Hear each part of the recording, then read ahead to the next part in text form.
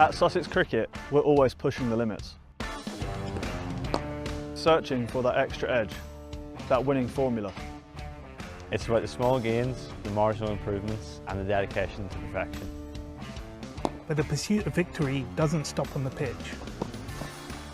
Behind the scenes, WebTrends Optimise is working their magic, optimising our digital journeys, making sure every click counts.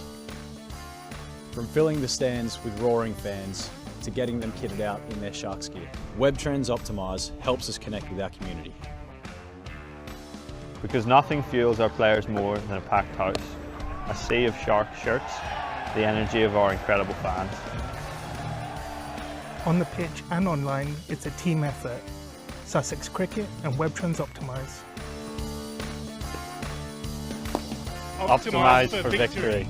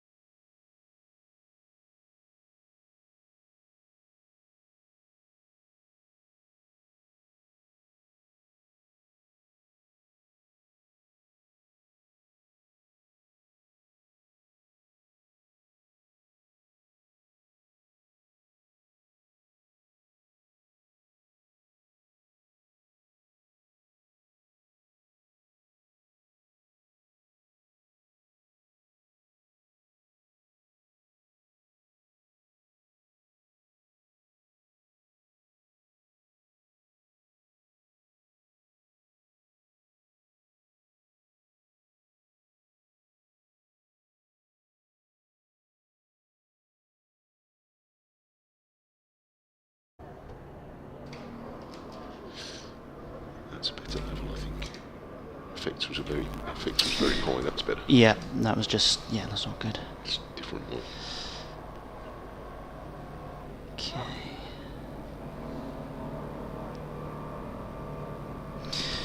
Right.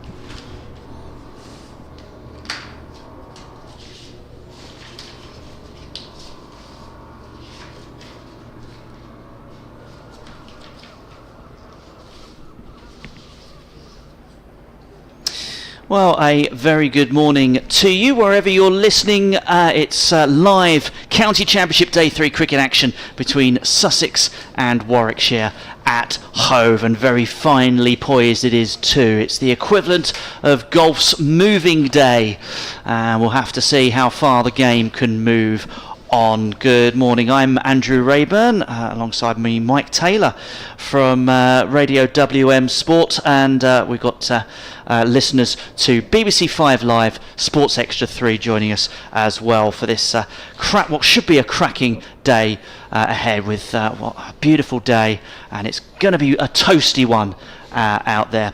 Good morning, Mike, how are you? Very well. I enjoyed it yesterday. I know that the pace was a little bit slow in terms of run scoring in the final session, but it was intriguing, and Warwickshire eventually managed to hatch a plan. It was a slow burner of a plan, but they got there in the end with a wicket in the final over, using the new ball in the hands of the spinner Corey Rothesay, who bowled a dogged spell up the hill yesterday and got the prize wicket of Daniel Hughes right at the very end. So that just moved the game on a fraction. Yes, virtually. He bowled 30, almost 35 overs in the day. Yes. 3 for 94 his figures, and as mentioned there, Daniel Hughes out to LBW to the penultimate ball scheduled, and of course they walked off after that. So Rothesay will be bowling first up with one ball at least, but it's quite interesting. Dan Hughes, if you listen to the reaction yesterday, which is still up on our on the BBC Sussex Sport Twitter feed, or X feed I should say,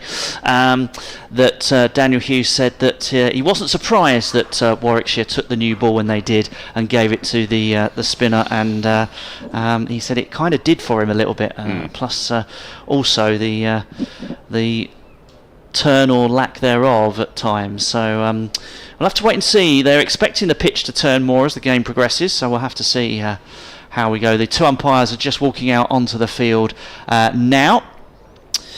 So yes, you are listening to Sussex versus Warwickshire on 5 Live Sports Extra 3, and of course via the BBC Sport website and app, and also on the Sussex County Cricket Club stream, which is on YouTube, and you can get it via the ECB app as well, and all sorts of things. So we're covered, and if you haven't been with us for the first couple of days, where have you been, then this is the picture of the game. 278 for 3, Sussex trailing Warwickshire on first innings by 137 at the moment, but still with 7 wickets in hand.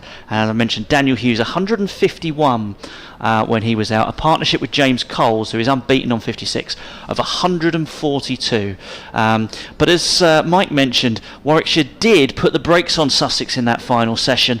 They were going at about 4 and over for the first 2 sessions, and then Warwickshire dried it up, Mike, and that has given them a bit of a route back in. They did 78 in 31 overs. 32 overs after tea yesterday, mostly bowled by, Rothesay bowling entirely up the hill, and Ollie Hannon-Dolby bowled a very long dry spell with some creative field positions, very heavily to the leg side, that kept things very tight.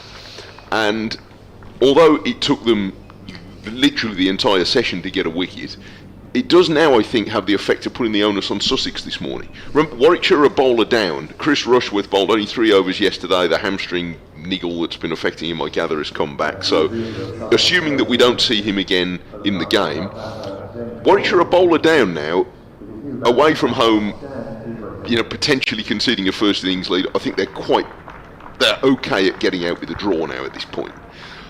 So the onus is on Sussex to push it, and that might bring a little bit more difficulty, especially if, as you say, and Warwickshire were expecting it to take spin as well, if Rothesay is able to find a bit more encouragement too. Well, you'll be departing for your update in a few minutes, won't you? So, yes, I think my work here is done. Your work here is done, so I'll take the first over, and Mike will pop next door to do his update for listeners in the West Midlands, and I will give you the first over at least. And I've done a fair bit of T20 cricket recently. It's good to be commentating as well on a full day of championship action with the Whites, and lots of blue sky overhead. And a good smattering of supporters in to see the first ball, which will be obviously the end of that over from Rothesay, and it will be to the new batsman Daniel Ibrahim. So Rothesay now comes in and bowls, and Ibrahim is correctly forward and plays it out into the offside, and you'll get a run with the first ball of the day. So at the end of that over, which is just one ball, Sussex 279 for 3, trailing by 136. And then of course we still have the 96 overs in the day. So just to mark your card, with the literally Daniel Hughes LBW bowled Rothesay for 151. He was wondering whether he would get his highest first class score, but alas not. That would have been 178, but he fell short of that. Tom Haynes bowled Rothesay for 40. Tom Clark caught Latham bowled Rothesay for 7. James Cole's not out 56, and Daniel Ibrahim 1 not out. 279 for 3 as it stands. As mentioned, Chris Rushworth 0 for 10 off 3. Oliver Hannon-Dolby, who is going to bowl in a moment, 17 overs, 0 for 57. Ethan Bamber none for 45 off 10. Rothesay 3 for 94 from his 3 for 95, I should say now, from his 35 overs. Rob Yates none for 9 from 7, and Ed Barnard none for 50 from 10 as Hannon-Dolby comes in, and that's past a prod from Ibrahim. Just watching that move through the air. Oh, not far away from the edge, that one, as we watch it on the replay in the commentary box. Of course you can get the replays on the stream, but we will be, it's always a bit confusing because the radio listeners and the website listeners will see us talking and referring to the replays on the stream, and then other times the people watching the stream will be hearing us describe things that they can already see. As Hannon-Dolby comes in and bowls, and this time Ibrahim plays that out into the backward point region, and there's no run. Hannon-Dolby is bowling from the Cromwell Road end, and it's got 2 slips and plenty of fielders sort of within the circle, as it were. A man out also at deep mid wicket and fine leg as well, and as Ibrahim covers up correctly and plays it up the pitch for no run.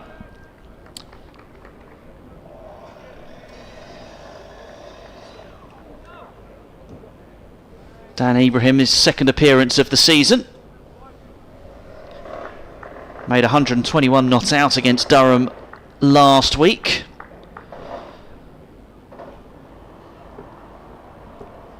So he's certainly in good nick. As Hannon-Dolby comes in and bowls. Ibrahim leading edge on that one, and good tumbling stop to prevent any runs.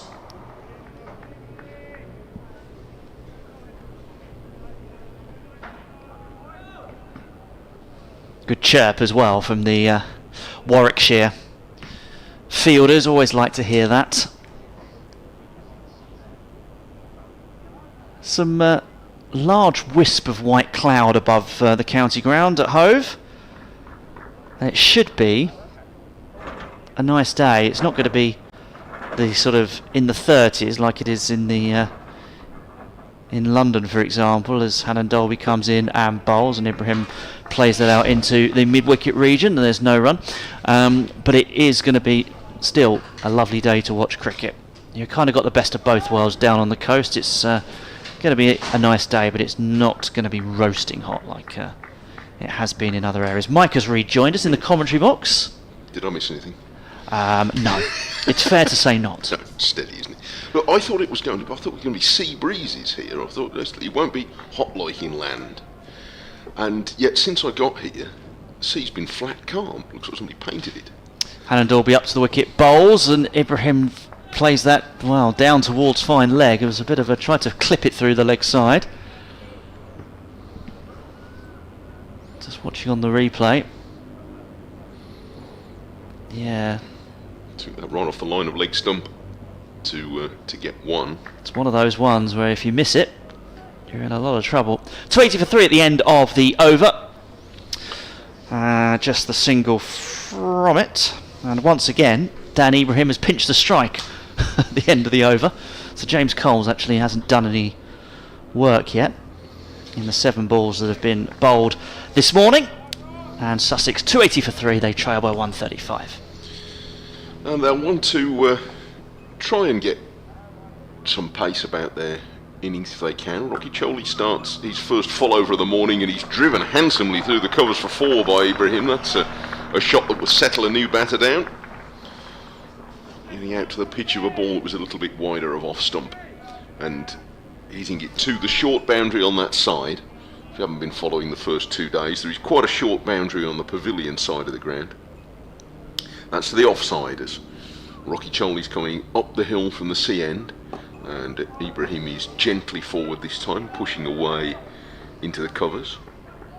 Whether Rocky Choli would have taken the new ball this morning had Rushworth been fit enough to bowl, I don't know. They could, obviously Bamber could use it. But he bowled with such control yesterday afternoon.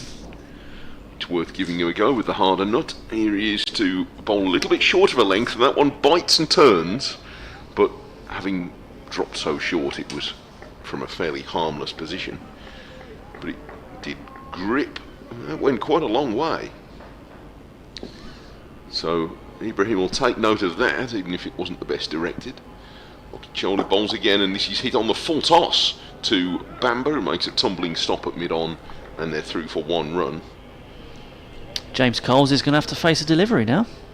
Well, it's be a long day standing there doing nothing. So he didn't look at his most fluent yesterday, Coles. He sort of nudged his way up to 56, but a player who is a stroke maker was kept relatively tied down. Rocky Choli bowls to him, and his first ball today he plays defensively into the leg side. Yeah, it's all about the tight lines, isn't it? We saw that one that was wider from Ibrahim, who hasn't been in. Obviously, he's only been in for a few minutes, but he latched onto that one. And that's what they want to do with Coles. Rocky Choli bowls with a nice loop, and this does find the outside edge of the bat, but it's a very gently gripped bat, and it runs down harmlessly to backward point. It's the end of the over. 84 overs into Sussex's first innings. That's 3 with a new ball. 285 for 3. Ibrahim is already up to 7, and Coles is on his overnight 56, and Sussex are 130 runs behind. Mike, you have, I presume, I think you have a way of people contacting you? Yes, all heckles gratefully received. wm.sport@bbc.co.uk is your email. wm.sport@bbc.co.uk. And the Sussex Sport email that Adrian has been using, we're not using that today. So you might, any Sussex fans listening, I'm sure Mike won't mind if you direct your opprobrium towards the previous email address that Mike gave. So wm.sport@bbc.co.uk. So any Sussex contributions gratefully received to that one, as well as Hannon Dalby comes in and bowls, and Ibrahim plays that forward up the pitch for no run. Back to the bowler. So yes, wm.sport@bbc.co.uk for all contributions this morning. Mike will be, as well as scoring furiously away to my right, he'll be able to direct us to a few contributions, no doubt. If you've already sent something to Adrian's email address, then feel free to resend it to that other one. I try not to do anything furiously in weather like this. It's too much like hard work. Hannon Dalby is up to the wicket now. He bowls, and Ibrahim tries driving, but that's mistimed and up towards mid-off for no run. I'll tell you what I did do this morning when I got into the ground. Out of curiosity, for 2 days, having been looking at the outsized deck chair on the far side near the temporary stands, there's one enormous deck chair, which I had to go round and sort of judge for myself whether it's how many people you could get in that deck chair. I suppose it depends how big they are. So I reckon you could get 2 of me fairly comfortably on it. The problem is getting out of it. Hannon Dalby comes in and bowls, and it's flicked through the leg side. That's going to run away towards the Spencama Pavilion for 4, is it? There's a desperate scramble on the boundary, but I don't think it's been hauled in, and Ibrahim gets himself another boundary. Moves on to 11, and the score to 289 for 3. Yeah, well-timed stroke, just fractionally over-pitched by Hannon Dolby and drifting towards leg stump. So Ibrahim's already picked up a couple of boundaries off there. I was a bit worried, you see, because there's only me and the ground staff really in view at that point, except for in the nets behind the fence there's the Warwickshire players were warning. We're being shown them on the stream, by the way. There it is. If you can see it on the stream, there's the normal sized deck chairs. They're not very small people at the front, on the deck chairs at the front. They're normal sized deck chairs. There's a very big deck chair at the back. Hannon Dolby comes in and bowls, and this time Ibrahim covers up and there's no run. But having got into it and sort of taken a photograph so that, my kids can laugh at me because they don't do anything else to. But then I was a bit worried that I couldn't get out of it, so I'd be sort of stranded like an upturned beetle. And then, which is fine, it's a nice day for it, but it then bothered me that the Warwickshire players might see me like that. Wow. And then all your authority is gone. My credibility as a hard-hitting BBC reporter when I go across at the end of the day, and they're going to say, well, how can we talk to a man who we saw helplessly flailing in a giant deck chair? I call it a career, but Hannon Dolby comes in now and bowls, and Ibrahim lets that go. It's a motif for my career, flailing the helplessly, giant deck chair. Anyway, it will definitely be blown up and put onto T-shirts worn around the Birmingham and West Midlands area. I'd have thought so. We don't have much call for deck chairs in Birmingham, to be honest with you. No, I can imagine. But anyway, yes. Fortunately, you could scatter them around. You could scatter them around the mailbox or somewhere. There's a lot of things scattered around the mailbox. Usually, people trying to get out of it. It's all complaints directed to Mike Taylor from. It's the slightly confusing lifts in the mailbox. That's the thing. It's a perfectly nice place to be.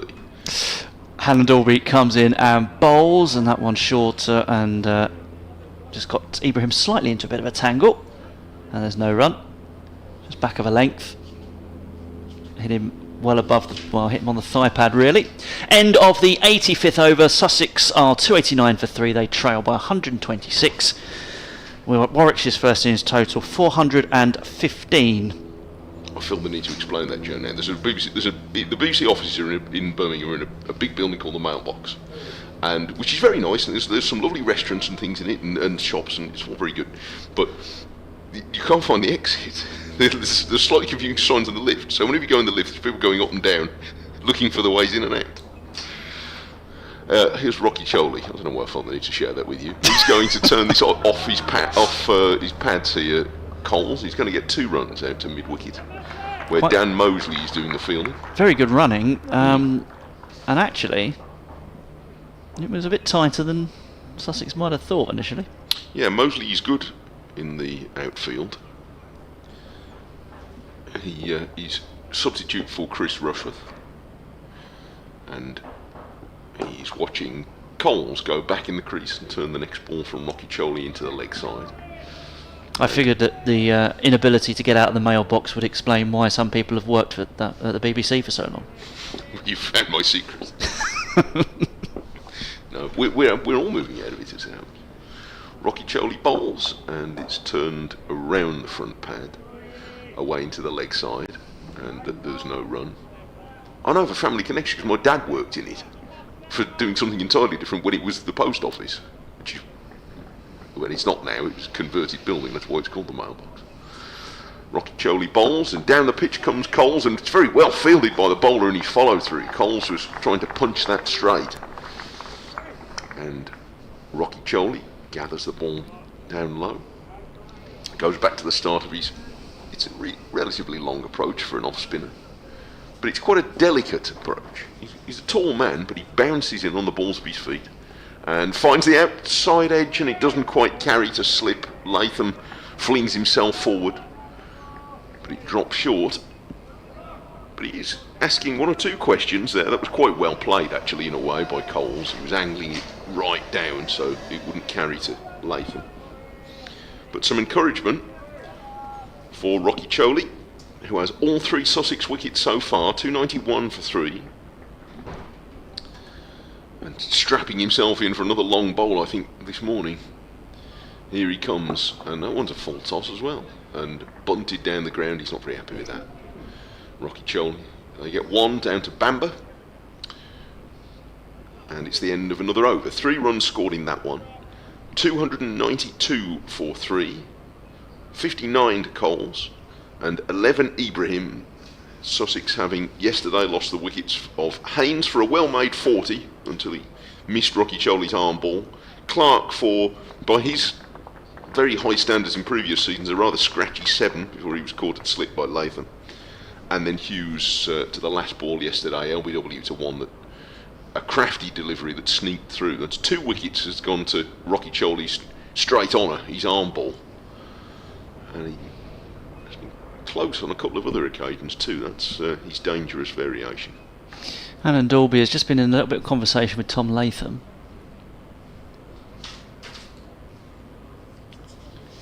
Alan Dalby, none for 62, his figure so far from 19. And he's going to come in and bowl from the Cromwell Road end.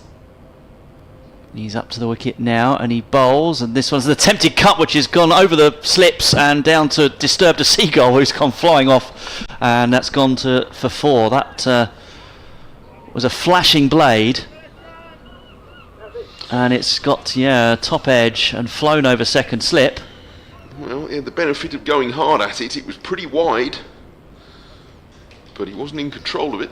He really wasn't, James Coles, but it moves him to 63.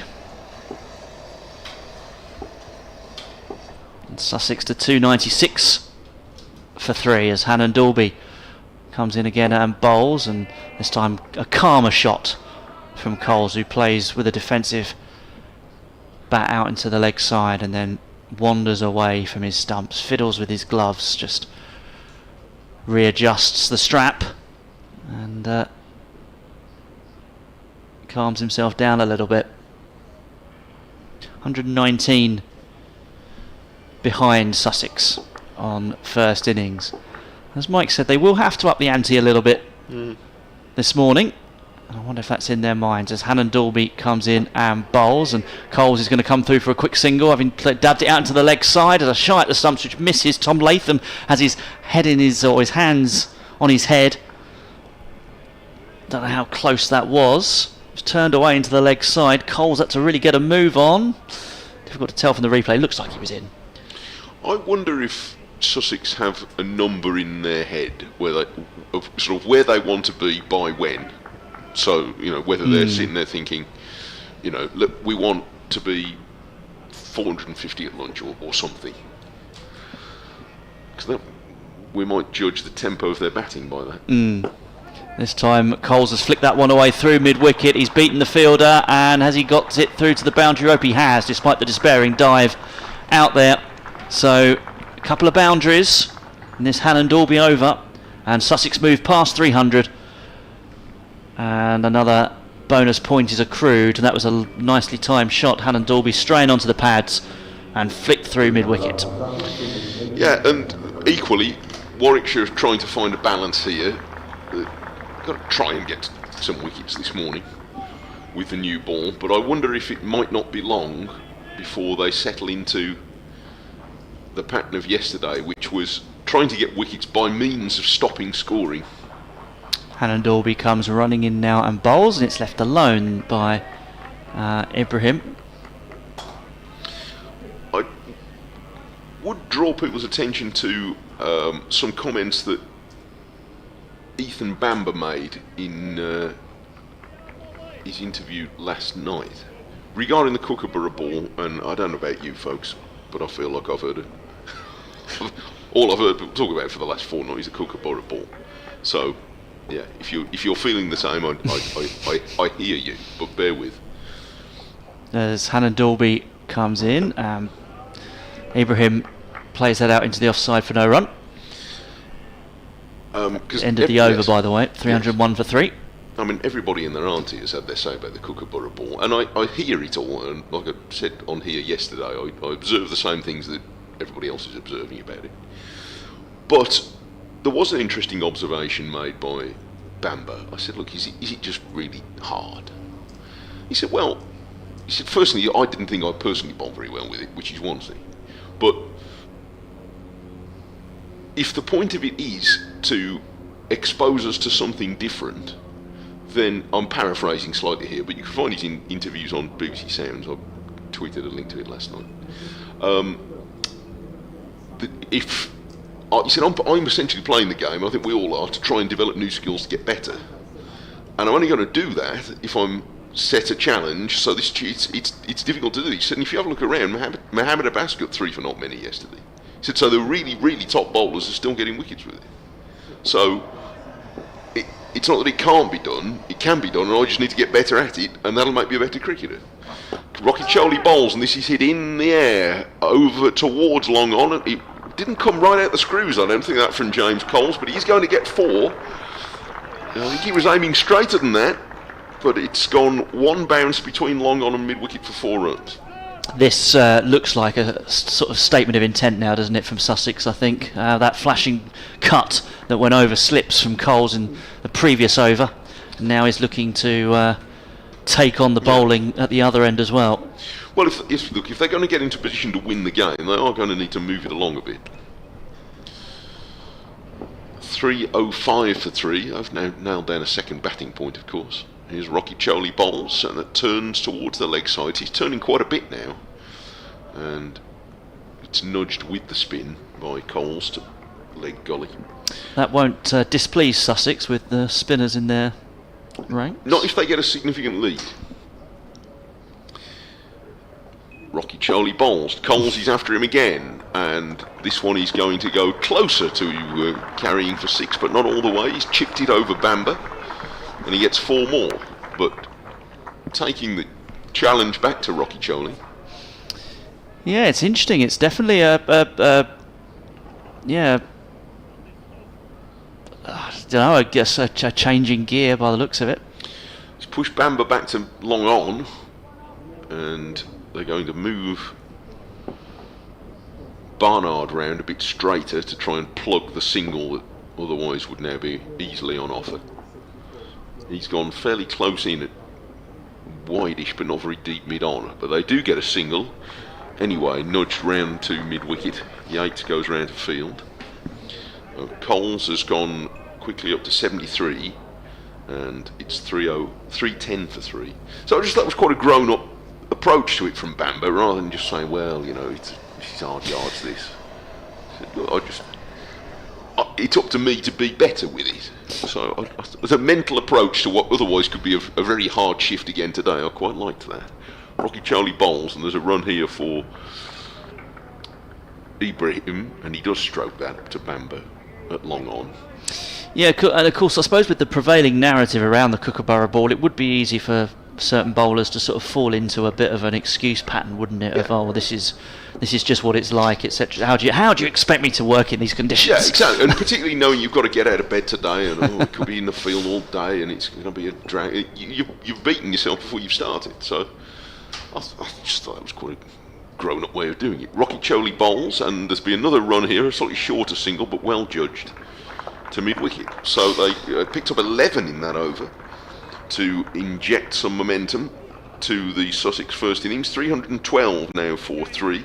Coles is 74, and Ibrahim 16.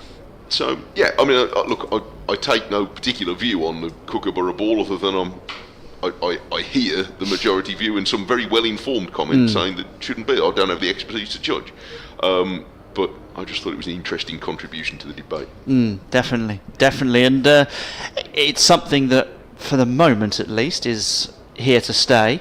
Be interesting to see what happens when the next Ashes tour is out the way and there's 4 years to another one, whether they will continue to. But it's. I think it would be easier to defend if you thought that the squad for the Ashes was going to be picked on who'd done well in the Championship this year. Well, there is that. As Hannon Dalby comes in and bowls, and it's defended by Coles, who's on 74. This partnership, which obviously began with the first ball of the morning, is worth 34 from 38 deliveries. So that says something a little bit about Sussex's determination to perhaps push on. But no, you're right, Mike, is that the Championship does not necessarily play a huge part, and I think Mark Robinson said as much, didn't he? Yeah. On the I mean, who knows? Maybe they'll look around and see who does well in these 4 games and say, "We'll give him a run in one of the." I don't know. We'll see. But Hannon Dalby comes in and bowls and played up the pitch for no run by Coles. Because of course all the England fast bowling stocks quite, obviously are looked after in terms of their workload and managed by the ECB, and most of the time, of course, they are bowling in Test matches with a Duke's ball. in this country, In this country, yes. So in terms of preparation, they're not following the same as the Championship bowlers are. So they're not getting exposure to the Kookaburra. I'm not sure what they might be using in the nets, but as Hannon Dalby bowls and it's defended out into the offside by Coles, I suppose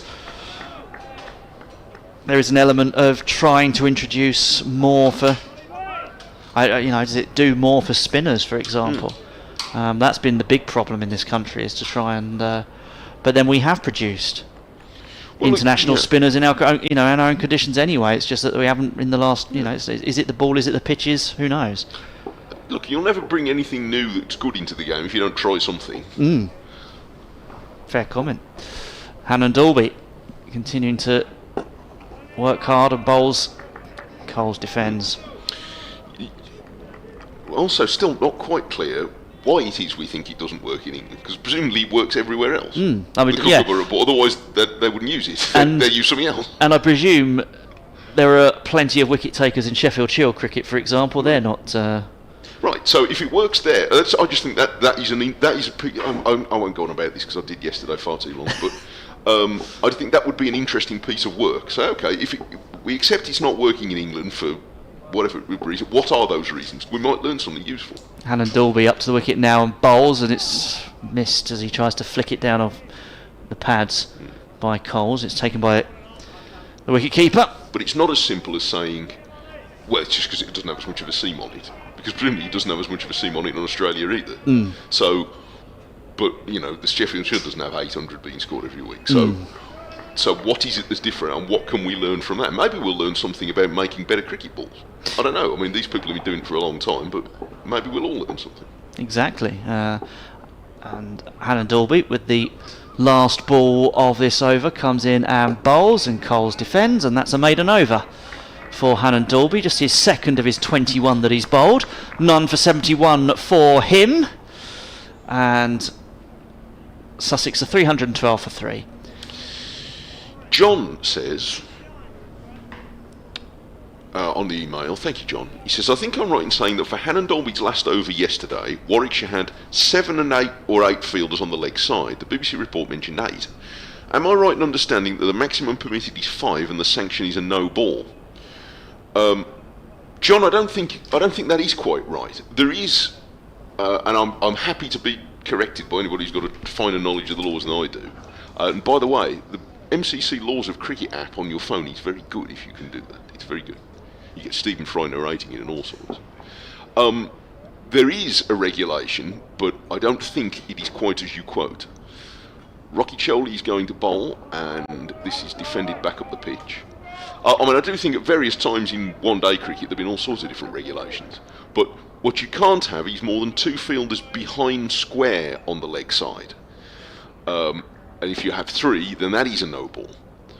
And that's a regulation that dates back quite a few years. Rocky Choli bowls, and this is turned away into the leg side for no run.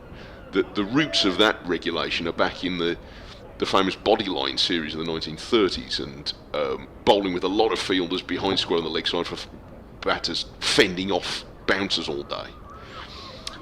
Rocky Choli bowls, he's flicked into the shins of Malik at short leg, or more specifically into the shin guards of Malik, otherwise he'd be hopping about more than he is. And there's no run. So yes, you can have, there is not, as far as I'm aware, any regulation on how many fielders you have on the leg side. Rocky Choli bowls, and that turns around Ibrahim's front pad. He's either glanced it very fine or it's gone away for 4 byes. No, he has just touched it, and that's quite delicately played, so he gets 4. and it's 316 for 3. So yes, so you can have as many as you like on the leg side, so long as not more than 2 of them are behind square. And yesterday we saw the umpire at this end, umpire Milnes, standing on the offside, presumably one of the reasons in order to get a clear view of that, to make sure that that was being observed.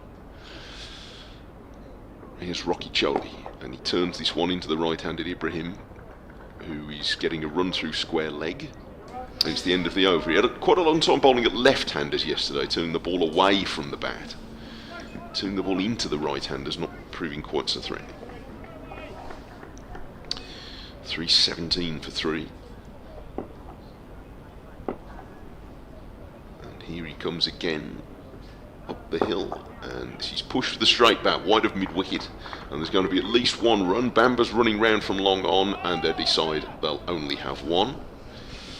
So that's 6 from the over. Coles picks up a single at the end. 318 for 3. 21 to Ibrahim. 75 to Coles. The stream camera is lingering on a section of the Shark stand. It's a chap with a good, relatively old-fashioned, and I say that considering I remember it, England one-day shirt of about, I reckon, the early 1990s. And man, a tremendous Hawaiian shirt, just walking up the stairs. Well played, sir. We'll be cutting away briefly in a couple of minutes' time for an update for BBC Sussex listeners. I think the 5 fielders thing may well be a one-day restriction. I think I seem to remember that being at some point being a one-day restriction. I'm not sure if it still is.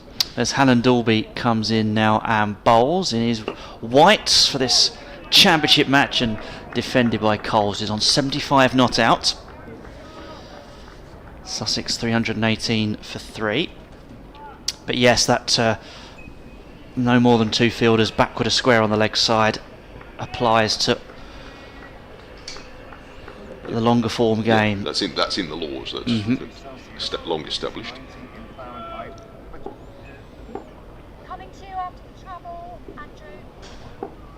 So, as Hannon Dalby comes in and bowls again, and this one is short of back of a length, and it's defended by Coles.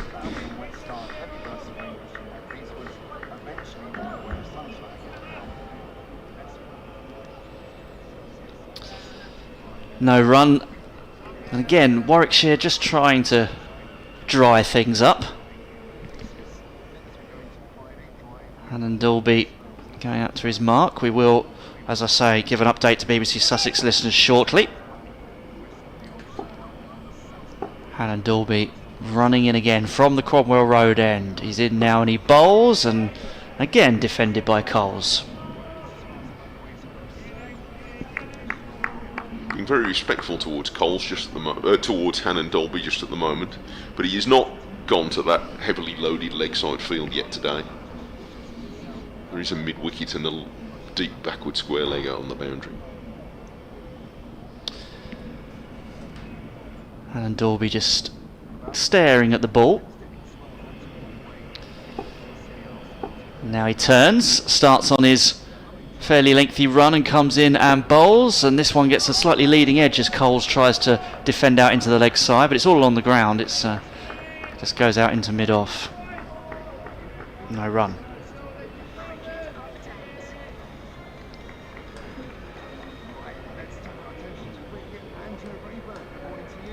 Good morning. Yes, it's a lovely day here at Hove, where Sussex have made a decent start to their day. They've added 40 runs to their overnight score, so they're on 318 for 3. James Coles has hit a couple of aggressive boundaries to move on to 75 not out. Daniel Ibrahim at the other end on 21 from 26. So Sussex are trying to crack on. They will need to up the ante a little bit if they're to try and force some sort of result tomorrow.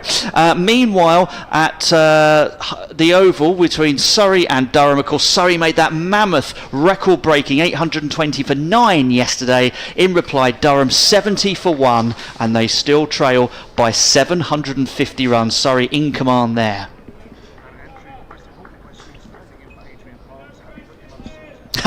Yes, well there'll be plenty of biscuits and cake on offer in the media room. You can be assured of that. I've already sniffed out that opportunity. Cheers. Well, there's the update for BBC Sussex listeners. The end of the over, a maiden over for Sussex, 318 for 3. They are at the end of that Hannon Dalby over. 2 successive maidens from Hannon Dalby, so had employed a slightly more leg side biased field as that over was going on while you were doing that update. He'd stationed again for Coles the 2 fielders relatively close together at mid-wicket, which is a particular favoured scoring area for Coles. So he had 5 on the leg side. It is the shorter boundary that side, and trying to get the ball to duck in towards the leg stump without actually drifting as far as the line of leg stump, because we've already seen him picked off for a couple of boundaries through that area today. So starting to tighten things up again as Rocky Choley starts a new over, and this first ball is driven firmly back. He can't quite stop it, so there's a run for Ibrahim as Davis, the Warwickshire captain, moves round from mid-on. I wonder if they've had a conversation. I know they bowled, Rocky Choley bowled pretty much all day yesterday, but about maybe being a little bit more aggressive to him today, and well, I imagine they have, but there certainly appears to be more turn than yesterday. He floats this one up for driving, and Ibrahim hits it firmly to mid-off, who's reasonably deep set in Alex Davis. Because he's been taken downtown a couple of times for a couple of boundaries, and but his economy rate is still just about 3. So yesterday he bowled tightly. He's looping in again and sneaks that one off the inside edge as Ibrahim comes forward, reaching to defend. And I wonder as well that then Hannon Dalby drying up the other end might create more opportunities for Rocky Choley if they're going to go after him. This is the method they employed yesterday. This is driven firmly through the covers. Oh, good shot. It's wide of Davies. He won't cut that off. And moved so easily onto that James Coles. He's 79 and he's looking more fluent today than he did at any stage yesterday. But I think it's fair enough for Rocky Choley to toss the ball up and challenge Coles to do that. Coles taking guard right on off stump. He is. Actually. He is. So that's tempting Rocky Choley to throw it wider. This time he loops the ball in towards the batter's feet and he pushes it firmly to mid-on. So Coles on top at the moment, but the scoring is still relatively modest. This is in the 10th over of the morning. They've only 46, so they are pushing on a little bit.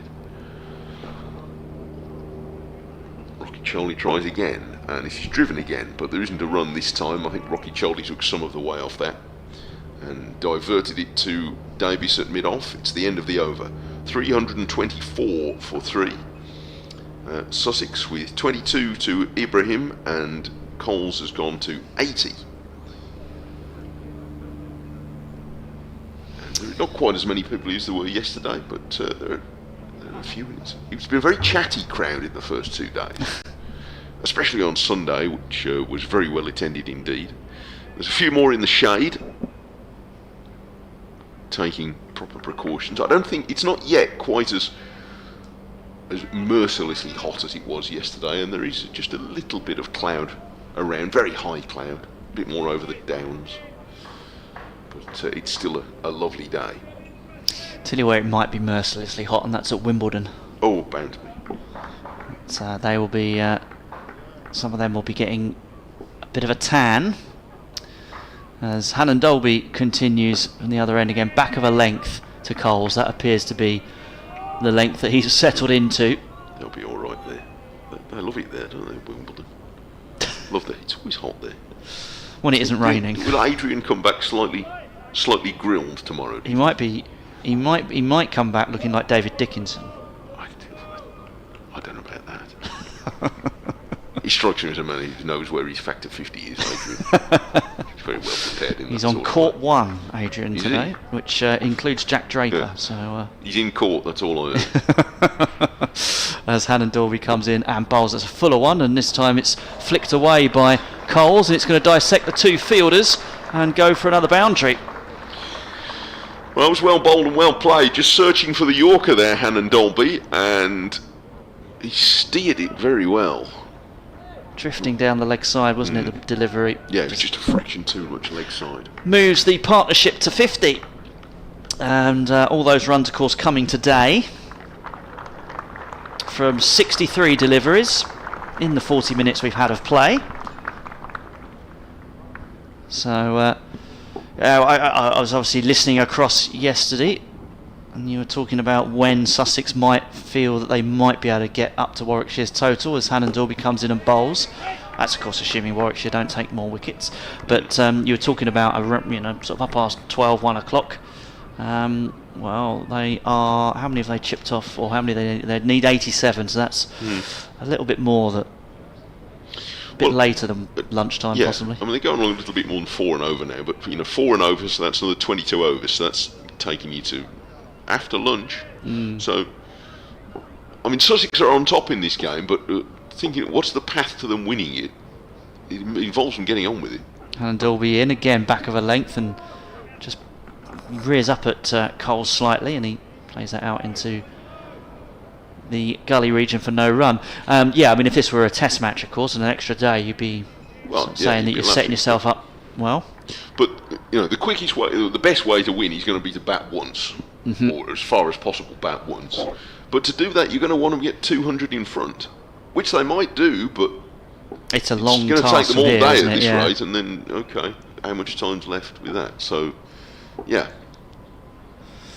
As Hannon Dalby comes in and bowls, and defended very solidly. Coles holds the pose for a few seconds. That's coaching manual stuff, that forward defensive. He's getting through another fair shift here, Hannon Dalby. Obviously, he's bowling quite a few of Chris Rushworth's overs as well, in a manner of speaking. You've been scoring. Do you have an indication of what's his longest spell in this match? Bowled a 7-over spell yesterday evening when it really was hot. It must be up to that, pretty close to that. This is his 6th today. Right. So he is no wicket for 18 in 6 overs this morning. Bamber, we haven't yet seen. In fact, haven't seen since yesterday afternoon. As Hannon Dalby comes in from the Cromwell Road end, down the hill, bowls, and that's all beaten a defensive shot from Coles, and Kai Smith didn't quite claim that. I wonder how close that was to the inside edge. There's no extra involved. So let's have a look. Did it? Oh God, it's beaten everything, I think, by not much. It's beaten the inside edge. It's beaten the off stump. It beat the wicket-keeper's dive. It didn't go for any runs, but it's cut back off the pitch, and boy, that has not missed by much. That's the best ball of the most dangerous ball of the morning so far, and it missed both the inside edge and the top of the off stump by a very small fraction. Millimetres. But it seemed. This is what I mean about this Kookaburra. This is the ball that probably tells me never seams on a flat pitch. I think that one did. Rothesay bowls, and it's punched off the back foot by Ibrahim for 1 run. So he goes to 23. So you can argue it doesn't do a lot, and it doesn't do very often, but what it does do, it did something there. Something happened, because Coles, who's made 84, was comprehensively beaten by that. It was a good ball. And Rocky Charlie's going to see if he can produce something from the ball. He'd be used to it, of course, bowling in Australia. He draws Coles forward in defence. Well, James Coles played in a England Lions game against Australia A at the turn of the year, which Rothesay was involved in as well. He did. So he'll have had a good look at him, and he is watching this ball closely, defending it from the crease. So like Sandhu in the Sussex team, bought in, I suppose, partly as a Kookaburra specialist. Well, in Warwickshire's case, specifically they've said we bought him in as a Kookaburra specialist. And here he is to bowl to Coles, who sweeps, and he's taken on the pad. It loops over the wicketkeeper, and a chase for Bamber down very fine behind the stumps, and they are back for 2 runs. Yeah, it's No not been signal. no leg byes. Let's have a look on the replay. Come off the glove, maybe. Or Difficult to tell. back yeah, of the bat. Back of the bat looks like, especially the way it took off. Yeah, yeah. Obviously, you mentioned that Ethan Bamber hasn't bowled since the afternoon session yesterday. Warwickshire fans don't need to worry about his fitness because he's been absolutely hurtling himself around the ground. Oh no, he's today. fine. But yeah, we didn't see Ed Barnard after tea yesterday either. This is swept and it's hit in the air, but well wide of the deep square leg setback. Dan Mosley. It went more to mid wicket, bounced through of what looked like a very sandy part of the outfield, which looks lovely. But when it bounced, it kicked up Bit of what I assume was a load of sand or seed or something, and bounced away for 4. It's quite surprising because it's the greenest outfield I've seen anywhere in the country for quite a while. But it was well hit. yeah. There's a little bit of brown down below us. It's pretty good. There's a lot of outfields in this particularly dry first half of the summer that we've had. There's a lot of bare outfields than this. The ground staff are doing a super job. Bit of thinking now. It's the first sort of moment where we've seen Rothesay in discussions over his field settings. We've drawn the short leg. Malik has gone back to square leg. There's one to come in this over. He's 41st. And he's coming round the wicket as well. And Coles is happy to defend. And another over passes by. 7 from that one. 3:35 for 3. Nev emails. And Nev, I read from your email, there seems to be a lot of Warwickshire fans that have infiltrated Sussex. We had from Nige the Bexhill Bear, who I heard from on Sunday, said he was coming to the game on Monday, but we've not heard from him since. So I wonder if he got spotted on the way. I'm teasing, it's the most friendly ground to visit here, it really is. But Nev says, excuse me, he says, enjoying the coverage, this time keeping cool at home in Sussex. Good man, Nev. He says, my dad took me as a lad in the 50s to see Eric Hollies at Edgbaston and Fred Truman play at the Courtaulds ground. That was Coventry, wasn't it? But my real favourite was Tom Cartwright, the all-rounder. Good to see Warwickshire bringing on more all-rounders these days. Yes, got some great names there from the... That's Tom Cartwright. Took hundreds and hundreds of wickets for Warwickshire. And Eric Hollies, literally thousands. Over 2,000 wickets for Warwickshire. So we are going to see Ethan Bamber now. None for 45 in his 10 overs yesterday. Yes, he last bowled at... hasn't bowled since 3:30 yesterday. And was pretty harsh on himself when I spoke to him yesterday evening. He comes scuttling in from the Cromwell Road end and bowls, and that's defended up the pitch by Ibrahim, the number 40 on his back. Ibrahim, a man who's in good nick, as I said earlier, 121 not out against Durham in the second innings. He also made 183 and 40 in a second 11 match against Leicestershire the previous week. And we've got at the crease the men who I believe are the 2 youngest debutants in Sussex's history. James Coles and Daniel Ibrahim. Yeah, right. Well, Coles was only 16, Yeah. or something absurd like that. As in comes Bamber again, and this one's beaten the defence of Ibrahim. Bit of chirp again from the Warwickshire field. Yeah, that wasn't far away from the edge as well. Yeah, Ibrahim, the youngest ever player to make a half century in the county championship. He was 16 years and 299 days old when he made 55 on his debut against Yorkshire in June of 2021. And James Coles, 16 years and 157 days old when he made his debut, as that one's defended up the pitch by Ibrahim. Coles made his debut in the Bob Willis Trophy, the COVID era, against Surrey at the Oval. 16 years old, 157 days, and he took 3 wickets, and those victims were Rory Burns, Ben Folkes and Jamie Smith. It was not bad for a 16-year-old, is it, on debut?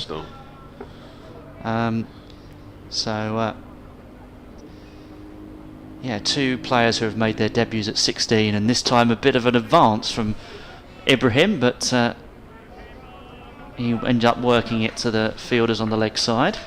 No run. Bamber keeping it tight thus far. Exciting to see young cricketers fast track through and see how they handle it.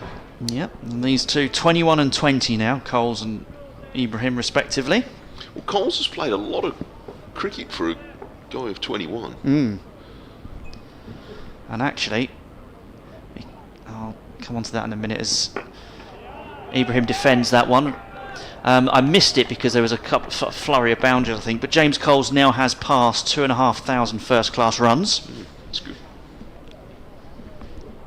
Yeah, he's a good player, and showed different qualities to what I think we've previously seen from him yesterday, in that he really had to battle through a bit. Bamber up at his mark, turns, comes running in now and bowls, and this one is just gets the outside edge of the bat out in towards the point region, and it's going to be a single taken off the last ball by Ibrahim, moves him on to 24, and Sussex to 336 for 3. You listen to live county cricket on the BBC on the website and app via 5 Live Sports Extra 3 as well. Smart speakers, all the usual affair. The James Coles' wagon wheel is being displayed on the YouTube, on the stream at the moment. A lot of shots through the leg side. His pet area at the moment. Or there's some boundaries in the offside as well. Dan Hughes is one as well being shown there. But more from Rothesay, who is going to do an awful lot of work, you would feel. He is, and he's doing it now with a 6-3 leg side field. And this is punched through long off. It's a good shot from Ibrahim, and he's going to bring him 4 runs. So, having set the field for Ibrahim to play with the spin, he got down to meet that delivery at the pitch and drove it to long off. That's classy stuff. Well, Rothesay made a dive to try and stop whatever the ball, and then couldn't believe it that it had beaten a fielder as well. Yeah. And gone for 4. He looked despairingly up and say, well, hang on a minute, one of us must have got that. No, it was well placed. 340 for 3. Ibrahim giving just the kick on that this Sussex innings needed this morning. And this is fired in a bit flatter by Rothesay, and Ibrahim just flexes his wrists and lets it pass down the leg side. Sussex 75 runs behind. As Ibrahim shuffling forward, but only looking to play defensively this time, and he nudges the ball to Barnard, who is one of 2 or 3 who favour the sun hat. Bamber's sun hat looks as though it's been through the wash. Haynes looks very smart at mid-on. Gosh, he batted well on the first day for 87, Haynes, but might feel he left a few behind. This is also driven to the offside and stopped on the dive by Davis, flinging himself to his left, running round from mid-off, and keeps them down to 1. Saved 3 runs. Setting a good example in the field there. So Ibrahim's up to 29, 341 for 3. It's remaining cloudier for longer than it did yesterday, just taking the edge off the sun. So the sky, as we can see out from the box here, is about half white and half blue. Haynes gone right back to the rope, very straight at long on for Coles, who is playing carefully forward. Yeah, you were discussing yesterday, weren't you, about how they had fielders straight for Coles as soon as he came in, and he's tried a couple of shots down, like straight drives. So 6 on the leg side, and he's paddling this, steered it really round the corner. He didn't quite get low enough to sweep, but he picks up a run to long leg, and it's the end of the over. 6 more from that, so that's 25 from Rothesay's last 4 overs, 36 from his last 5, so he's not able to keep quite the same control today as he did yesterday. 343 3:42 at the end of the over is the total. 29 to Ibrahim, 91 now to James Coles, who is feeling the benefit today of the hard spade work he put in yesterday evening. I'm going to put your excellent scoring into use here. Last 5 overs from the other end, that's been drier, presumably. 1 from Bamber, yeah. 1, 5, 14 from the last 5 overs from the other end. 5 runs from the last 4 overs coming down the hill. And that's what Ethan Bamber is doing now as he comes in and bowls, and this one is defended by Coles up the pitch. 91 not out from 189 deliveries for him. And at the other end, Daniel Ibrahim, 29 from 39. The overall run rate for the whole innings, 3.5. But as Mike said yesterday, it was at 4s for a lot of the day.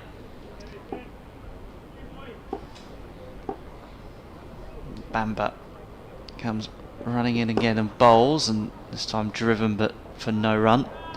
Wasn't timed by Coles. There's a little bit of breeze as well today, which would be welcome for the fielders. The big flag that I was admiring. I'm starting to develop a thing for new flags. Warwickshire haven't bought theirs, so the other words are going to be had about that. It's time Warwickshire start bringing a flag again. The other pole is naked. It is.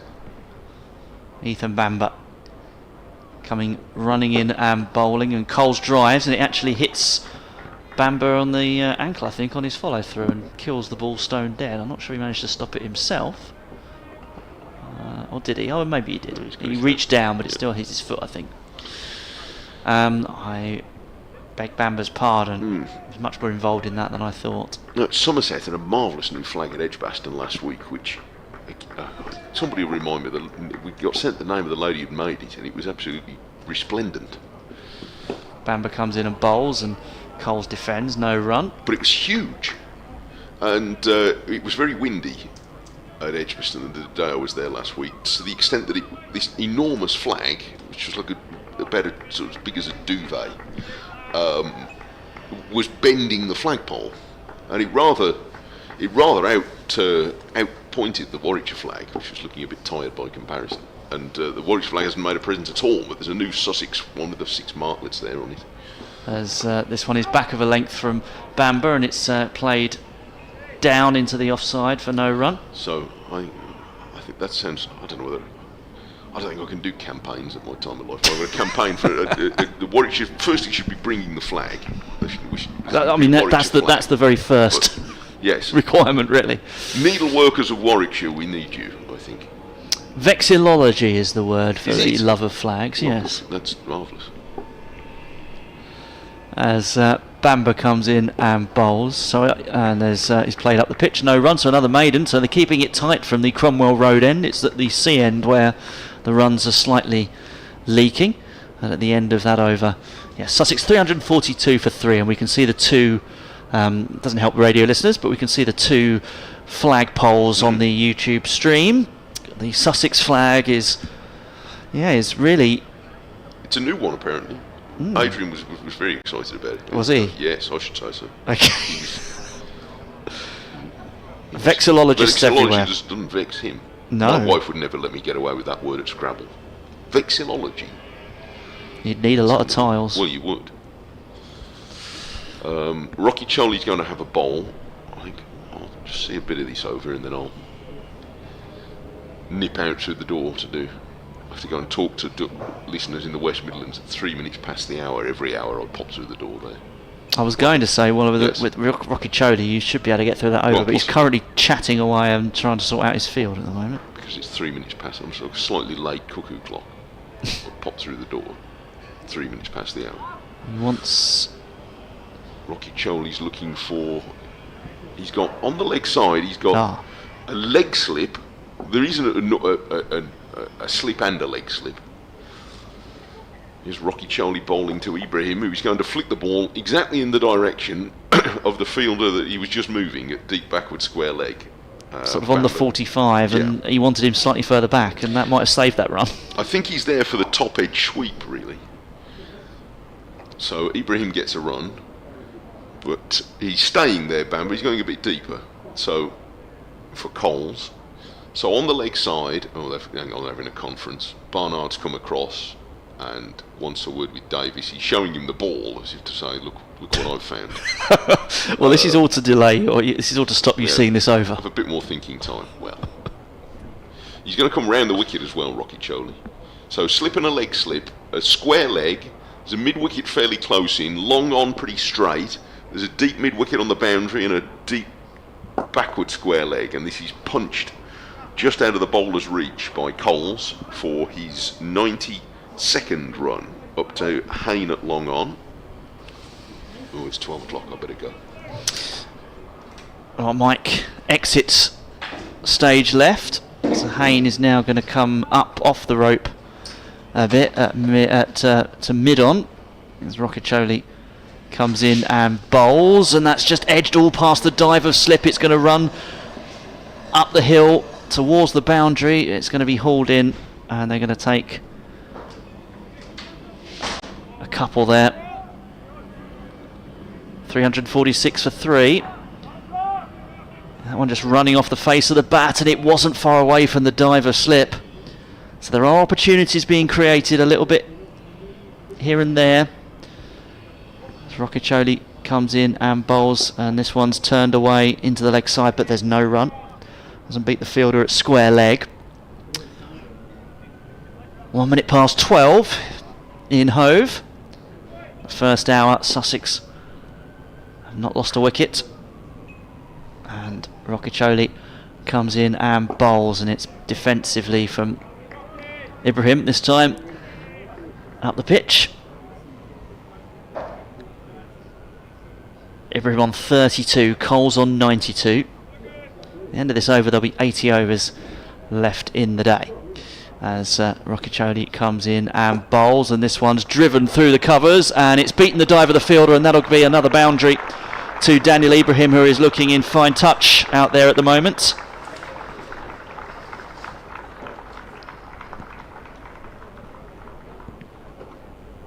Glorious shot from the 20-year-old, punching that through, driving it through the offside. And yeah, that's taken Sussex to 350 for 3. So that gives them a third batting point. And they trail by 65 now, and that's the end of the over. The partnership's worth 72 from 97 balls.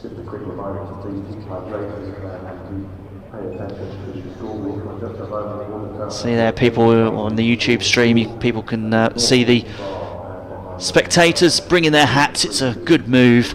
The sun has started to peek out again. There are now some shadows on the underneath the players, which we weren't seeing earlier. And it's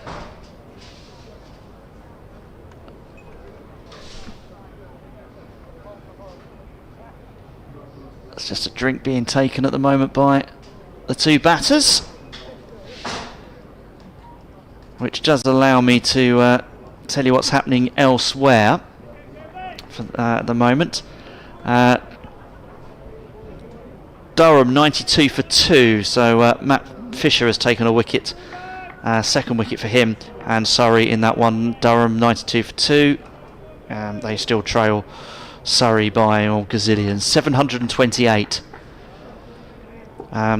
At Canterbury, Kent 568, 66 for 8 declared. Northamptonshire 161 for 1 as Bamber comes in and bowls, and this one's flicked away, and that will take a single for Coles to take him to 93. So yes, so Northamptonshire 161 for 1, and still trailing, of course, by 405 there. At Yorkshire 193 for 4, trailing Essex by 175. No run there from that shot from Ibrahim. And at Taunton, Nottinghamshire 262 for 4 in reply to Somerset's 379. trailing by 117. Jack Leach has bowled 33 overs, 2 for 61 in that one. So Ethan Bamber comes running in again and bowls, and this one's played out into the leg side, but there's no run. For Ibrahim, who's on 36 from 46, Cole's 93 from 196 deliveries at the other end. Mike has rejoined us after his sojourn to the West Midlands. They're going to have to do something different, aren't they, Warwickshire? Rocky Choley's found plenty of spin this morning, but they're taking more than 6 and over off him in this session. It's tough when they're a bowler down, of course, with Rushworth out of the picture, and this one's cut by Ibrahim, but it's stopped well at backward point. There's a bit of a untidy throw, but it's been tied up in the end. It's Dan Mosley who's been substituting. I saw him last night. I said, "You're getting more work in this game than you thought." He said, "Yeah." He said, "When Rushy got hurt, I thought, that's going to be in for a bit of a slog here." Yes. And of course, when you are so reliable in the outfield, you are the one that is put in places where you will be chasing the ball. Bamber up to wicket now and bowls, driven down the pitch by Ibrahim for no run. Again, it is really being kept tight with the pace from the other end. Yeah, they're doing a good job. I mean, it must have been a tight selection call between Mosley, who was in the team at the start of the season, didn't really make an awful lot of runs, but when lost his place, went away with England Lions and did make runs for them, made a couple of centuries. His first-class century was among them, and he's having a good time in the Blast, where he takes a big role as a bowler as well. Bamber comes in and bowls, hit on the pad appeal and given. So Warwickshire do strike. Daniel Ibrahim out for 36. Ethan Bamber has his first wicket. LBW trapping him on the crease, and Ibrahim, a well-constructed innings, but he falls for 36. And this one, will be hitting middle and leg, I fancy, probably leg stump from that angle. And Ibrahim trudges off. But Warwickshire have their first wicket of the morning, and it comes at a very timely point, with Sussex passing 350 a moment ago. 6 fours for Ibrahim in that innings of 36. Yeah, he looks pretty disappointed, and I can understand why. He's not the first player in this game to leave the field, perhaps looking disappointed at themselves for not having made more of the opportunity. But he's more or less walked right behind that one, and seemed as though he got into a position where he'd gone slightly too far, and he's pushing across it. And having scored quite a few runs in that area, it was a little surprising to miss out on that one. But reward for Bamber, who, as I say, when I spoke to him last evening, was very disappointed with his own performance.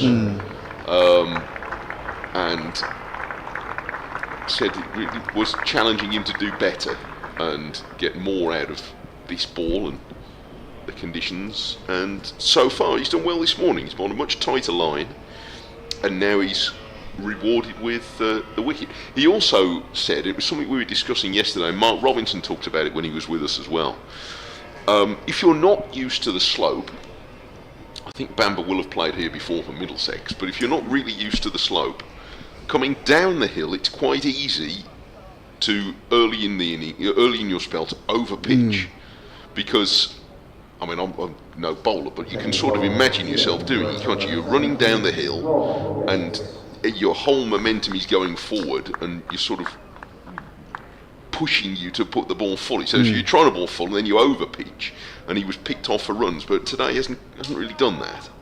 So certainly better today. And there's going to be a change at the C end as well, a change of bowler, if not a change of the bowling, because it'll be more off breaks, and it'll be Rob Yates. I quite enjoyed that little bowling clinic. I don't know why. I'm just quote. I only quote the work of others. I'm nothing if not derivative. Talent borrows, genius steals. Quite. Forward comes Yates.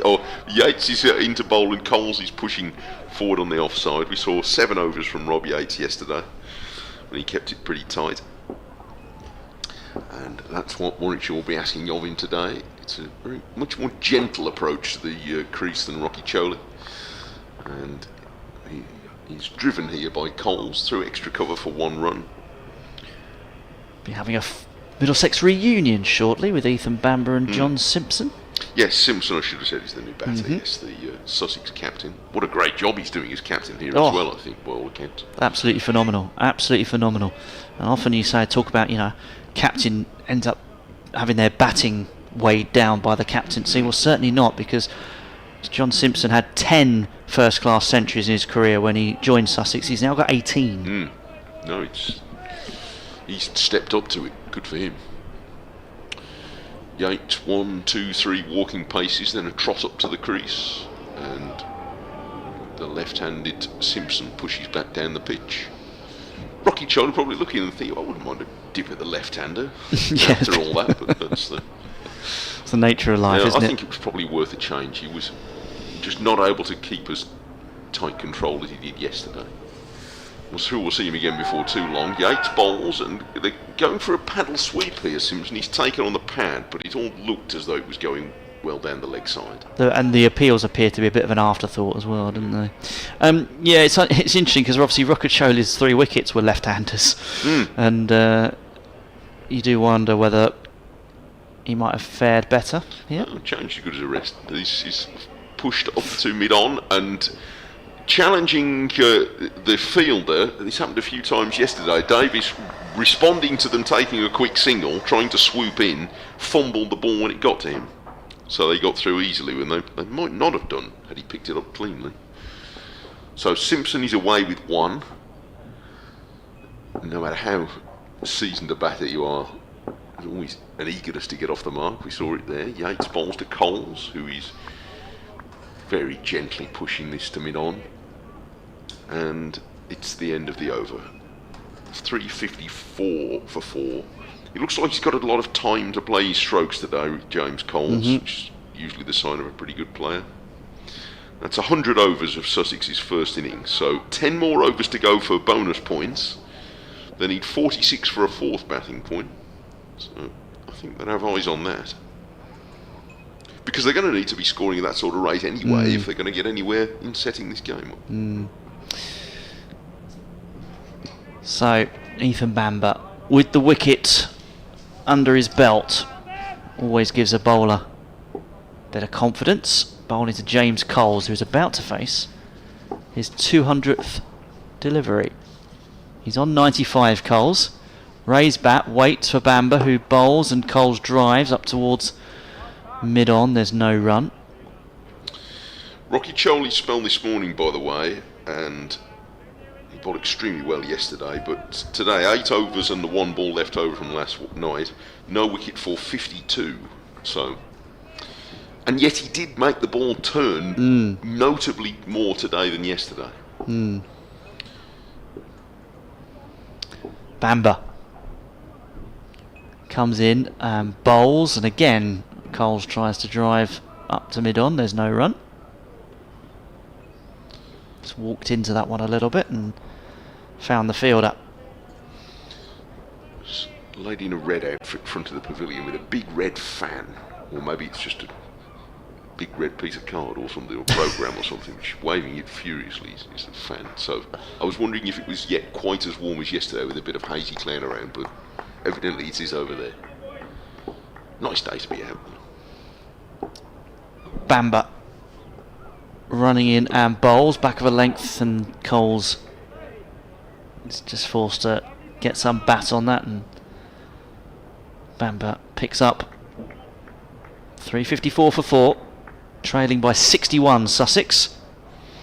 He's had a good season since moving from Middlesex.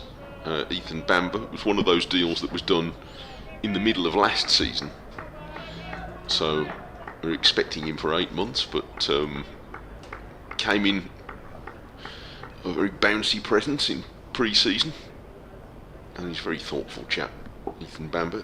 27 championship wickets for the season so far. As he up to the wicket now and bowls, and this one is all present and correct from Coles in defence. Yeah, best for Bamber of 5 for 47 this season.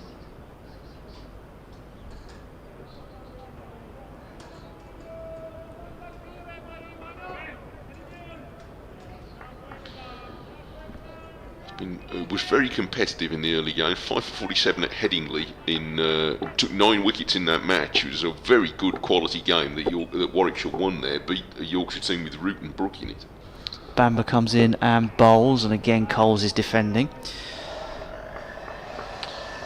It's his 4th 5-wicket haul of his first-class career. He's a very sturdy-looking bowler, isn't he? He's not a particularly tall man, but he's very strongly built. And when he's in his best form, it's quite a nagging length. Bamber comes in and bowls, and turned into the leg side by Coles for no run. At the end of that over, he also has one of my favourite first paragraphs on his Cricinfo profile. Not that I know them all, but it just says he began his county career while studying theology at Exeter University, not out of any strong religious conviction, just because he finds religion intriguing. Yeah, that's a word I'm not for it. shocked, having spoken to him a few times. Yeah, he seems like the sort of fellow who thinks in interesting ways. So, well, that's good. That's good for him. Nice guy. Jeff's been in touch. Thank you, Jeff. He emails to wm.sport@bbc.co.uk. Says, I remember going to Edgbaston to watch a Cavaliers game. Gosh, that was a team to watch a few years ago. I was sat in the Ray stand, which we now call the Holly stand. Work through your message in this over, Jeff. Here's Yates to bowling in. Big juicy full toss. Wallop down the ground for 4 runs by Simpson. That one came out the hand wrong, and Simpson just bunted it away for a boundary. He's first. You didn't actually get it out the right part of the bat either, Simpson. Sure I think he was looking to launch it through mid-wicket, and yes, that was not the most distinguished moment of cricket so far today. But it brought Simpson 4 runs all the same. 358 for 4. Yates goes round the wicket. That's better. Drops on a length, but Simpson eases it away through the covers for 1 run out to Mosley. I was sat in the Ray stand. That's now the Hollies, says Jeff. MJK Smith, former captain of Warwickshire, who I think I read it was his birthday yesterday or the other day, and he's now in his 90s. He captained the Cavaliers, which led to some amusing incidents where he kept telling the Warwickshire team, the Bears, what to do. He was for the opposition exit. This is defended back up the pitch by Coles, and Yates picks up. My favourite memory, though, says Jeff, is of Fred Truman fielding on the boundary quite close to me. Yates, who is not at all like Fred Truman in any sense, draws another defensive stroke from Coles. Truman, says Jeff, was getting a lot of advice from the crowd, I'll bet. He misfielded once and got a lot of jeers from one fan in particular. He scowled at him, picked up the ball still inside the boundary, and threw the wicket down from there. So, yes, he had the last laugh. Good stuff. What a good memory, Jeff. Coles turns another ball gently into the leg side. What a character Fred Truman was. Off goes Yates, and this is pushed up to mid-on. It's the end of another over. And apart from the form bunger at the start of it, that was quite tidy from Yates. He's now through 9 overs altogether, no wicket for 17. And Sussex's momentum has just been interrupted a little bit by the wicket of Ibrahim, a 359 for 4. If you want to drop us a note, memories of Edgbaston and Hove, if you've been to this ground as well, let us know where. Any more Warwickshire fans lurking around in Sussex that you want to out yourself? wm.sport@bbc.co.uk, or anything else, observation. Send smoke signals about the game, or talk about the cooking a ball if you want to, everybody else is.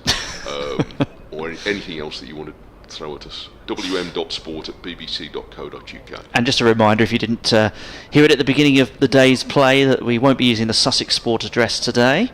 No. But so any correspondence from Sussex or Warwickshire, wm.sport@bbc.co.uk. Adrian Harms is washing his hair, I go. As Bamber round the wicket to his former Middlesex colleague Simpson, who clips that off his hip for a single. So Simpson moves to 7. Coles is on 95. James Coles, he got 148 not out and 53 against Durham last week. So he's a man in real stride at the moment. Well, this innings has grown a bit, but it needs to move into another phase now if Sussex are going to turn a strong position into a match-winning one, because the game is ambling along nicely. There is the hope that it will carry on offering more help to the spinners, and simply by getting a big lead you apply a certain amount of pressure on the team batting third, if you like. I'd be interested to know the sort of fields that Surrey are able to set with 700 odd run advantage. All seen Dick. 6 slips. Here we go, there's another version of the leg trap coming up here. Yes, I'll describe the field in a minute as Bamber comes in and bowls to Coles, who covers up. Yeah, they've got a short, fielder's gone to pick up the ball now, but they've sort of got a short leg, a short mid-wicket. Well, they've had 2 men fairly close in at mid-wicket quite often for Coles, because he does like to play it there. But now Malik has gone in, it's more like a forward short leg, yeah. Exactly. So, and then there's a shortish mid-wicket almost directly behind him. And then there's a sort of a square leg kind of wide, as this one is clipped to that man at square leg, or he's in front of square, if you like. Yeah, he's about 4 strides away from the umpire. There's also a deep square leg on the boundary directly behind him, that's Barnard, and a long leg, Rocky Choli, and he's getting a word of advice from somebody as well. Yates at slip, he's standing about where third slip ought to be. There's a mid on and a mid off, and an extra cover. I think it's fair to say the whole 5 fielders on the leg side thing is fine. This is driven up, was stopped by the fielder and is follow through. Bamber's down, but he'll be alright in a moment. Yeah, that one fine. He definitely did catch him on the ankle, I think. Yeah. Or on the toe, yeah. It's actually just knocked him off his feet entirely, isn't it? And he's... Well, he had one yesterday where a ball was hit back to him and he more or less sort of slide tackled it. Which left a bit of a mark on the pitch, sufficient the umpires to come and look. But I mean, it was all done instinctively. But I haven't asked him if he fancies himself as a footballer as well as all these other facets to him. But well, his Crick Info profile continues to say that by his own admission, because he's the son of 2 actors, by his own admission he was a terrible actor. Really? So he looks as though he'd be a reasonable fullback. As in comes Bamber, and there's an attempted flick down the leg side. There was some appeals from behind the stumps, but no bat involved from Coles. He missed it. I think that was more the sort of appeal just to remind the batter that he's under a little bit of pressure here, because he has got rather dried up. Yeah, he's been on 95 for a little while. He's been in the 90s now for nearly 40 minutes. Blimey, the nervous 90s. But then, to be fair, it's been a trend from that end, hasn't it, that nobody's been able to get away. The wide slip, Yates has come out and he's gone to backward square leg, or sort of leg gully, so we've now got it's now a 7-2 leg side field. So there we are, there's your answer to the question. Yeah. There's not a no ball now. Coles is having a good look round now to make sure, so they're making sure they need 2 beyond square, so the deep square leg has just gone round a bit to make sure that he's not making it a no ball. As Bamber comes in and bowls, and again this is defended by Coles into that massive fielders in the leg side, and there's no run, so at the end of that 360 for 4. So that's the kind of the, in a sense, the pacemen at the other end are doing the holding role for the spinners, aren't they? They are at the moment. And they're it's the idea is to pack the leg side field, it's to bowl back of a length, and it's to bowl straight or leg side to just... Yeah, but I don't think it's entirely a negative tactic. I mean, obviously it's partly to dampen down the scoring rate so that Sussex don't push on into a dominating position. But I also think it is they're trying to look at it as a wicket taking. Absolutely, no, it absolutely can be. I also think it's no coincidence that it's protecting that short boundary. Well, there's that too, yeah. But Bamber and Hannon Dolby both look as though they're trying concentrating more on ducking the ball in and attacking the inside edge more than the outside edge. That's their method. Yates is going to bowl round the wicket to the left-handed Simpson, who punches this firmly off the back foot to mid-off, where Hayne fields. Now he's going to bowl, interestingly, with a slip and a leg slip. So he's turning the ball away from the left-hander, but he's got a man there protecting and preventing Simpson from playing the leg glance if he happens to push one leg side. And how much of the drawing up of the runs as well, I know you talked about, obviously it's still a wicket-taking option, but how much of that is because you're a bowler, Warwickshire are a bowler down? Oh, I'm sure that's certainly some of it. Yates draws Simpson forward. How's that for LBW? Umpire Milnes very slowly puts a pebble in his pocket. It was all about whether it was pad or bat first, Yeah. I guess. He was on the shuffle there, Simpson. He'd come quite a way forward. Yates, he's a very quietly spoken chap, but not when he's appealing. And he comes wide on the crease here. Simpson sweeps hard out to deep backward square leg, where Bamber is doing the fielding. And they have one run. So Simpson is up to 8. It's not just cricket that is being celebrated locally today. Sonny Cartle, the Hove-based tennis player, winning at Wimbledon yesterday. She's from here, is she? Yates bowls, and she's turned into the leg side for no run to Barnard. I didn't realise she was from this neck of the woods. That was a great result. Hayne at long on, and Malik has suddenly been sent back into the deep field at square leg. So they've got 3 in the deep on the leg side now for Yates to bowl to the right-hander to Coles, who is just nudging this off his hip and goes to 96 with a run to deep square leg. It's funny, isn't it, that's the end of the over, 362 for 4.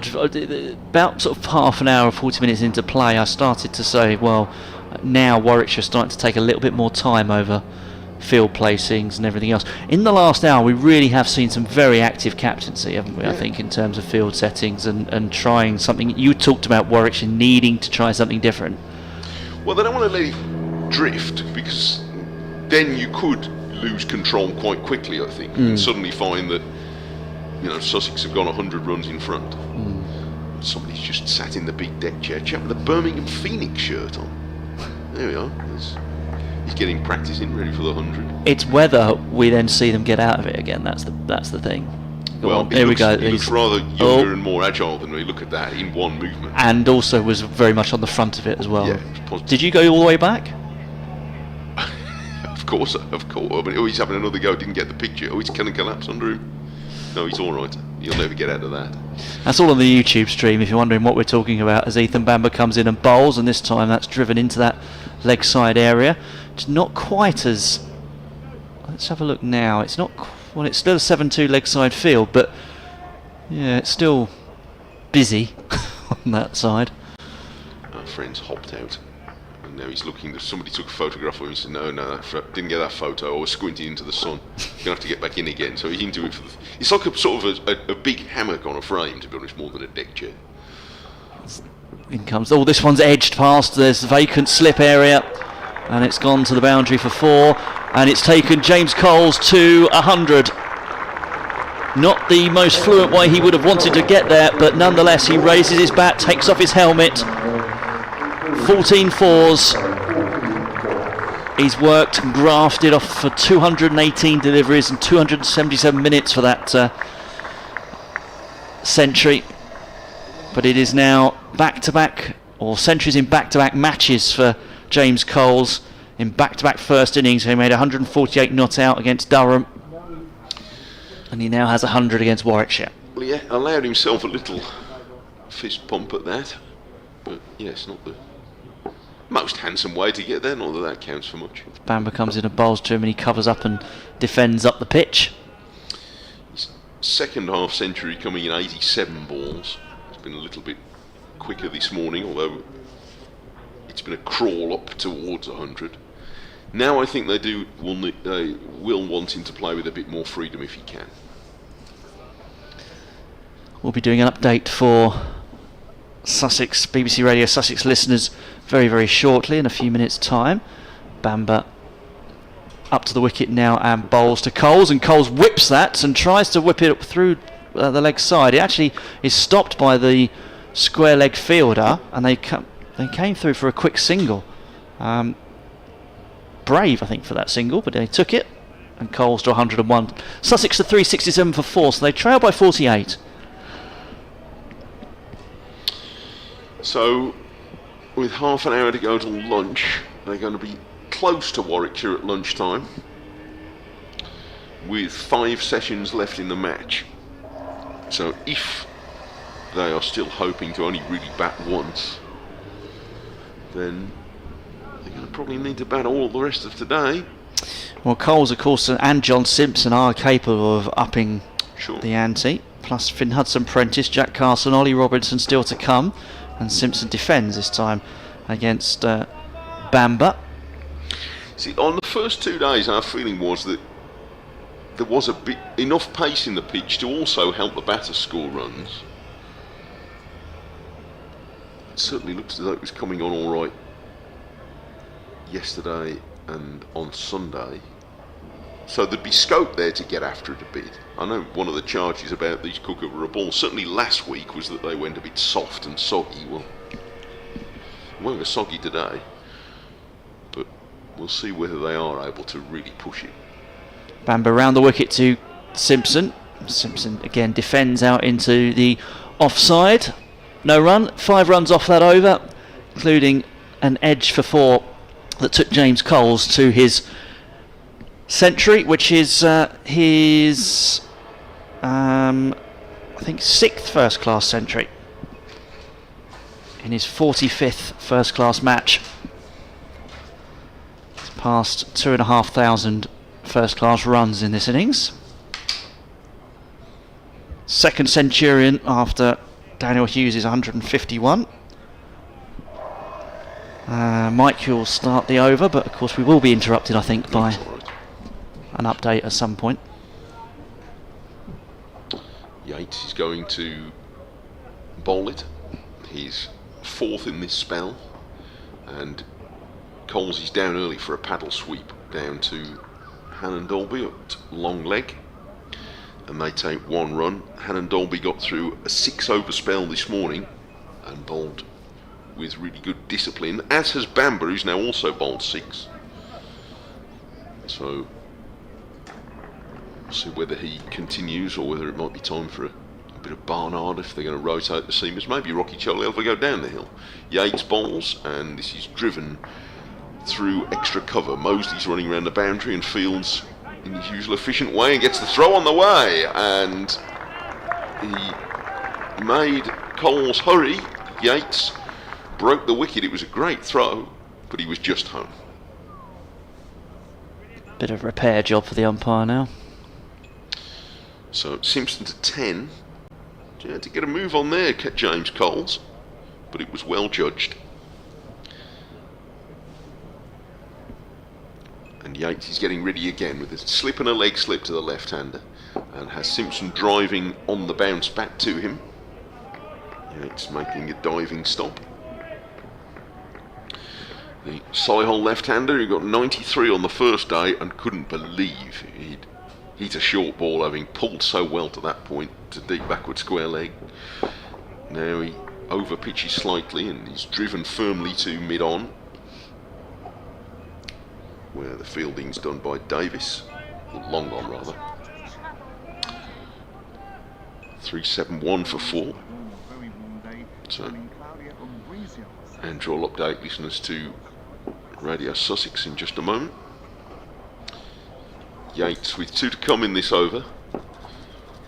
Now tries to the right-handed Coles, and the ball turns across his front pad, and he's helped with a straight bat on its way down to Hannon Dolby at long leg, and there are a few longer legs around than his.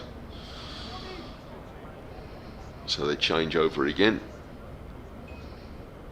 Barnard is, sure enough, warming up, wheeling his arms, as Yates comes to complete his over round the wicket, and back goes Simpson, defends with a straight bat, and it's the end of the over. 106 gone in the Sussex first innings, they're 372 for 4, Simpson 11, and Coles 103.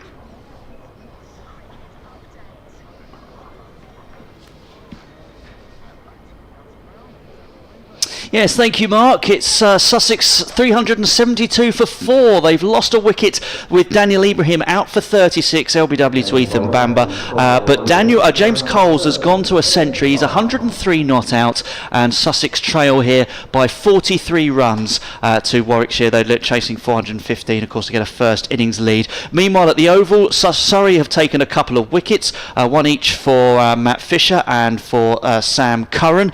Durham 114 for 3 in reply to Surrey's record-breaking 820 for 9 declared, so Durham still trail by 706. I think it's fair to say they probably aren't going to avoid the follow-on.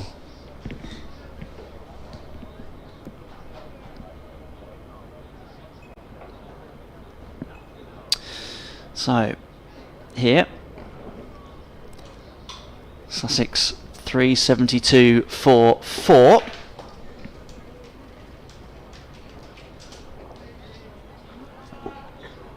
James Coles 103 not out, with Ed Barnard coming on to bowl, and this is a full one which is sort of guided towards, it stopped at sort of slip, wide slip.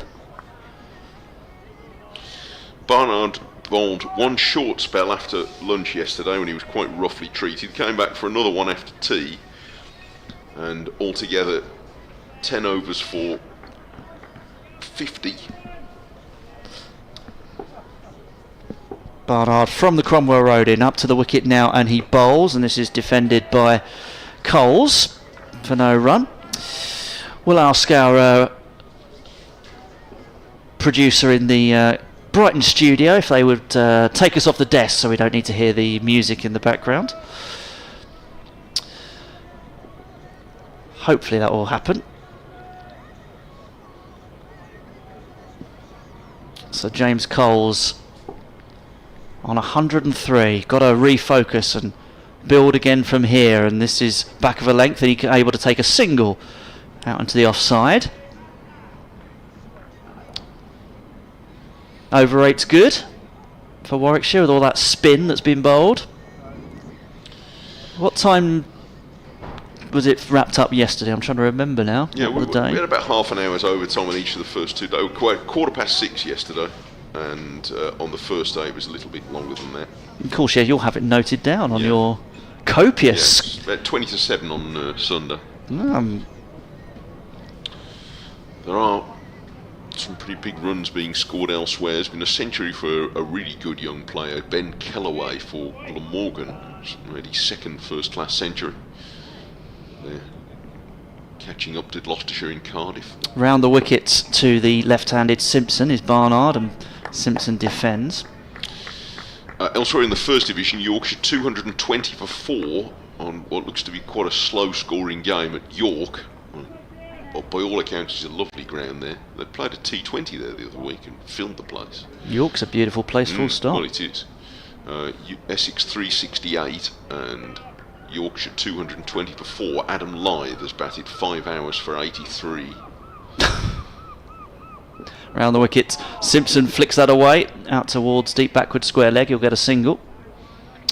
He still looks a pretty good player, Lythe. Saw him play against Warwickshire, and although he made 2 relatively modest scores in that game early in May, difficult seeming conditions, you could tell he's still a really good player. At the Oval, we were just mentioning there for the local radio listeners, Durham 115 for 3, still miles behind, but Alex Lees, who alas is the captain who I think now in county championship history of all those who've ever won the toss and put the opposition in, has seen concede the most runs, but at least he has an unbeaten half century. In comes Barnard. This one from Coles is flicked to deep backward square leg, very similar shot and outcome to the previous ball, and that'll earn Coles a single. End of that over. 375 for 4. Sussex Simpson on 12 and Coles 105. The leaders, Nottinghamshire, are 298 for 4 at Taunton. That's 81 runs behind Somerset. A century for Ben Slater. who was out this morning for 124. Jack Haynes is 78, not out. And else, one of the first division game, Worcestershire, for the first time in any Worcestershire innings, there were 2 double centurions. Adam Hove violently on the first day, and Jake Libby batted for more than 10 hours for his unbeaten 228. They made 679 for 7. In reply, Hampshire 118 for 5. 3 wickets for Tom Taylor. Rob Yates starts a new over and goes past the defensive push of James Coles. It was back in the crease. And misjudged that one a bit. Yeah, he was batting again right on the line of off stump, dangled the bat and took it away at the last moment. Now he's reaching forward to defend, and he's very quickly called through for a single by Simpson. It's the order of the day for Sussex, I think, is to take quick singles, turn 1 into 2s if they can. To provide some momentum, that will help them. Yates to bowl to the left-handed Simpson, persisting with the slip and the leg slip for him. And here he is wide on the crease, and this is levered down the ground by Simpson with a high elbow for 1 to Davies at long on. The second division scores: Kent 566 for 8 at Canterbury, and Northants in response are going well at 227 for 2. Calvin Harrison, who I suspect might have been a night watcher, he's 87 not out. Yates rolls in again, and Coles gets very low coming forward to defend. Ricardo Vasconcelos made 100 there. So, I'm not sure he was a night watch. I'm actually looking at the card. I don't know why he went in at 3, Calvin Harrison, but he's justifying it certainly. Yates bowls again, and there's another run here for Coles, just turning it through the leg side. At Chesterfield, which is another handsome ground that I haven't been to for quite a few years, but Lancashire, Derbyshire is that'd be full up at Chesterfield, I'm sure, in Queen's Park. Derbyshire 261 and Lancashire replying with 232 for 4. Michael Jones 47 not out, Ashton Turner on 49, so a good partnership there. This is turned off his pants for a 4th single in the over by Simpson, and that is the end of the over. So 379 for 4, 14 to Simpson, 107 to Coles. Finish the other scores in the second division.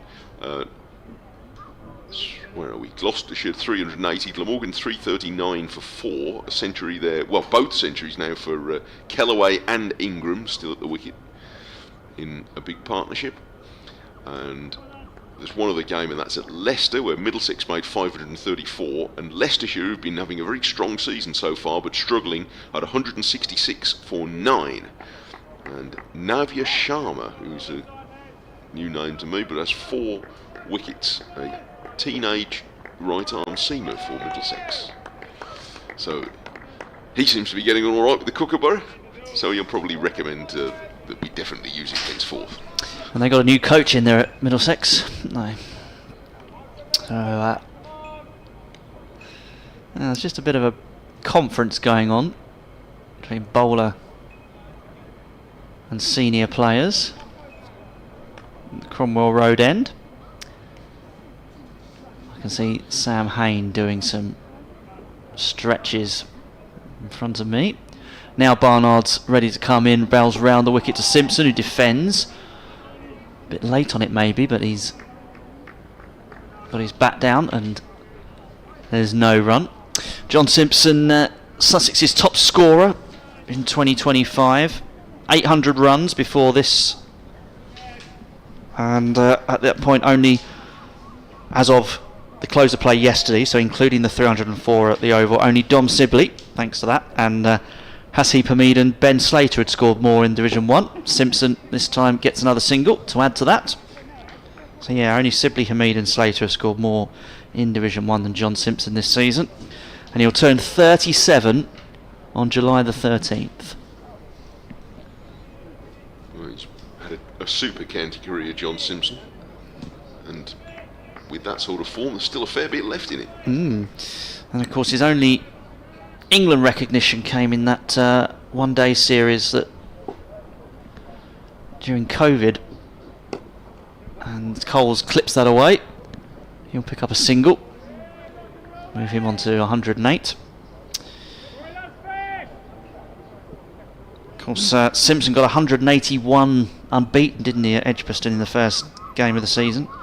But he's since also got unbeaten tons against both Hampshire and Somerset.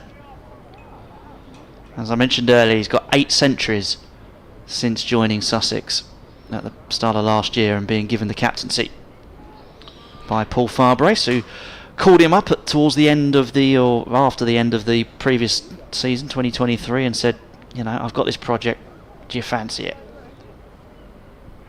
And yeah, the captaincy seems to sit very well with him. He's been playing very well in T20 cricket as well. Barnard comes in and bowls to him, and that's a shorter one which Simpson ducks underneath. It's a tough way to earn your living as a captain wicket-keeper batsman. Because you're never out of the game, are you? Even if batting at 6, alright, you might hope, as in this game, that your top order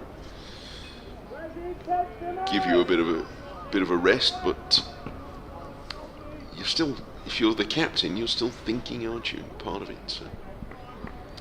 No, doing a first-class job. If you pardon the pun. Yeah, he's 85 at Durham last week, saw him past the 11,000 first-class runs, and that one, oh, there's a bit of confusion as that squirts away, and now there's the throws coming. It's really not. A couple of the throws have been a bit loose. Well, in the end, there's nothing doing there, but they're trying the leg side field here again for Barnard, bowling a short ball, and that was in the air for a while, but didn't get as far as Mosley, who is at deep backward square leg. Now they've got on the leg side, there's no slip, but there's a mid-on, a square leg next to the umpire. There's a mid-wicket, but not all that further round than that, and then 3 back in the deep. Barnard comes in and bowls a short to Simpson, who doesn't even duck, and just there's no run through to the wicket keeper, of course. So they're trying that method with Barnard banging the ball in and tempting Simpson to hook. Now for the left-hander from that end, he's taking on the long boundary if he does. So the deep square leg, Mosley, who was sort of at 45 degrees, and Hayne at fine leg were all not quite on the boundary. Almost daring Simpson to try and hit over them. Well, we were talking off air, weren't we, before the start, that the situation of the game, Warwickshire know that and there's another conference going on, Warwickshire know that Sussex need to push the run rate a little bit if they want to try and force a victory later on in the proceedings, and that will create chances in turn for them. So they're probably thinking, well, we need to sort of encourage and entice Sussex to play some shots to try and force something. And they're going to make a change at the C end. We haven't seen any seam bowling from this end of the ground since quite early yesterday, because Rocky Choli and occasionally Yates have been chugging up the hill since then. It was only Hannon Dolby's opening spell. It's the only seam bowling we've had from this end, and now, almost exactly 24 hours later, Ethan Bambury's going to come and have a go. Now he's not long finished a 6-over spell down the hill, but he's eager for work. I suppose he might only get 2 overs before lunch, and by going with the seamers it might mean that we have only, well, no more than 4 more overs before lunch. They're well ahead of the clock on the over rate, incidentally, so they don't need to worry about that. So this is a change of tone with quite a well scattered field, but 6 on the leg side. Bamba bowls and a short ball which climbs on Coles. He played it pretty well in the end, guiding it down on the bounce and stopped by the wicketkeeper Smith, diving away to his right, just hauled that in to prevent a run. So they're going to try the muscle method with the more subtle ways not having worked.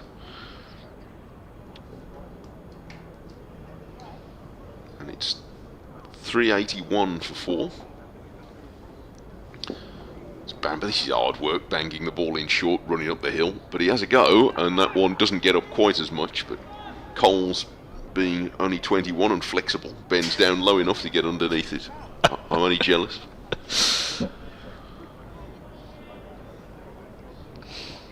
But he's a willing worker, I think, Bamber. Or shuffle houses in the field. Rocky Choli's come off from the offside. You're going to have another one on the leg side.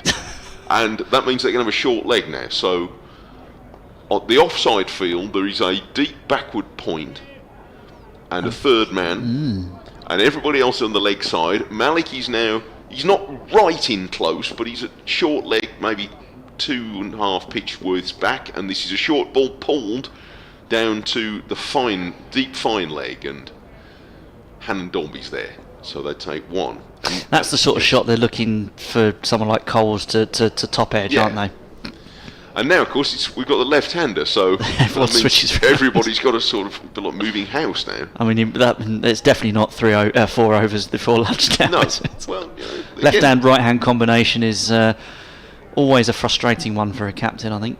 Well, look, it might slightly narc the batters at this point, but Warwickshire can point to on the overboard. It says overrate +3. So Absolutely, it's fine. You know, we're within our rights to, and they are. So Davis is looks like a Roman traffic policeman. He's got people going in all directions. There's at least 4 or 5 people moving out there at the moment. He hasn't worked out where he's going himself at the moment. He started off in one direction, then changed his mind. It's very exciting. So, God, there's people everywhere. so there's 1 or 2 looking around, looking slightly confused. What have we got now? There's 1 or 2 slightly ribald shouts coming from the crowd now, saying, "Come on." Simpson is leaning on his bat, studying this. The umpire's going to go to point now. It's all becoming slightly performative, but so Hannon Dolby started applauding the crowd back, and now they've decided on a ring of fielders quite close in between silly mid-on and square leg, and Haynes advanced a bit further. There's 4 of them there. Bamber's coming round the wicket, and Simpson defend back to him. So suddenly, having started with this well-scattered field, they've got actually a very small umbrella, because Hannon Dolby is fielding as close to the wicket as I think I've ever seen him field. He's about 20 yards, or at perspective from here, that looks like about 3 times his own height, from from bearing down on Simpson for a short extra cover. I don't know how often he's ever fielded there. Bamber bowls a slightly slower delivery, which Simpson checks on his drive and plays it back to the bowler. They say bowl to your field, don't they? Well, I don't know how many times they would have bowled to this field, yes. But visually it sort of reminds me of, in the last Home Ashes series, a field that they eventually set for Usman Khawaja when he was batting very well, and it's got that vibe to it. 2 catches immediately in front of Simpson's face. It looks like the world's worst job interview. He's got 7 people staring at him from close in, and he pushes the next ball back to Bamber, who applauds the chorus line of fielders. It's the end of what was a strangely entertaining over, even though it took a very long time. And only 1 run. And it's not 1 run, but it's 382 for 4. And look, you've got to try something. You've got to make your entertainment where you can. So I've become slightly giddy by the whole thing. Sometimes you have got to try and see the absurd in things, and but I think there were plans at the bottom of all of that, and even if one of the plans is that you confuse the batters, well, you confuse and slightly irritate John Simpson, because I imagine as the Sussex captain, there's a bit of him thinking we need to kind of move things along now, and Warwickshire have no interest particularly in moving things along, and they're not under pressure from the clock to move things along, so now you're going to have the same game at the other end now. I have never seen fielders move this much. They all wear these, some of them wear the sort of sports bra type things, and some of them wear these watches, don't they, that tell them about their movements and things. So that will be high up here, as We've got Barnard coming in from that Cromwell Road end, and this is defended by Coles. So yeah, so the field is slightly more orthodox, I think. It's still leg side dominant, but we've got a slip in place, which is sort of second, third slip. There's there's a backward point, cover point, mid off, mid on, short mid wicket. People, so it's all, and this Coles defends this one from Barnard. So it's slightly less silly at this end. Callum emails. Hello, Says, Callum. hello, Kay. He says, a Sussex fan enjoying the commentary in the shady section of the pavilion. I think There's a few of them. He means the pavilion in the shade as opposed to the shady section. Sounds well worth a visit, but Isn't that the bar, the shady section of the pavilion? possibly, I couldn't say. Thank you, Callum. Anyway, he says, I agree with your sentence about Ethan Bamber. Barnard up to the wicket and bowls, and Coles plays that out into the offside. They're going to come through for a quick single, moving Simpson to Coles to 110 and Sussex to 383 for 4. Ethan Bamber, I've always enjoyed watching for Middlesex and now for Warwickshire, but my favourite fact about him, this is good, is that his great uncle, that's his mother's uncle, was the late Clive Swift, who played Hyacinth's put-upon husband Richard Bouquet in Keeping Up Appearances. Well, he's from an acting stock, I knew that, but I didn't know that particular wrinkle. Candlelit suppers all round, says Callum. Well done. That's excellent, thank you. Now what we got? Okay, talk to us about this field, because this is, now there's 3 men out on the hook. Now they have actually got to watch this getting too many men behind square on the leg side, actually. As Barnard comes in and bowls that short, that doesn't surprise me. Yeah, the man at deep square leg has to be in front of the stumps. Yeah. So, but they've just about managed that. So they got there's 3 men out on the hook, although 2 of them are currently having a good chat right in front of us. I wonder what they're talking about. What do you think, Phil? What do you think slip? I always wonder what slip fielders talk to each other about all day. Well, Kai Smith isn't. He can't. He's gone. He suddenly has no slip fielders, so he's alone with his own thoughts. As Barnard round the wicket to Simpson, short, and Simpson pulls but gets it in front of square. They're going to come through for a quick single, and they get there. That's the sort of shot that they're waiting for. Smith missed that, but they decline an overthrow. But yes, I mean, again, this is we're trying to find the slightly comic elements in this, and there are some, but there is some method in this. It's funny because you're just playing with the batter a bit. And is that, I don't wish to sort of harp on about it, but is that an indication that either the ball is not doing what they want it to do, or they feel that the pitch is flat? You know, it's just trying to find another way of getting a wicket, in other words. Yeah, I think it's exactly that. I mean, they've been slogging at it for 111 overs now. So, yeah, I think things are worth a try. Barnard comes in and bowls, and Coles plays that into the leg side. No run, of course, yeah, so they didn't take, that's the end of the over, by the way, 111 overs. They didn't take the new ball immediately, did they? So it was an over old. It was an over later. Over late, sorry, yes. So they've had 30 overs with it, basically, this second new ball. And look, in these, when it's favourable batting conditions, you're looking really for a batter to slightly lose concentration. And I don't know, you might call it gamesmanship or something like that, I suppose, or it's just playing the game. But if you are, without doing anything that's obviously against the rules or morally wrong, but if you are doing something that is slightly affecting his concentration, even if when the bowler's running in, there's a bit of him that's thinking, what on earth are they doing? And because if he's thinking, what on earth are they playing at, he's not thinking, how am I playing this ball? And, you know, a fella could be batting there for 2 hours, but if he's lost concentration for one ball, you might get him. Several other emails have crept in the last few minutes, which is terrific, but we might have to save until after lunch. Rocky Choley's bowling what might be the last over before lunch from commentary end, the C end, and the first ball's defended back to him. So Rocky Choley bowled for the first hour this morning without any joy, but they're going to sneak one in from him here before lunch, see if he can take advantage of any lapse in concentration, but there's none such here from Simpson, who drives up to extra cover. Sussex were quite watchful, I think, before intervals yesterday. Yeah. Is that fair to say? They were, but they obviously lost Hughes in the last over last night when Warwickshire again tried something different, gave Rothesay the new ball for an over before the close, presumably thinking Hughes certainly wouldn't try and whack it, and actually beat the bat a couple of times before he sneaked one through an LBW. And now this is square driven by Simpson. He's going to get one, so he's going to be 17 at lunch unless he gets back onto strike. It's 385 for 4. I'll see one more ball than I've got any up next door. Not because I'm trying to get first in the lunch queue, because I need to go and bother some other people. Rothesay's going to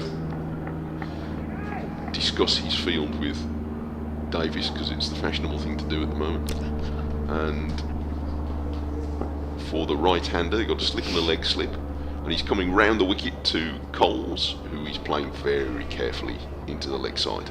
So while Mike goes to do his update for WM listeners in a separate room, I will take you through the last two balls before lunch. Thank you to Mike for his work this morning.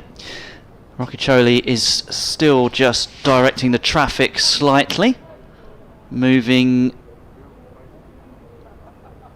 sort of fine leg round to a deep backward square leg, and then they're also going to have a leg slip in for the right-handed Coles. There's 110 not out, 2 balls remaining of the morning session. Rothesay over the wicket, bowls, back goes Coles to defend. So Sussex trailing by 30 as it stands. One more ball of the morning session, which of course started with Sussex as Rothesay comes in and bowls, and that one was an attempted drive from Coles which beat the inside edge.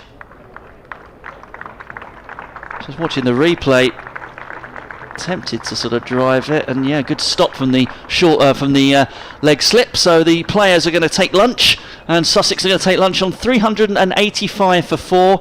The partnership worth 34 between Coles and Simpson, who have shared the runs between them, 17 each in that. And James Coles in the meantime has gone to a century, and Sussex 30 runs behind, 385 for 4, 30 runs behind Warwickshire's 415, and you can listen to the afternoon session in our company around just before 20 to 2. Join us then.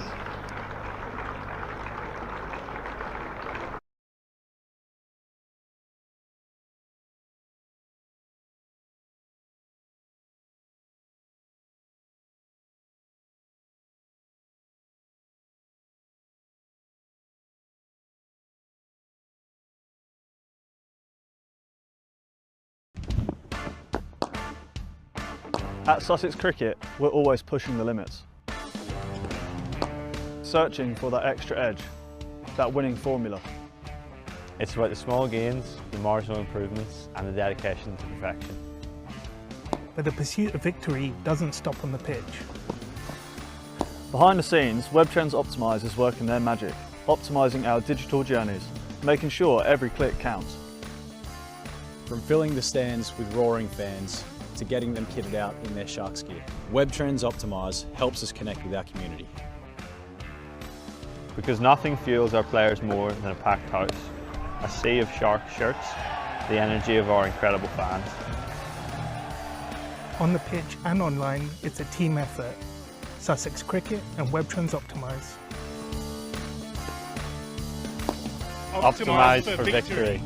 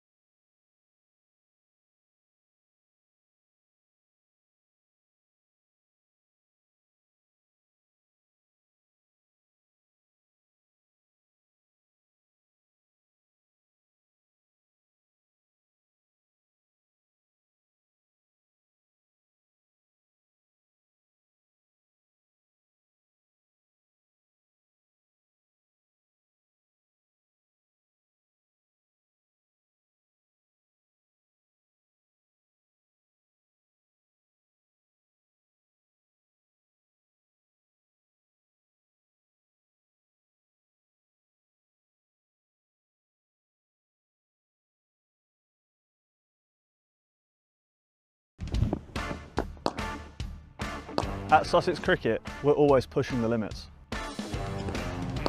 Searching for that extra edge, that winning formula.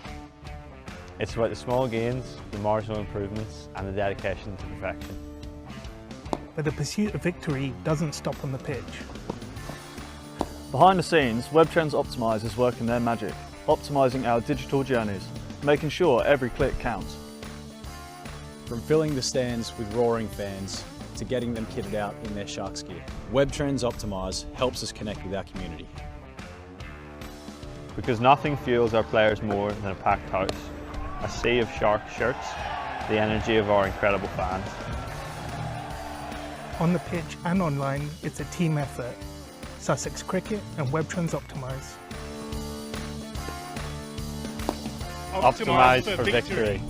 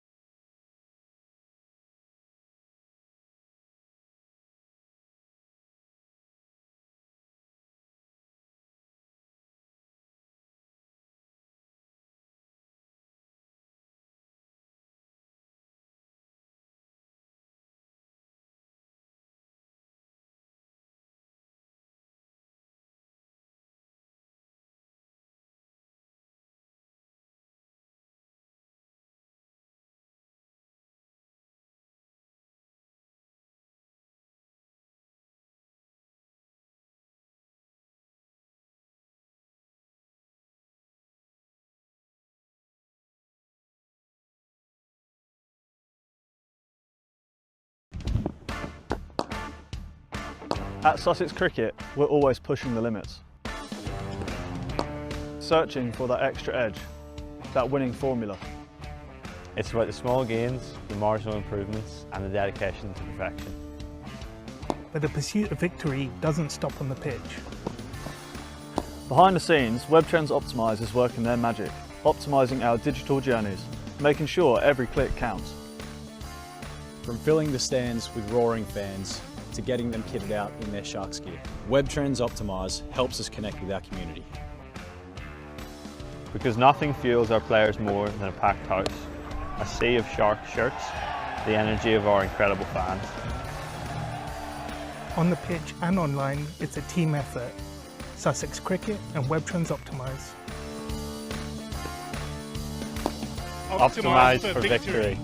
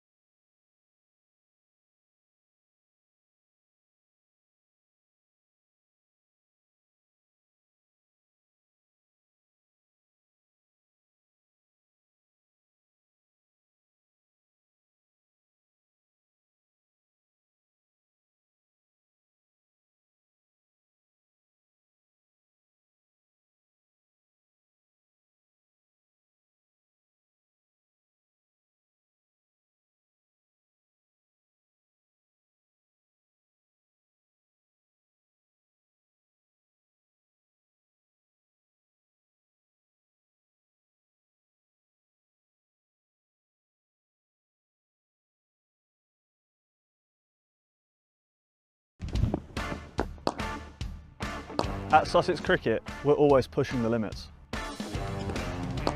Searching for that extra edge, that winning formula. It's about the small gains, the marginal improvements and the dedication to perfection. But the pursuit of victory doesn't stop on the pitch.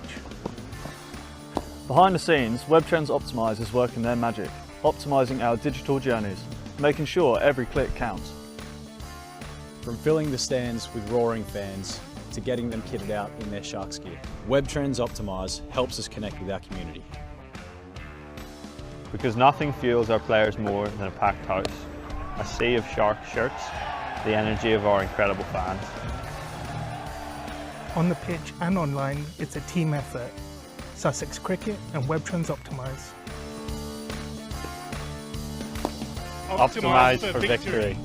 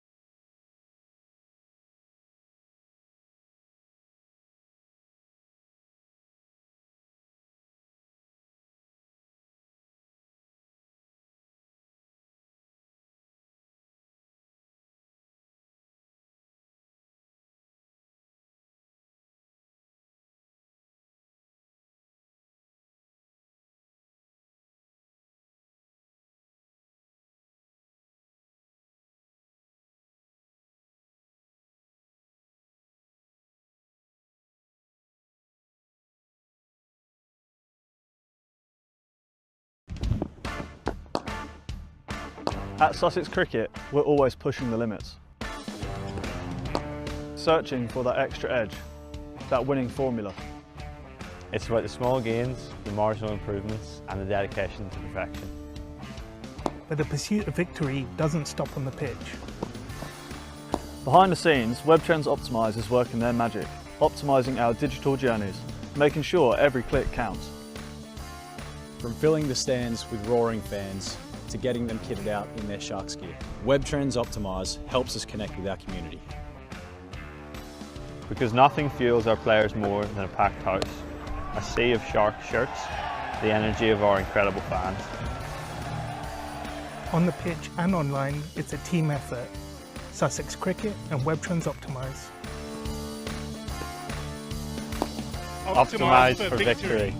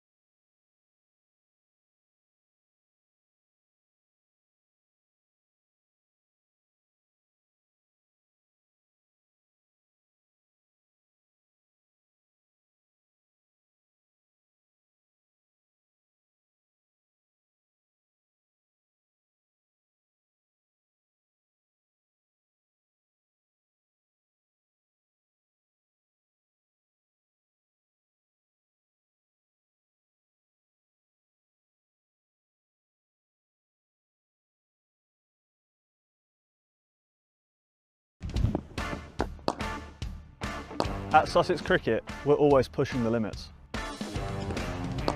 Searching for that extra edge, that winning formula. It's about the small gains, the marginal improvements and the dedication to perfection. But the pursuit of victory doesn't stop on the pitch. Behind the scenes, WebTrends Optimise is working their magic, optimising our digital journeys, making sure every click counts.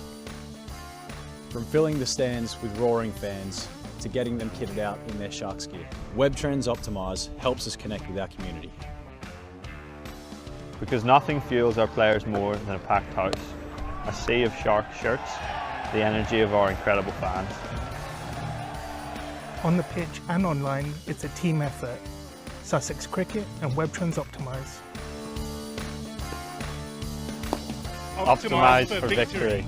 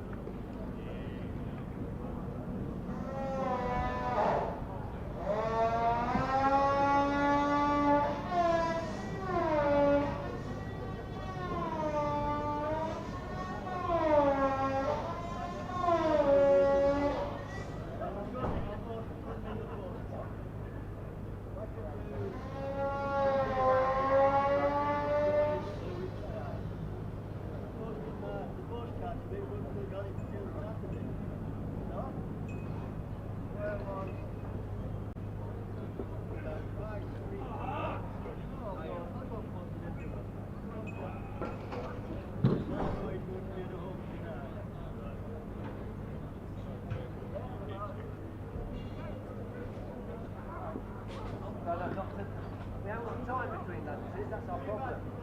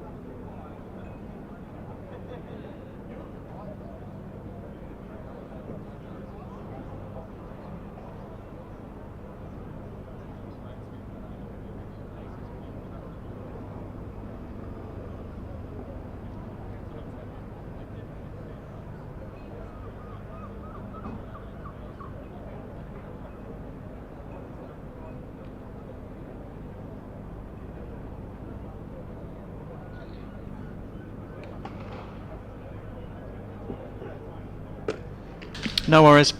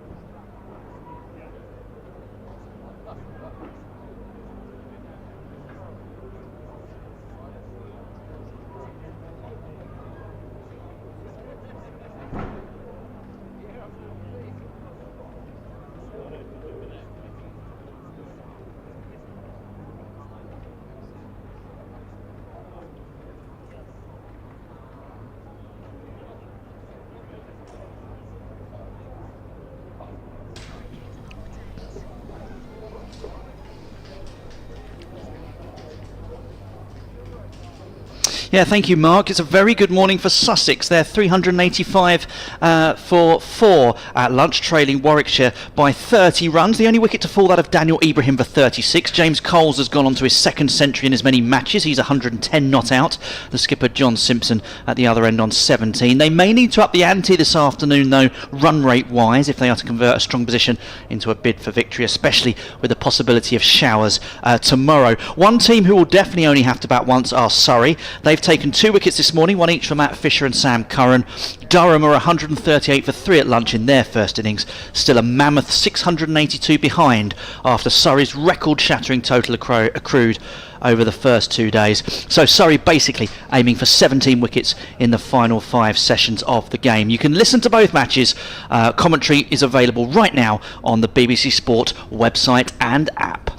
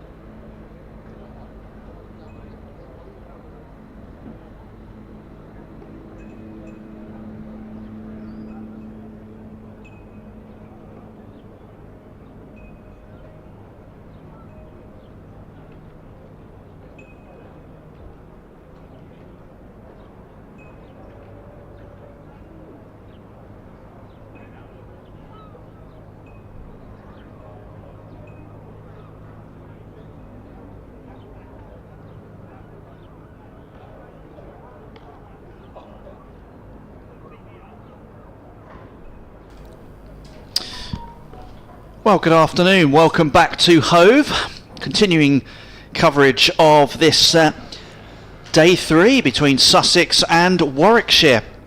And it's intriguingly poised still. Sussex 385 for 430 runs behind Warwickshire's first innings of 415.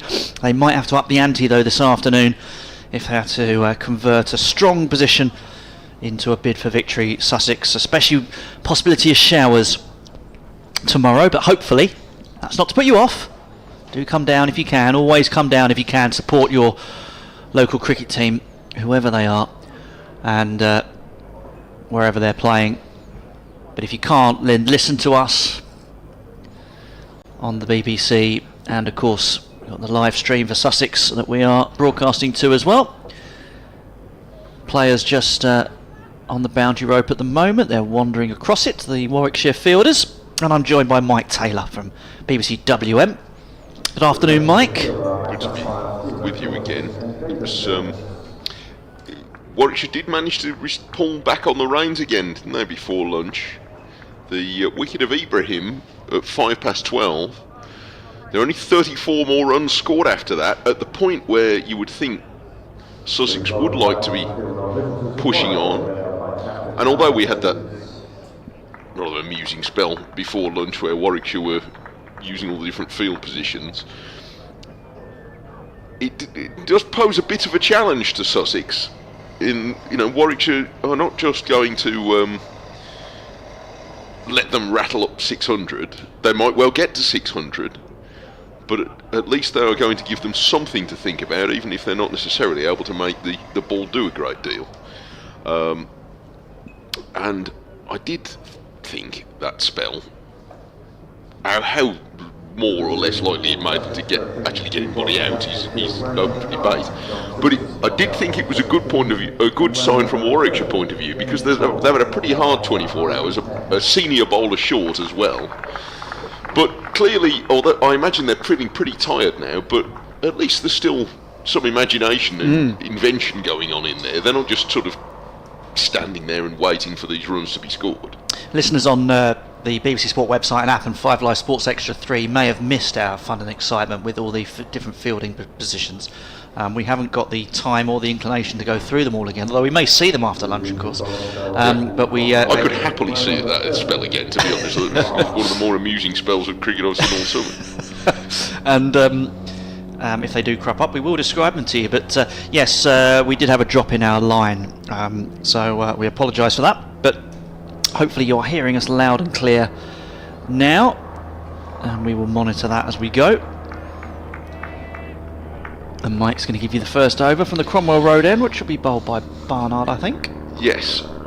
So they are still ahead on the over rate calculation. So there really isn't the onus isn't on Warwickshire to rush here. And Barnard is going to bowl to Simpson, who is guiding the first ball away backward of point. So James Coles is resuming 110, having batted almost in a bubble this morning, very serenely, and he does look a super player.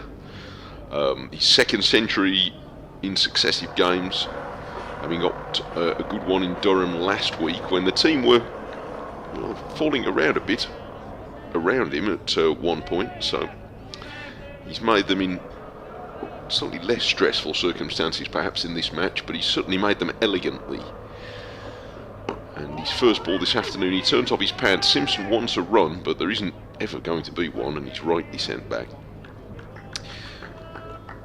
But they do need to step it up a bit this afternoon. Still 29 runs behind, if they're going to get to a point where they can really turn the screw on Warwickshire.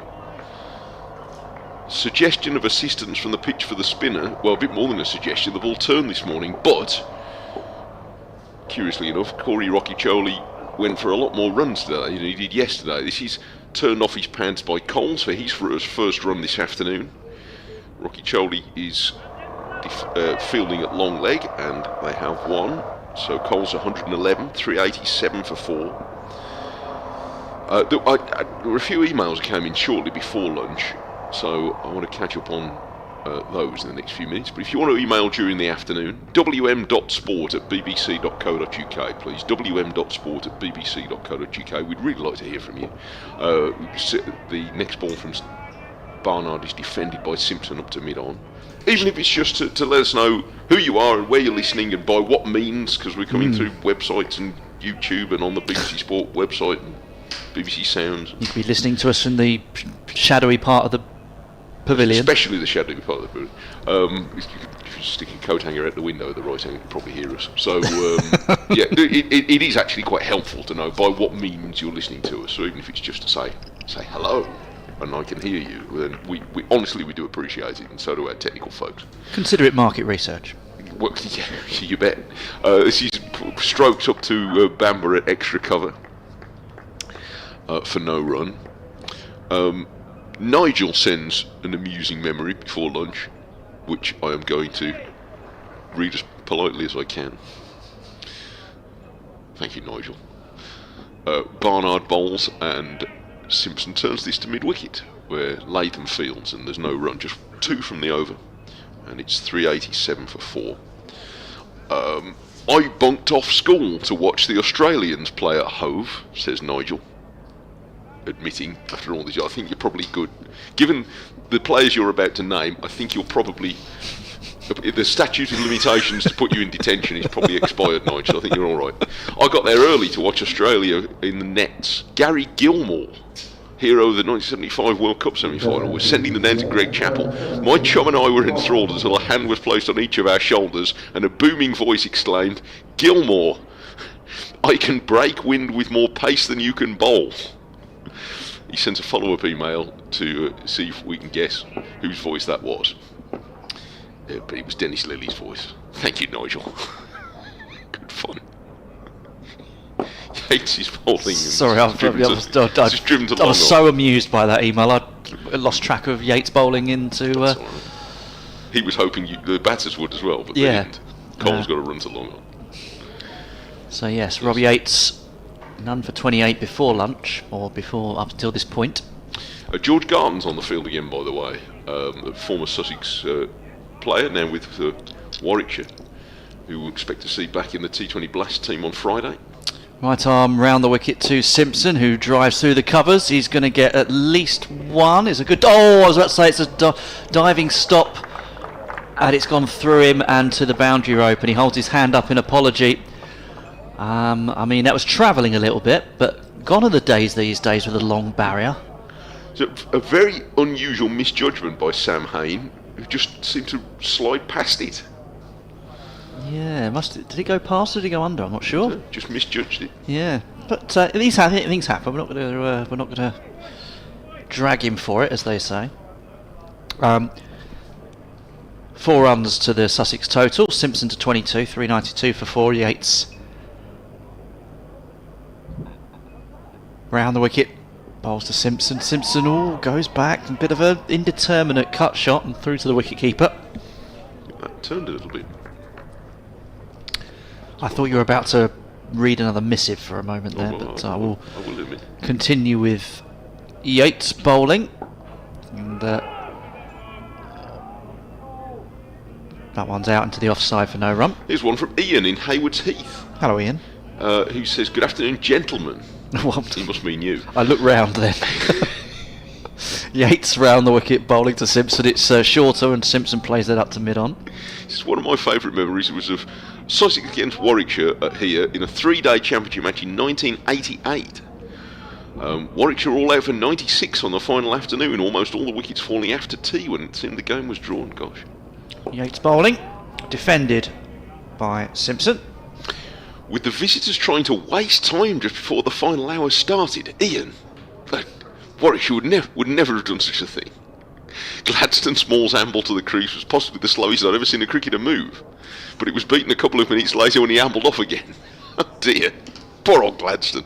But it didn't work though, did it? What were the field settings that day, I wonder? Oh, I'm sure they weren't nearly as exciting as they were before lunch, but yeah, thank you, Ian. It was 3-day cricket, 1988. I think that's my first time I was watching championship cricket about that time, so that's marvellous. Thank you, Ian, that's great. You were discussing yesterday, weren't you, about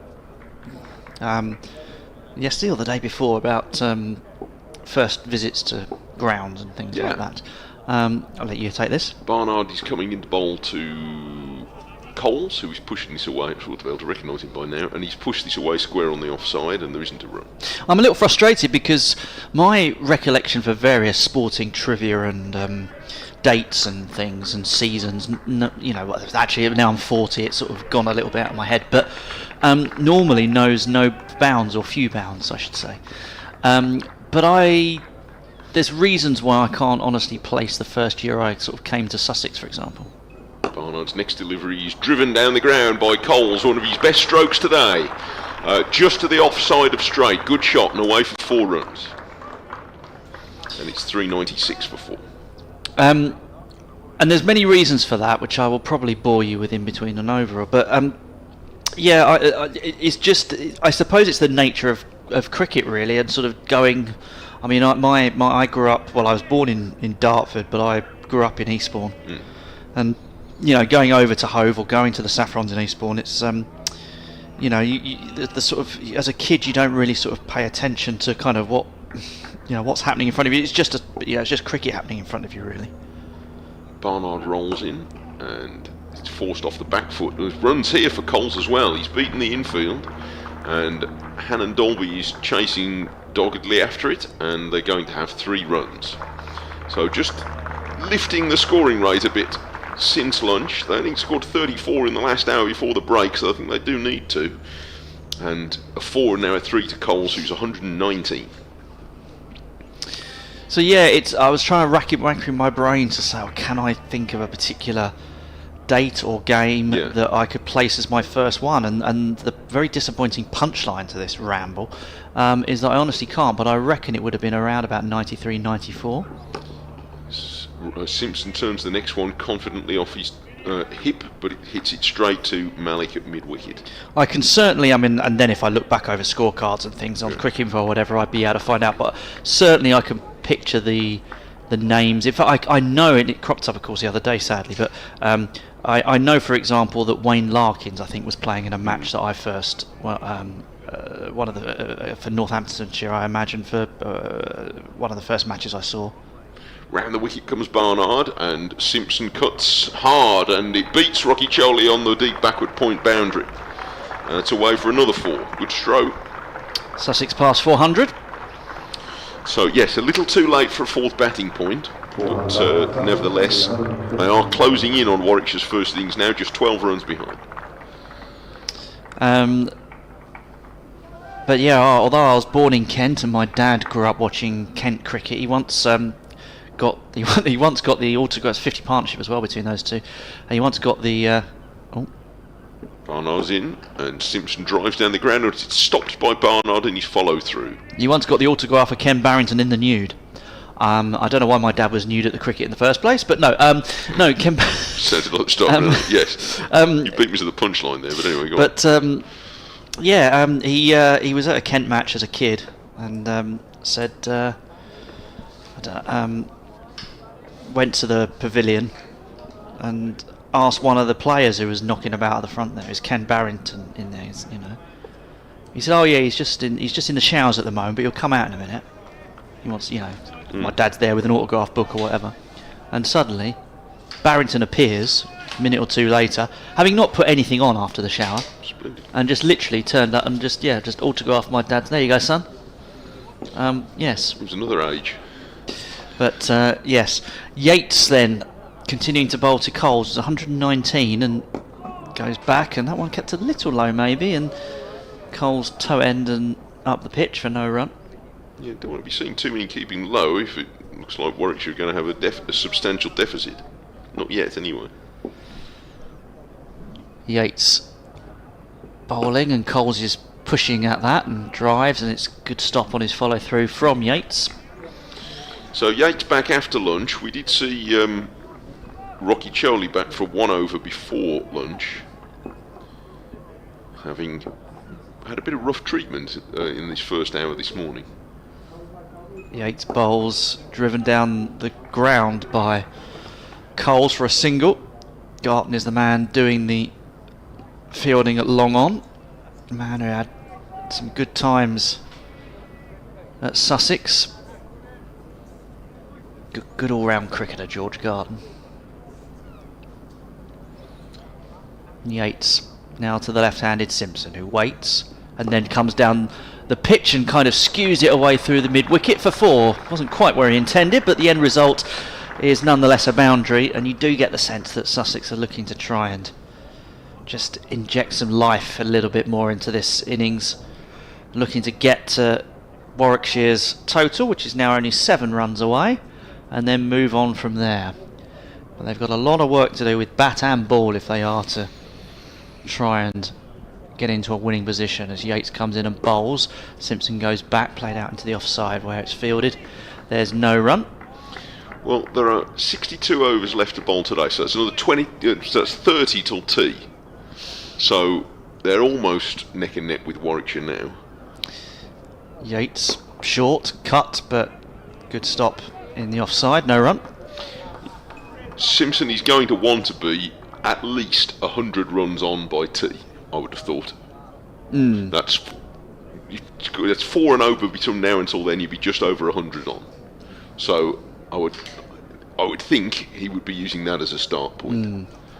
And then where can you take it after that? Well, then you say, I presume then you say bowling at some point today with a wicket. Yeah, maybe. With a wicket or 2 is the ideal, and then you look to try and take 8 as quickly as you can tomorrow and see what's left. Yeah, depends. Yeah, well, they're going to have to make a judgment as to. There is some turn there for the spinners, and yet has been the seam bowlers who've been able to dampen the scoring rate today more than the spinners. Yesterday, Rothesay was certainly able to do that, and did so for a long spell. Barnard's had 2 overs after lunch, bowled 3 in a spell before it, and now Hannon Dolby is back, who is still without a wicket in this innings. 23 overs, no wicket for 75. I don't think that really does the discipline with which he's bowled justice. And he's come closer than anybody else to dismissing Coles, with one that fizzed back and missed the inside edge. It really seemed. And he starts a new spell, bowling full and straight to Coles, who defends up on the leg side. There was one right before, in the last over before lunch, where I think Rothesay had him edging just past the dive of slip. Yes, just right in the last few moments before lunch. Yeah, but there'd been very few false strokes from Coles, although he was becalmed a bit yesterday afternoon. But he's not looked hurried, and in his actual stroke play he hasn't looked hurried. He's looked to have plenty of time to get into position, which is usually the sign of a fella in good form, and he does that again here, just to defend. However, not everyone is happy. David emails and says, "Hello, totally frustrating cricket from Sussex yesterday and again today. Flat surface, very short boundary, one senior bowler missing, Kookaburra ball fast outfield, missing out on bonus points. Should be going at a run a ball. Seem to be looking for the draw as soon as they lost the toss." David from, is that Small Dole, is that? I don't know, that's not, where's that, David? I assume somewhere in Sussex, but it's not a name I know. I mean, I think they will now, David. I think they will look to push on at pace now. I think to some degree, and I appreciate I'm the man from the middle in saying this, but I think there was some credit to the bowlers yesterday for preventing them from scoring more quickly. Because I thought they would score more runs after tea yesterday than they did. I thought they'd be sort of 40 or 50 runs further forward. So I think on the whole, Warwickshire have done a reasonably good containing job. Well, Dan Hughes made the point, he used a cricketing phrase that people like to use. The opposition are allowed to bowl well, he said. Yeah, I think that's a fair point. Hannon Dolby bowls, and he's pushed down the ground for 1 run by Coles. It was a short single, but well judged. I mean, you mentioned the Kookaburra ball, and again, I know it's been brought up a lot, but please tell me. Well, no, but there may be something in it not fostering quick scoring. So again, in the conditions on this ground, as you mentioned, a shortish boundary, you can sort of chug along at 3.5 and over without really forcing it. But could you score at 6 and over without taking wild risks? How does it really foster aggressive stroke play? You can push the ball into gaps, all right. But suppose Simpson said, "Well, I want to try and score 8 and over for an hour." Could you do that with this ball? I don't know. Maybe we'll see. But I imagine sooner or later we will see, because there will come a point where it's okay. We're having another half an hour. Let's go. Well, I think you mentioned it on commentary, didn't you, yesterday, that it might be, you talk about the runs that are scored overall, but that might be accumulation rather than, as you say, quick scoring, and that's what we're getting. Small Dole incident is I didn't know it either. It's a village between Henfield and Stenning in West Sussex. Okay, you might have told me a little bit more than that. I've been through Sussex a lot without spending quite enough time enough to know. Anyway, Hannon Dolby bowls a short ball and Simpson goes to pull. Hannon Dolby thinks it hit something, but nobody else does. not least umpire O'Shaughnessy. So he has to. It might even have just nudged the martlets on the badge on his helmet, John Simpson, or even right on the end of the peak. You could see why Hannon Dolby wanted it, because it sort of it did take a slight deflection, but it looked like it. Yeah, the Henfield and Stenning bit was really for other listeners in Sussex who may not have heard of it either. It's quite a small place, I think. It's in the middle of countryside, and there's no real. It's sort of. It's not quite. It's nowhere near Burgess Hill, and it's nowhere near Horsham either, really. Well, So I mean, look, if you've never been to Sussex, it's a charming county. Then it's well worth it. It looks lovely this week. Anyway, Yates is starting a new over. I would say it's about 20 minutes due north of Shoreham. Okay. So it's in a very nice part of Sussex, but there's lots of nice parts of Sussex. Sorry, yes, Yates bowling. No run off the first one, no run off the second either, as it's driven back to him, and God, I could hear the word Kookaburra on our effects mic. That's coming from George Garton, who is discussing the ball with someone as Yates drives, and Garton is going to have to do a bit of fielding as Simpson extricates himself from Yates, who's down on the ground as he tried to field that one.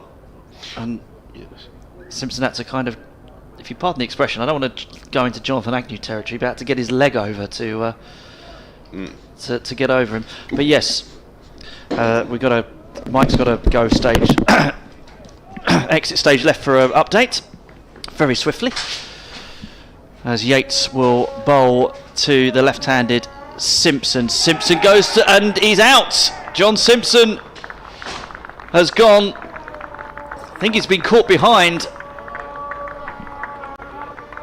He tried to drive that one, and the captain has to depart. Yep, caught behind, tried to drive. There was a bit of turn away from him, and he got an edge to the keeper. So John Simpson is out for 30, and Sussex lose their 5th wicket, just shy of Warwickshire's total of 415. They're 410 for 5. So a breakthrough for Yates. Simpson dismissed. Good turn from the spinner. And next in, Finn Hudson-Prentice, I think, will be the next man in. So a boost for Warwickshire. So we've got that wicket, but Finn Hudson-Prentice, a very capable, of course, all-rounder. 335 runs this season at 24. His top score 74 against Hampshire. It's his only half-century this season. Averages 28 in his career, so able to score useful lower-order runs.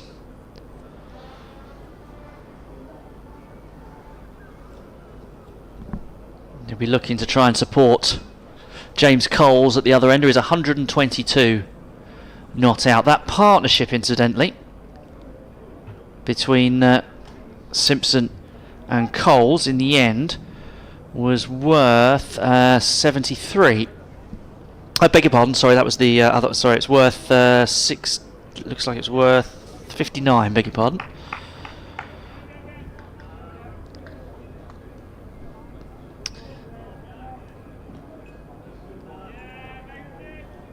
410 for 5 then. Still to bat Jack Carson, Ollie Robinson, Gurinder Sandhu and Henry Crocombe. Now how will the tenor of this game change with Simpson scoring 30 back in the hutch. So finally Yates is ready to come in and bowl to the new man Hudson Prentice, who is pushing forward and gets a single from his first delivery. 411 for 5. And Simpson has had low scores this season on a few occasions, but normally when he's made starts he's gone big, but not on this occasion, as Yates bowls to Coles, who pushes forward. There's no run. At the end of a successful over for Warwickshire and for Yates, the wicket of John Simpson falling 411 for 5. Yes, sorry to go so swift. I was so engaged by David's email that I missed the time, or nearly missed the time. But I mean, my feeling, honestly, Dave, is that you're a little harsh. I think they would have wanted to make sure that they were getting sufficiently close to Warwickshire's 415 before they really went a bit gung-ho at it. But I do think that they need to do it now. This is the session, isn't it? This is the key session. Exactly right. Yeah, that much I certainly would agree with it. From this point, they really must do. And we shall see where it turns out. But we may say in hindsight that you're right, David, that they should have gone for it earlier. But by this time tomorrow, we shall know. But thank you for your correspondence. Yeah, no, I appreciate it. No, this is it. All these opinions are interesting. And we might be sitting here this time tomorrow saying, well, David's been proved entirely right.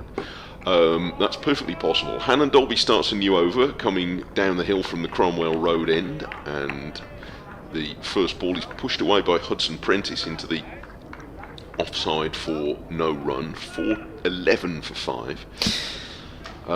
This is Callum in Littlehampton, but living abroad in SW19. That's Wimbledon, isn't it? Yeah, look, if you see Harms, tell him he's bunking off. It's not on. Really, he should be here. But it's nice to have Andrew here instead. This is pushed forward by back to the bowler on the bounce. Many people would disagree. Hudson Prentice. Well, I'll speak up for you. As long as you're here. Thank you, Mike. Anyway, Callum says, Sussex cricketing memory says, it's funny how early cricketing memories can have a disproportionate impact on you. For most of my youth, I thought the best players in the world were Baz Zuiderent and Will House. Because I'd seen them play well in my first ever game at Hove. For me, they were up there with Lara and Tendulkar. Well, quite right. Hannon Dolby bowls and Hudson Prentice drives neatly up to mid-off. But that's right, that's how you get, that's how you become a fan, isn't it? You see somebody who's there, oh, look at that, I wish I could do that, he must be the best one in the world. I think that's terrific. By the way, they were pretty good players. Yeah. I like Baz Zuiderent so much that I dragged my dad and sister to watch Sussex 2s at Worthing one day. Wow. And he got a duck and we weren't allowed to go again. Oh no. Blame it on the Baz. Poor old Baz. Oh, Callum, it's a great tale. I bet Worthing's a nice place to watch cricket. Forward comes Hudson Prentice, defends out on the offside. I don't think I've seen cricket at Worthing. I did have the nicest bag of chips I've ever had was on Worthing Beach, on that Pebble Beach down there. And the kids were little, so I didn't let them have any.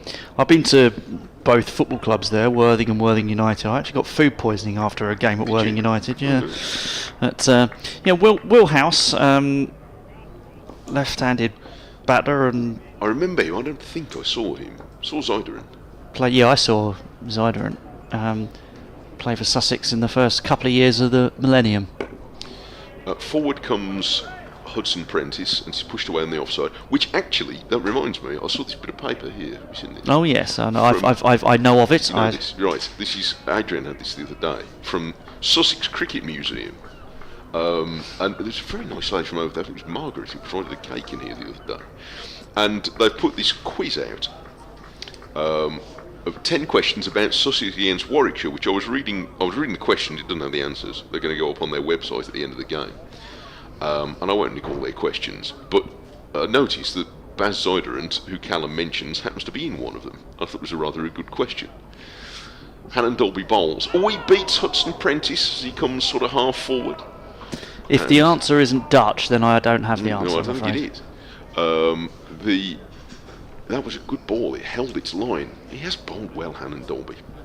And that was a maiden, which is exactly what Warwickshire are looking for at the moment, and what Sussex, as we've been discussing with David a few moments ago, exactly what they're not looking for. 411 for 5. This question, courtesy of Sussex Cricket Museum, says, quote, around 7,500 cricketers have played in the championship since its official start in 1890. Name them. Yeah, not quite. Well, it's sort of. Baz Zuiderent of Sussex is the last alphabetically of these. Oh, my lord. Which recent Warwickshire player is at the top of that list? What's a cracking question. Very good. Oh, sorry, this is my over again. Yates has just started it. I was so distracted. Not that good a question. And that's no run off that first one. So when it's a recent, well, it suggests not current or so, yeah, not current, but relatively fairly recent. So I think I know the answer. Okay. As Yates comes in and bowls, and this one's turned by Coles, but into the leg side, but no run, just a little bit bogged down. But,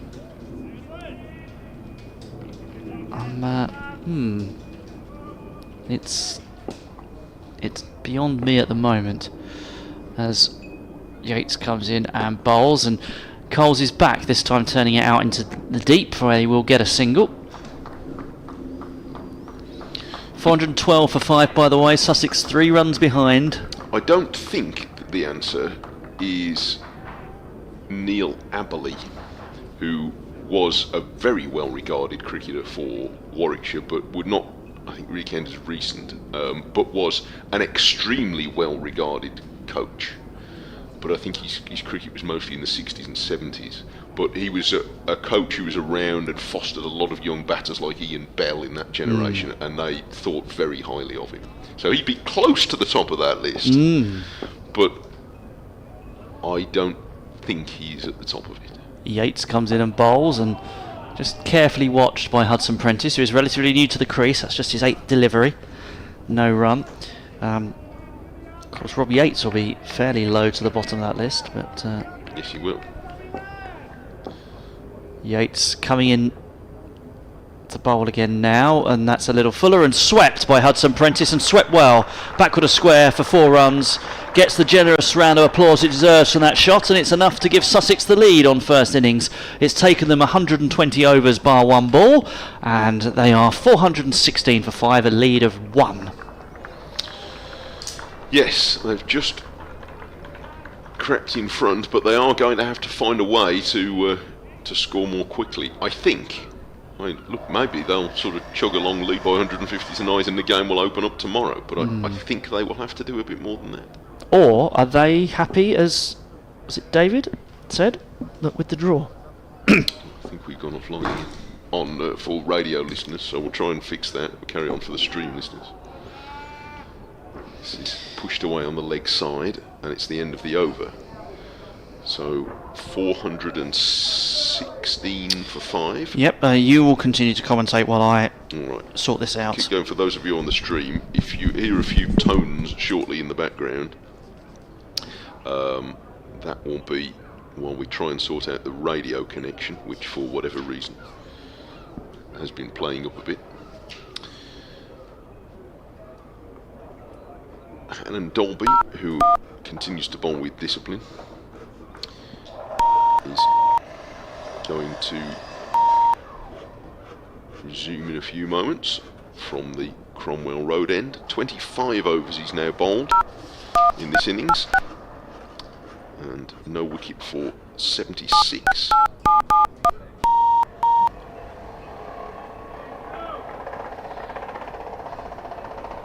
And Hannon Dolby is at the top of his mark now, and it's quite a long approach, but he doesn't need very many strides to complete it.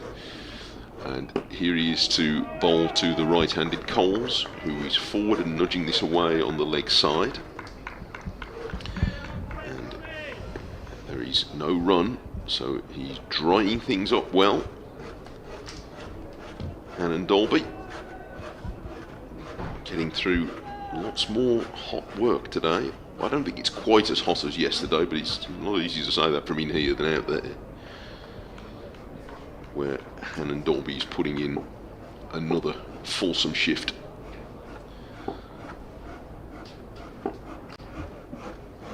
He's got two men close in for the flick drive once more, but this time it's met with a straight bat from Coles, who is 123. But as yet not able to really start pressing the accelerator. They've added 31 since lunch in 34 minutes. I hope we're back now with everybody trying to listen through the radio, although you might have drifted off doing other means by now, but if you have been waiting patiently, we've come back.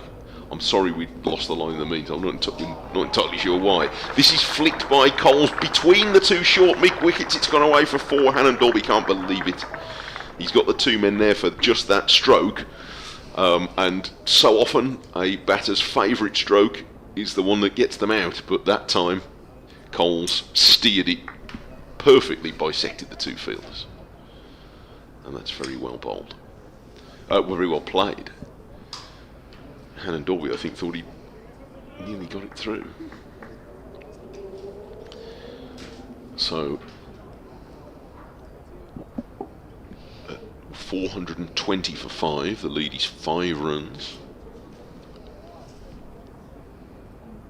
He's back at the start of his approach again. Hannon Dolby again. The two mid wickets are there. Square leg on the boundary, and mid on, and it's fired down the leg side. And Coles has something's popped there. He's dropped the bat. I don't know whether he jammed the bat into the ground or something seemed to jar in his left hand. He's still shaking it down now. The ball didn't hit either the bat or the glove, but it was almost like he got an electric shock. Most obviously he didn't, but that's a very peculiar one. He played the stroke and then didn't make any contact and didn't hit the ground either, so I'm not sure what caused that. But anyway, he turns the next ball away without appearing to be inconvenienced. Off the pads to deep backward square leg for 1. So we'll just keep an eye on that. I don't know whether you can get... He's obviously been batting for a long time, whether he's almost got cramp in his hand. But it was an unusual one. He won't be wanting to give it up. He's 128 not out.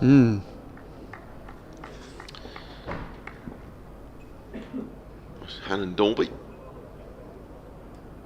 has still got the two mid-wicket fielders for Hudson Prentice, and if anything they're a little bit close together, but he's put backward point back towards the boundary. But Hudson Prentice is playing with a defensive bat. It's quite a positive defensive stroke, if you can have such a thing. He's pushing the bat in front of his front pad, and it goes firmly back to the bowler, and another over has gone by. 121 overs. 421 for 5 Sussex. They lead by 6 with Coles 128 and Hudson Prentice is 1. What else have we had on email? I think we had another one. Ian wants to say, I think the radio feed's gone again. Hopefully you're back with us now, Ian, if you didn't kick your radio in the meantime. Terry in Arundel, which is a charming place to watch cricket. So there's an interesting discussion before lunch about Clive Swift, the actor Clive Swift, who it was pointed out is related to Ethan Bamber. Yates is on his way again to start a new over. And yes. defended on the offside. Clive Swift was in our party to Australia for the Ashes in 2002-3, says Terry. He was a very nice man, but said during our first get-together he would talk about anything in his career except Mrs. Bouquet. Yates comes into bowl and driven by Coles through the covers. They're going to pick up one there, and it's moves Coles onto 129. That's super, Terry. Thank you. So yes, he always, from what I hear, was a very genial character indeed, Clive Swift. So yes, and obviously liked his cricket. So that's marvellous. Yates comes in and bowls, and it's forward defensive shot from Hudson Prentice. I always like it when you get random. You see it. You see the interviews and whatever in magazines and cricket magazines and stuff. When you get random celebrities who really like their cricket, it's good to see. Yates shorter and back from Hudson Prentice up the pitch, no run. People like Harry Judd from McFly is big into his cricket, and Greg James, of course, the Radio 1 DJ, really big into their cricket. Yates bowls. Back goes Hudson Prentice to defend, alongside the usual suspects, of course. People like Stephen Fry or Mick Jagger.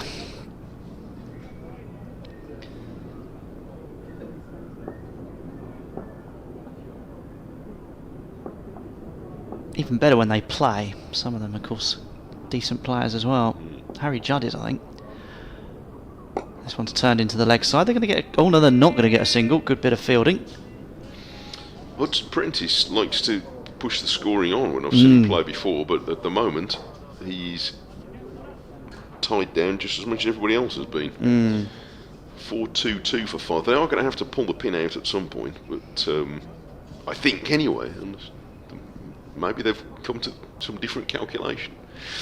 Duncan sends an email, which is purely on business.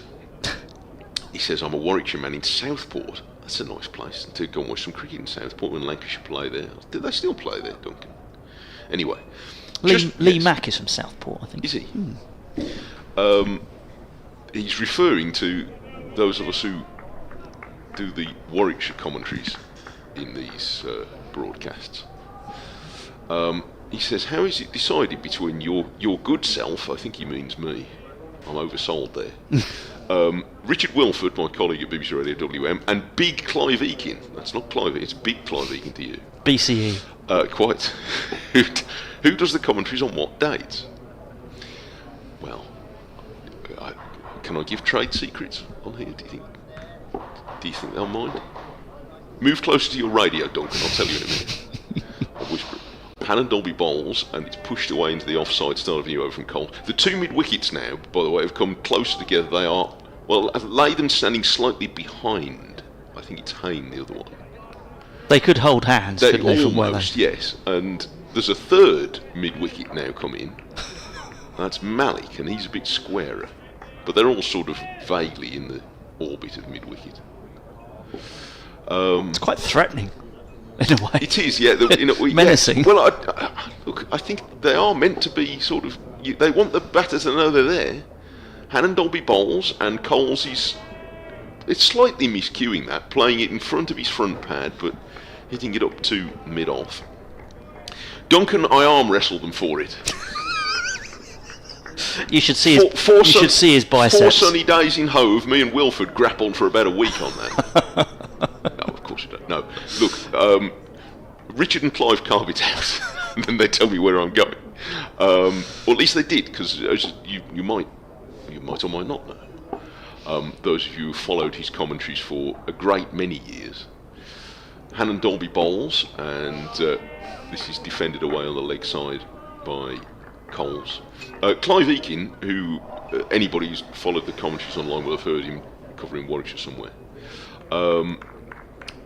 has left the BBC for now. He has, very much inverted commas retired, because he hasn't really, but he has left his sort of regular post. I think that's the way I should put it.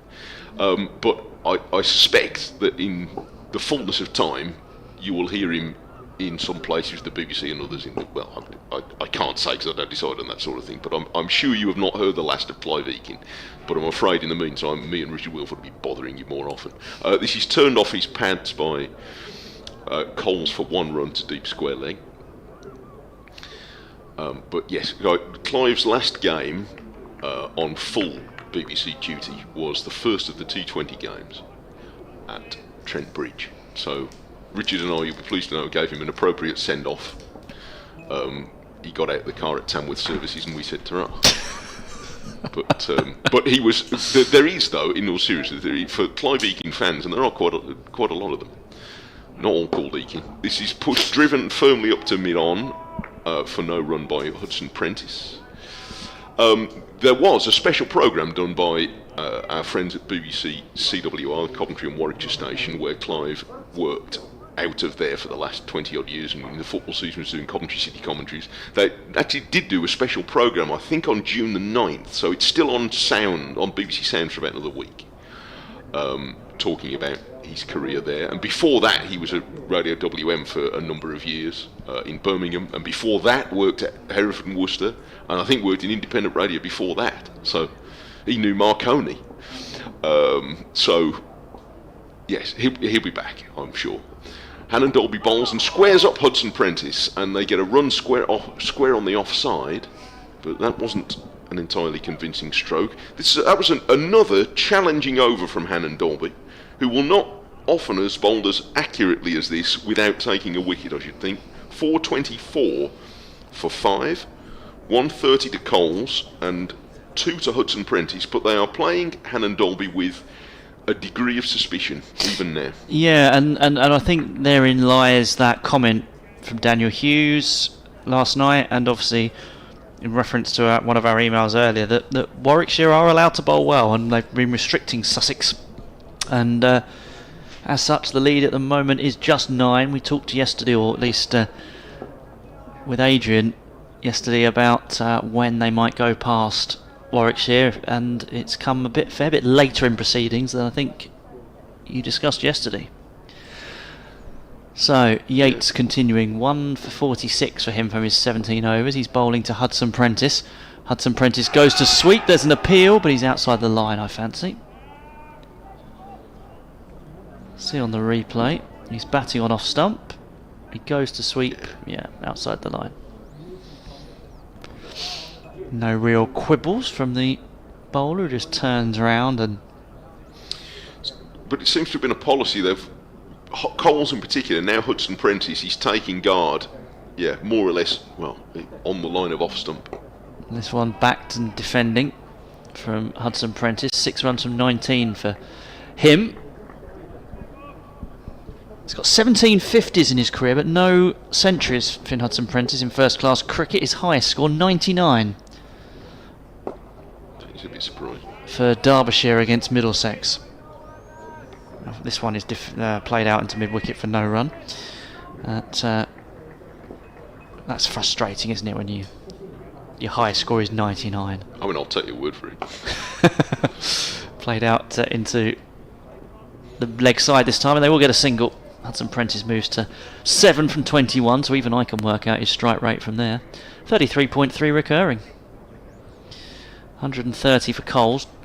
He's going well. He's still another 50 short, though, of threatening his career best in first class cricket. Yates comes in again, bowls, leans forward. Coles defends.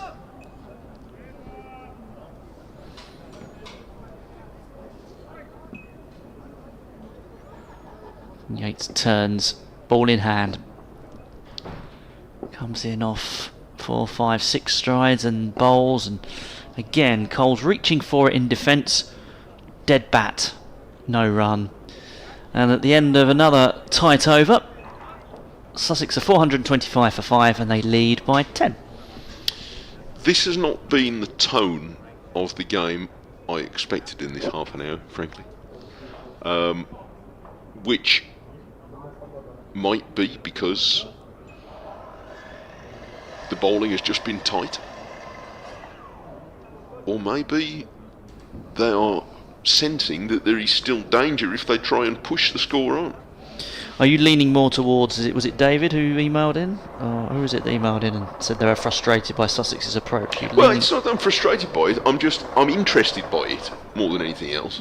It's not my place to be frustrated one way or the other. But from a Sussex supporter's perspective... I can understand that. No, I can understand where he's coming. I can certainly understand it now.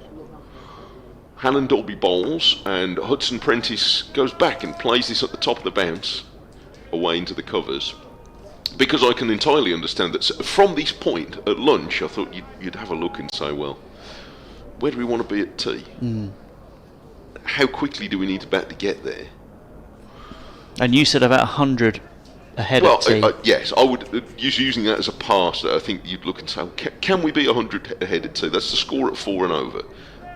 Strikes me that ought to be in range. And yet, Warwickshire have prevented them from doing so. And I think you're right to say, look, that's not just because the batting has been bad or ill-conceived.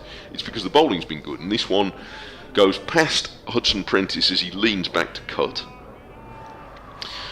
But that one was too close to him. Yeah, it was a bit. But maybe it's just more difficult to score quickly than I thought. Yesterday, Warwickshire rattled along at the better part of 4 and over for the most part. Sussex not quite that.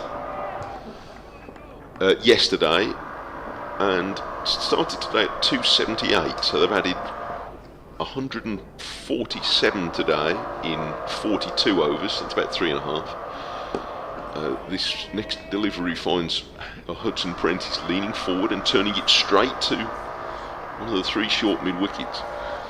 I thought they would have a greater appetite for risk. I think that's probably where I'm getting to with this. At this point, against a tiring attack, as they must be. With a bowler short. This is exactly what that email said. Yeah, well, yeah, it is. But yeah, I suspect David means, if not from the off, then from a lot earlier. And I mean, that's... there's a time and a place, isn't there? That's a debating point. I mean, it's not an unreasonable point. I understand that. I think that was a bit harsh, in my opinion. But as Hudson Prentice drives, he's going to get runs here. It's a good shot. Chased by Garton, who's a very good field. He's quick, and you don't take liberties with his arm either. But they have time to comfortably get back for 2. He's an exceptionally good outfielder in Blast cricket, George Garton. You really don't take a run on his arm. But I do think from this point on, and maybe from a little earlier today, I'd expected them to push it a bit harder, or have a greater, say, appetite for risk. Because it might be that you have to take risks to score runs quickly. The only spell that they did really was the first hour this morning, where they scored 70 odd in the first hour. This finds the outside edge of Hudson Prentice and goes on the bounce to Yates, who's at that wide slip position.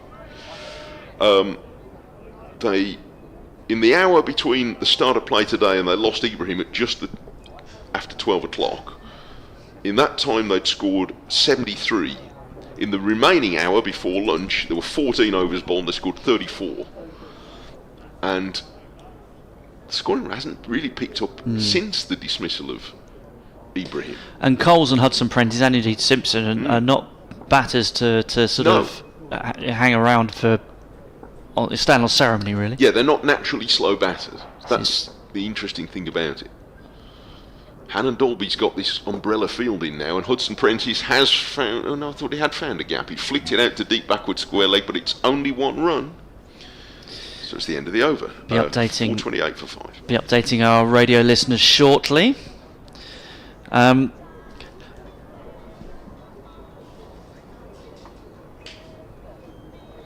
Yes, that umbrella field is interesting. I keep expecting the batters to appeal against the light they're so close in, but it seems to be working in terms of drying up the scoring anyway. Yeah, it has worked. I think they've done a pretty good job, Warwickshire, and they'll be frustrated they haven't taken more wickets. I'm sure about that, but. I think they might even be more frustrated that they didn't get more than 415, because a lot of batters were well placed to go beyond that. I'll leave you to it in a minute. So this time Yates comes in and bowls, and driven by Hudson Prentice, he attempted to sort of use his feet there, but no run. Sussex 428 for 5. Yates comes in now, Hudson Prentice does use his feet and flicks it through mid-wicket for a single. Takes him to 11 and Sussex to 429 for 5. Lead of 14, by the way, on first innings at the moment. We're well into day 3 now. Yates has got a slip in. Short mid-wicket as well as Yates comes in and bowls, and this one's swept in front of square, and it's going to go through the boundary, through mid-wicket for 4. And I think I might have heard a couple of ironic cheers as that aggressive shot was, or semi-aggressive shot was played, certainly an attacking shot, and a boundary. And second boundary in the last half hour. So there again, that just sums it up really from a Sussex perspective, I suppose. Good stats work from Mike, keeping all the records as well. Yates comes in and bowls, flicked away, stopped by his foot in the leg side. Update coming. Yes, and Sussex are now in front of Warwickshire. They're on 434 for 5. That's a lead of 19 after Warwickshire made 415 in their first innings. Currently Hudson Prentice 11 not out, but James Cole's the star of the show on 135. John Simpson the man out since lunch. He was caught behind off the bowling of Rob Yates. But Sussex will want to up the ante if they're to try and create something from this position. Surrey are being held up a little bit by Durham at the Oval. Durham 185 for 3, so no wickets since lunch there for Surrey. Alex Lees, the Durham captain, is the one who's kind of getting in the way really there. Meanwhile at Canterbury, in reply to Kent's 566 for 8 declared, Northamptonshire are currently on 297 for 4. Commentary on all 3 matches on the BBC Sport website and app.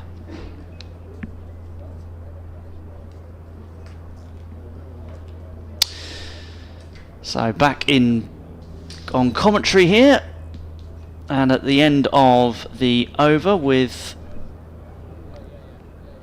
a bye, I think, on that last delivery. Sussex are 436 for 5, a lead of 21 in the end. And this partnership 26 from 50 in the last 34 minutes. Yes, and they seem to have found it difficult to accelerate. I'm not sure that it is that they don't want to. I think it's more that they're just not. They haven't done it. The stream was picked out rather unfortunately. A chap who's found the sun all a bit too much. Or at least he looked as though he had. Unless he's listening to us. And well, that would do it. There's a replay just now of everybody around him suddenly applauding that boundary, and he just looked up and tapped his legs. So, they say I was there all the time. I was just concentrating deeply. Good for you, sir. She's turned into the leg side. First ball of a new over from Hannon Dolby by Coles, and he doesn't get a run. That's one of the, I don't know, try not to have a big lunch when I'm at the cricket. Or indeed, if I'm covering football, and at certain football clubs you go to, and there's a great big spread on if you're covering Premier League games. Yeah. And there are reporters of my acquaintance, some of whom haven't been mentioned in this broadcast, who, you know, do like to make sure they get their go at the dinner table before they do the commentary, and that's fair enough. This is hello. That's a lot more intent, and it's away for 6 into the pavilion. It's a good strike that by Coles, and the first time he's really been able to slip the leash since lunch.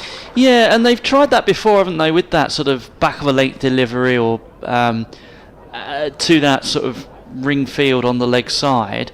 And they've never tried, you know, the Sussex batsmen have rarely tried sort of, you know, hooking it over the top of that field. And this time, Coles has found a very short boundary, but that wasn't all that short. No. And he's picked it up very early. Moves on to 141. The umpire just getting the ball back, and now we are ready to go. Again, the close catches all in on the leg side. Coles this time is pushing forward away into the offside. Hannon Dolby himself goes forward to pick up.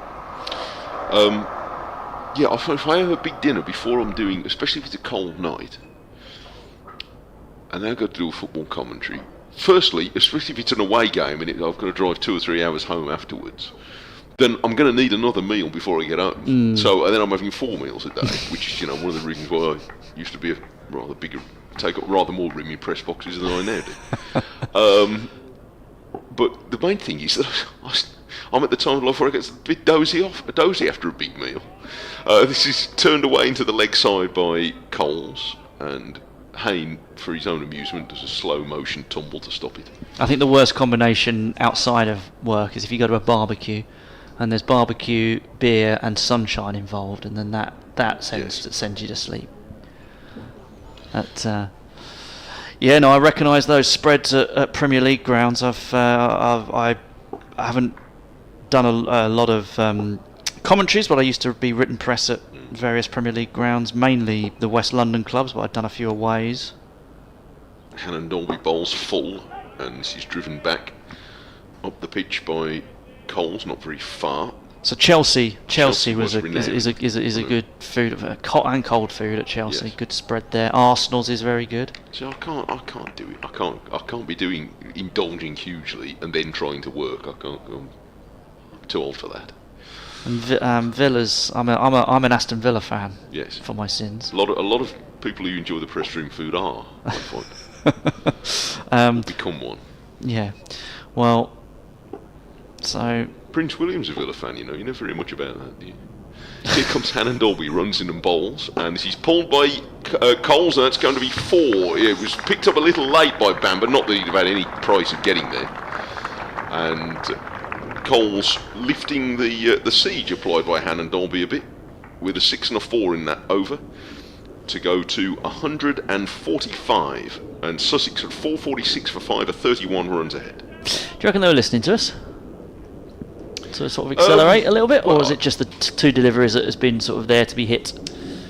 I don't know, there was bound to come a point. I mean, David's been back in touch and says, thank you for trying to make this game sound interesting. Sussex have learned nothing from Brendan McCullum and Ben Stokes. I hear you, David, although I can't go as far as you, but I do think we have reached a point, and maybe we just reached it then, where Sussex are going to have to try and put the hammer down, or at least try and stop Warwickshire doing what they've been doing since 12 o'clock, which is wheeling through overs with slightly funky fields. I don't think they're just doing it to try and restrict someone. I actually think they can get Coles out that way. But I think the onus is on Sussex to do something different. In that much, David, I certainly do agree with you. Then Malik coming on to bowl. Leggies. Yes, this will be a first bowl. I'm not sure he's actually bowled it. Oh, he had a little bowl against Surrey. Comes in and bowls, and Hudson Prentice is playing that through the covers for a single first up. Yes, 24 balls in that one. 0 for 27, 4 overs. That was on a flatter pitch than this one, where Warwickshire ran up an enormous score. Malik comes in and bowls, and defended by Coles. 145 for him at the moment. Yeah, I mean, Terence emails me and says, I think this is another Kookaburra ball draw on a flat dead pitch. No need to take chances to lose the game to a rival. That bit, I think you may have a point, Terry, about that. Not wishing to risk too much. This one tried to turn it through mid-wicket, but couldn't find the right connection. Is that from a Sussex perspective or a Warwickshire one? Yeah, that's Terry and Arundel. Right. And of course Sussex are ahead of Warwickshire just about in the table. So you may and they've already played them once. Yeah. So you say right. Malik comes in and bowls. This one driven through the covers, and it will go for 4. It'll beat the fielder to the short boundary on the through extra cover. And James Coles moves inexorably towards 150. He's 1 run short of that for what would be his he's already gone past last time's score against Durham, and this would mark another feather in his cap. He comes forward, leans into that defensive shot. No run. In fact, he ends up on his front. He ends up in his front pad. I'm not sure, though. I would go with you, Terence, on saying this is a flat dead pitch. No, there's been a bit in it, the isn't team there? thought it was on the first 2 days. It might be flattening out a bit now in the heat. Malik, it's that bowls and drives, but straight to a fielder. Coles there. No run. End of the over. 5 runs from it. 451 for 5. So Sussex going past 450 in that as well. The lead is 36. Again, I mean, Ethan Bammer said to me last night. He said, "We think there was something in the wicket for us. You know, not a lot, but we thought there was something." And the ball seemed to come onto the bat pretty well on the first day, and to some extent yesterday. So yeah, I'm not sure. The Kookaburra thing, yeah. I mean, again, I hear you. I see the other scores. I take your point. The flat dead pitch, I'm not sure that you can make that charge of Sussex on this occasion. Just taking out the last over of 5 runs, what was the score since lunch? So in other words, that first hour, basically, I'm thinking. Yeah, well, it was, where are we, 385 at lunch. They were even after, so the first hour since lunch was 15 overs, and they scored 61. That was including the 6 and the 4 in Hannah Dolby's over. It was just before the hour, if you like. So that's four and over, yeah. Well, they want at least that in the next hour if they're going to get into a match-winning position. Hannah Dolby bowls and Hudson Prentice defends. I mean, that's a good example. That's a good line, a good length.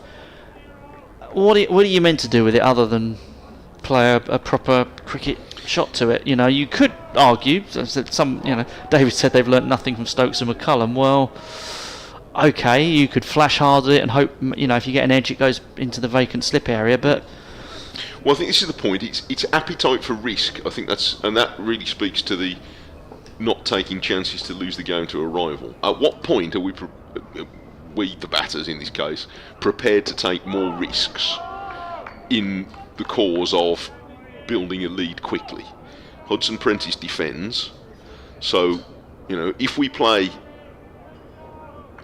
in quotes, normal cricket until tea. That's going to be another. There are 17 overs to go until tea, so say you can play normally and score another 4 and over till then. That's 70 more runs, so you'd be just over 100 in front. At that point, does your appetite for risk change? Do you then say, okay, we can then have a thrash for an hour, see if we can get to 150 lead and stick them in? That's still on. Hudson Prentice goes to pull, and he pulls it into the ground and straight to. The three mid-wicket fielders now are there not just for Coles. To start with, that was a bespoke plan for James Coles, but now they're doing it with Hudson Prentice as well. So, for whatever reason, they seem to have decided that Hannah Dolby in particular can bowl to this field on this pitch with this ball in this combination of circumstances, and it's worth trying for both batters. So 7 on the leg side. Hannah Dolby bowls Fuller, and it's got underneath Sam Hain in the middle of those 3 mid-wickets for 4 runs. That's the danger, isn't it? That if they do beat that umbrella field, then there is only one on that near side on that short boundary. That there is only one outcome. Because that is the short boundary. So I say you can say, well, we've got 7 men defending that side because it's the short boundary, but I don't think that's entirely the reason. Hudson Prentice to 17. And Hannah Dolby none for 100, and that feels fairly rough. Paddy's looking very tired, but he's still gamely coming in. He had bowled a 6-over spell this morning. This is his 7th in this spell, and he bowls a little bit shorter. Hudson Prentice goes to cut, but doesn't hit it cleanly. Yeah, and we've got to reflect upon the absence of Chris Rushworth, because obviously it's difficult then for Warwickshire and Alex Davis to juggle the resource, and it's putting a lot on the likes of Bamber, and once Rothesay was taken out the attack this morning with some boundaries, that's led to the other bowlers having to do a little bit more work. And Hannon Dolby bowls. Hudson Prentice is up on his toes, punches this through extra cover and gets 1 run, and another over goes by. 456 for 5, 18 to Hudson Prentice, 149 to Coles. I mean, that route that I just outlined, suppose that we now say, okay, 150 in front with 15 overs to go today. There's currently 49 overs left today, so that's 34 overs to get another 100 runs. So yeah, so you can do it inside that. So let's say you're 100 in front with 20 overs to go today. Gives you know, have a chase in tonight, get a couple of wickets, put pressure on tomorrow. I mean, that if everything goes well, it's a hard road to victory, but it's a possible one. But there's equally, you could say, well, Warwickshire have been flogging away, and we think bowling quite well for a long time, and still only got 5 wickets. So it's not, we're not necessarily going to be able to just rattle through wickets. We'll see. Here's Malik then, bowling his second over. This is short and pulled away, and it's going to test the only fielder on the leg side in front of square. Well, that was fielded and thrown in. Who was that down there? Sam Hain, isn't it? Yeah. And he not only got a big cheer from the fielder, because from the crowd, because of course he let one through before. He then turned round and celebrated. Yeah, they only ever remember the ones you missed, don't they? Malik bowling, attempted drive into the ground from Coles, no run. So Hudson Prentice took a single. Yeah, Hain fielded it, threw it in, and sort of punched the air afterwards. Right, James Coles on 149. Malik comes in and bowls, leans forward. Coles, there's no run. Yeah, my feeling is that I would, at this point, I would suggest to Sussex fans that their winning chances are not all over. It's difficult. Coles on 149. Malik comes in and he turns it round the corner. James Coles, and he will go to 150. An excellent innings from him. 291 deliveries, 19 fours and a 6 in that. He raises his bat with his left hand to acknowledge the applause from the Hove crowd. And it's an innings along with that of Daniel Hughes, which has put Sussex into a good position on the scoreboard. But time may well be being eaten away here. But 150 for James Coles, a good knock. And we'll reflect on that in a minute. But first of all, time waits for no man. And neither does Hudson Prentice as he drives that one through the covers, gets a single. So the man covering the boundary on that side. For the record, Cole's first 50 in 131 balls, he's second in 87, he's third in 73. There you go, what great stats they are. So, the gradual acceleration. Malik comes in, bowls to Coles, who's back and cutting but only finds Yates, and there's no run. So, yeah, I mean, if we put aside the outcome of the match for the moment, your thoughts, as you see on the YouTube stream, his wagon wheel as well. Your thoughts on James Cole's knock? Well, look, I think he's clearly a talented player. He's played a surprising amount of red ball cricket in this era for a man of 21. I think this is, 45th match. 40 odd first class games, which is great. He has looked as though he's had plenty of time. The drinks are coming onto the field, by the way. He has looked as though he's had plenty of time to play his strokes. He's not looked hurried in the execution of his strokes. None of the bowlers have really caused him consistent problems. They made it difficult at times for him to score runs, but they have not really at any stage very often looked like getting him out.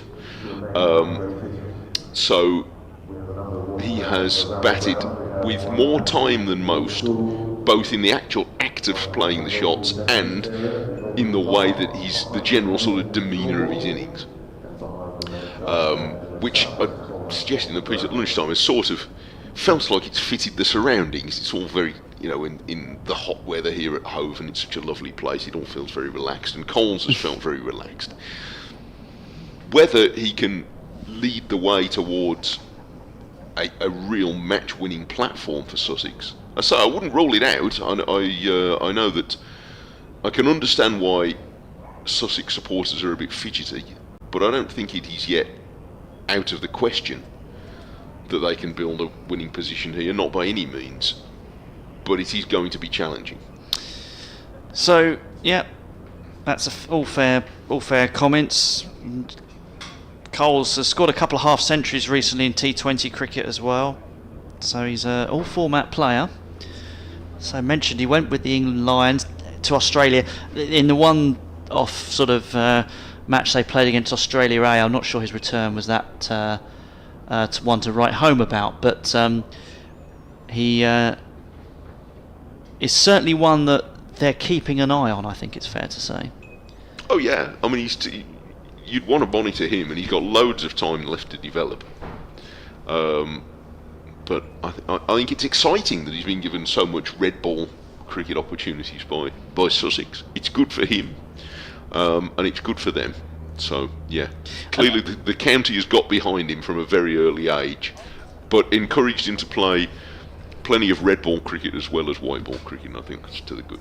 And obviously you're not a regular watcher of Sussex by any stretch of the imagination, but just in terms of seeing other teams as you do around the circuit, are you perhaps surprised that Tom Haynes hasn't been given a look at as well, because Sussex think a lot of him as an opening batter? And yeah, I mean, look, the opening bat positions seem to be fairly locked down for England for a while, so Haynes, because he's still a relatively young player as well, isn't he, Haynes? So 26. Yeah, so plenty of time ahead of him, although if he's going to break into international ranks, it probably needs to be soon.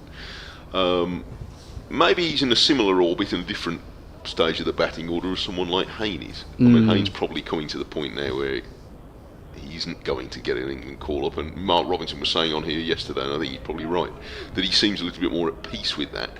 Haynes is some way short of that point yet, but he is certainly potentially of that quality. So we'll see if he breaks. It's not out the question he'll break through. And there's obviously been players in the past. I mean, obviously Sam Hayne is one of them, but you're looking at someone like James Hildreth or whatever who have had their claims that just never really been selected. Anyway, we're back underway. And Bamber is back, replacing the unfortunate Hannon Dolby.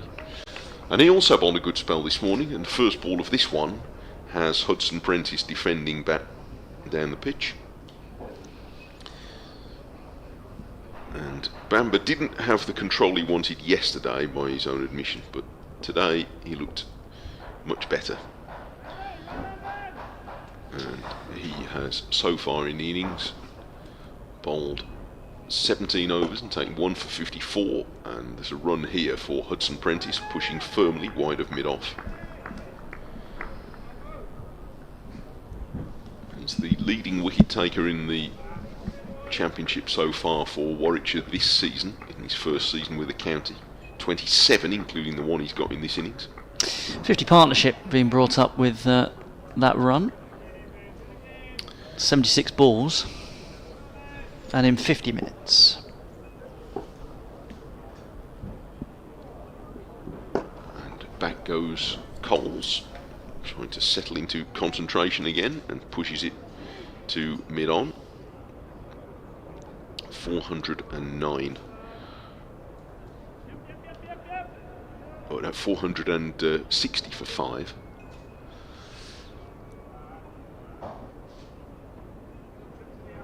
There is, for Bamber, there are 2 of the previous 3 mid-wickets are in. Hayne has gone across instead to backward point. Bamber bowls to Coles, who makes an early movement, and he's out. Caught at the wicket by Smith. And Coles' long effort ends at 150, just pushing a little bit firmly at a ball from Bamber that was there outside off stump, and a very faint edge. He was pushing quite a long way from his body, and just touched it through to Smith. A second wicket in the innings for Bamber, and Coles, having been congratulated on his effort by Hudson Prentice, leaves looking rather weary, and makes the slow walk back to the dressing rooms, but he'll be accompanied on his way by a generous round of applause. 150 for James Coles, his second substantial 100 in successive championship games, and there'll be plenty more where they came from. Yeah, he's going to get that generous applause, and Sussex's lead at 45 now. 4 wickets in hand. It's a very slow walk. It's a very slow walk. He's desperately disappointed, but he can reflect on a job well done, certainly. And yet he's not he's not the leading scorer in the innings.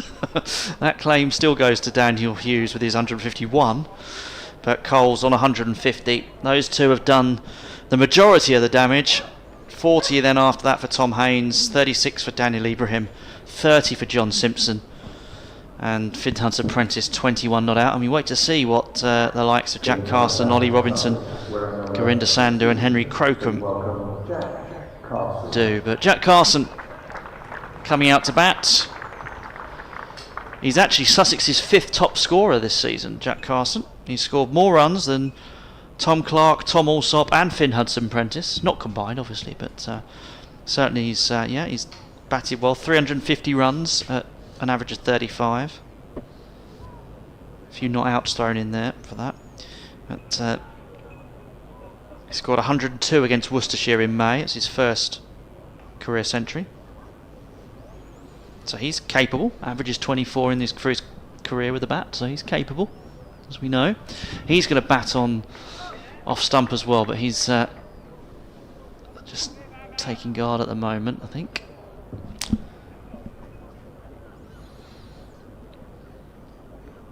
Two wickets for Bamber then. There's not a tight job in this session again, Warwickshire. Hannon Dolby with a slightly more orthodox looking field has Carson pushing forward in defence at his first delivery. 75 added since lunch in 80 minutes. You will need to head off for your Yes, I will. update. Yes, I honestly hadn't forgotten. Okay, I was just checking. It's all right. I need a reminder. Bamber hurries in, bowls to Carson, who turns this away for his first run through square leg. That's the end of the over, 461 for 6. And it will be a very happy update for WM listeners. Moderate. I don't like to, get too excited. Don't peak too soon. So Mike will be rejoining us in a few minutes. I'll take you through this next over. So the wicket then of Coles a few moments ago for 150 means that Sussex 461 for 6 as it stands, as the clock ticks around just past 3 o'clock now. And we're going to get another change in the bowling now that that partnership has been broken. And it's going to be returned for Corey Rothesay. 44 overs, 6 maidens, 3 for 148. His figures as it stands. And he will probably end up bowling a few more yet. Get up to that 50 over mark, no doubt. Hudson Prentice on 21 and Carson on 1. Sussex look to add to their lead, which is 47 as it stands. No, 46, beg your pardon.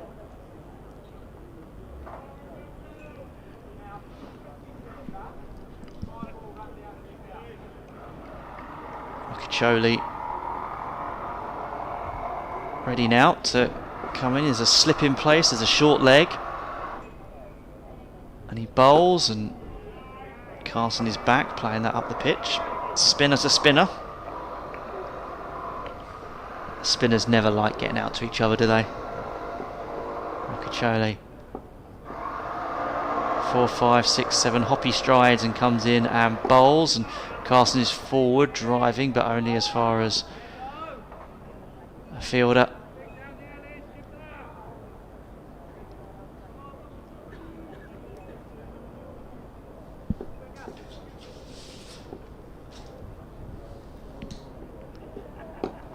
This one is played out through mid-wicket. They will get a single this time. So Carson on to 2, 462 for 6.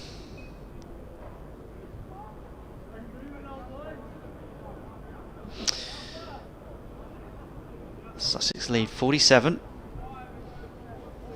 They'll want a fair bit more if they are to try and set a platform here. Rothesay, who took the wicket of Daniel Hughes with the penultimate ball of the day yesterday, bowls, and Hudson Prentice is back and plays it out into mid-wicket region. That wicket has livened up the Warwickshire fielders. You can probably hear some good chatter. Rothesay comes in and bowls, and this is down the leg side, and I'm not sure what that's come off of, but there's no run nonetheless. Went chasing it, hasn't come off anything actually, I don't think. Strange one. Rothesay then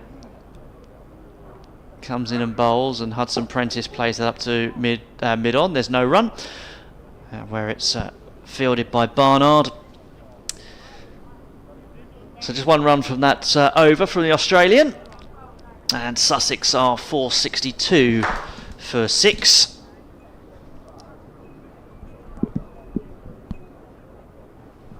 Rothesay has his cap back on.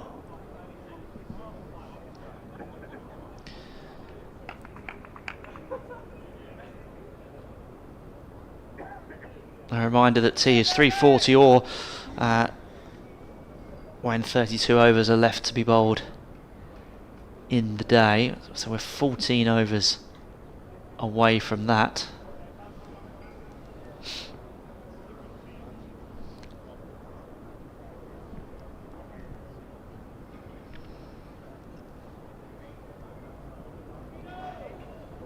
So I reckon, yeah, might be nearer 4 o'clock before we get to that stage. Ethan Bamber, 2 for 56, bowling from the Cromwell Road end. He's up to the wicket now and he bowls, and that's flicked down towards fine leg by Carson for a single. Moves on to 3, the man born in Northern Ireland. As we see the return of Mike Taylor after his stint telling the good people of the West Midlands what's been going on. And all the others. They're all good there. Hudson Prentice faces up to Bamber, your ball. Here he is, and Hudson Prentice turns it square on the offside, where Hayne, who's done a lot of falling over on purpose, so auditioning for a go at the wrestling, puts a big thumb up, having fielded that in front of himself. It's probably easier lying down after all this time than standing up, so he doesn't rush to get up. 463 for 6. Bamber moves in again, and Hudson Prentice plays him with great respect, with a straight bat back up the pitch. And Sussex for the moment are still content to progress as if they want to make sure they get 120 lead rather than feel that there's a need to rush to get there. That might suggest they're pretty confident they can bowl out Warwickshire in the third innings. Bamber bowls and Hudson Prentice drives on the offside, but only to mid-off. I think Terence's point about not wanting to risk defeat against a rival might be something to that.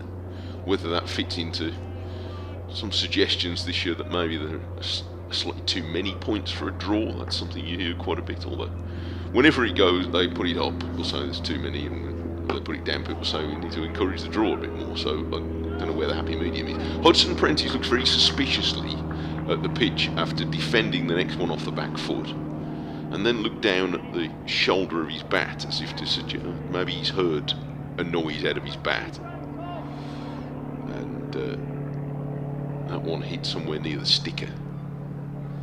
So he looked at it a little concerned. 463, 46. Here's Bamber. Hurrying in again, Hudson Prentice takes a step towards him and then defends from there. And it's the end of another over. Just one run from Bamba's over. He's 2 for 57 now in 19 overs, which, although he told me he didn't think he bowled very well yesterday, but that's creditable numbers on a day like this, on a pitch like this, with a ball like this. Just a reminder, as it stands, I think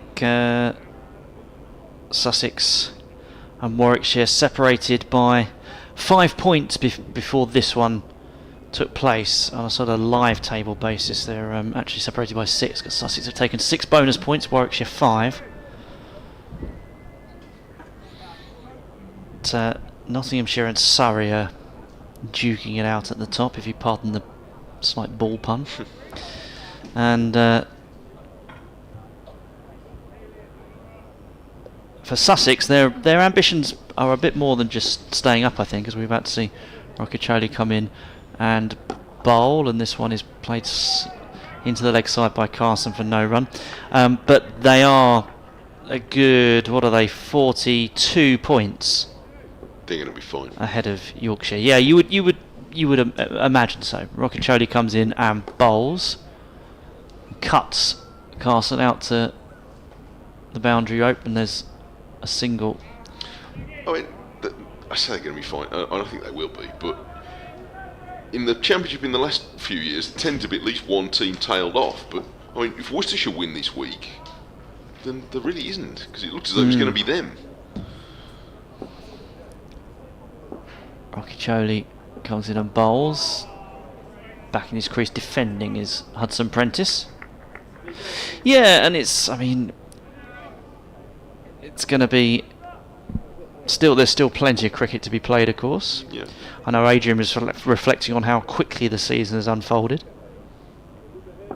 Rothesay bowls, and that one's down the leg side, left alone by Hudson Prentice. It's 2 he's fired way down the leg side against Hudson Prentice just lately. Yeah, I mean, Yorkshire's position doesn't look great. I mean, Essex Yorkshire is quite a big game this week, and it looks as though it's the most negative of the games at the moment.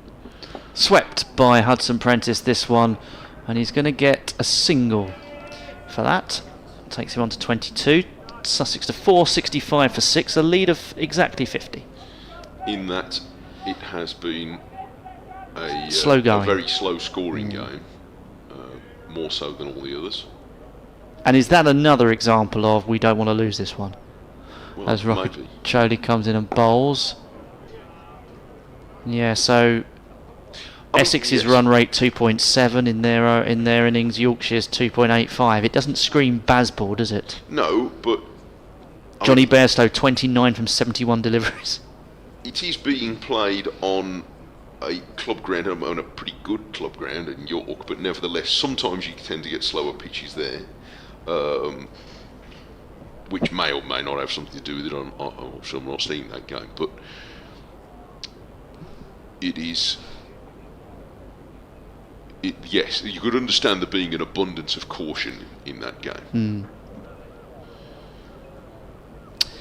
Just to give you the full picture of that game, Essex 368, Yorkshire in reply 313 for 8, trailing by 55.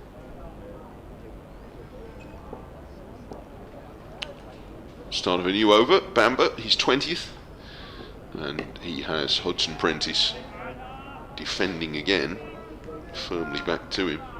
Worcestershire 679 for 7 declared, obviously 204 for 8 Hampshire in their second innings, so trailing by 475 there. That's a case of just trying to take 12 wickets in the stay in a bit.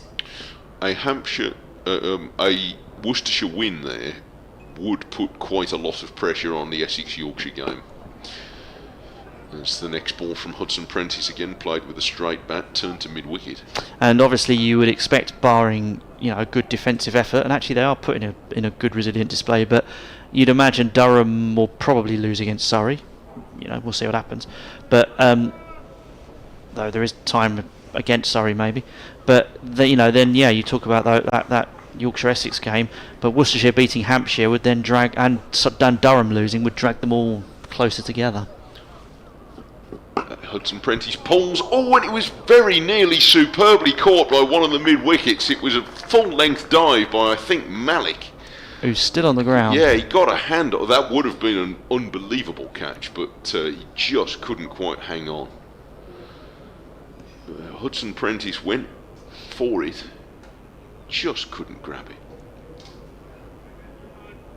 Oh, he's beating himself up a bit there, Malik, but I mean, that would have been a blinder.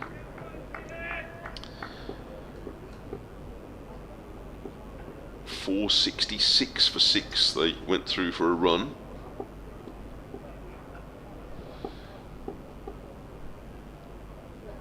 And here comes Carson getting another run, turning this to long leg off the front foot.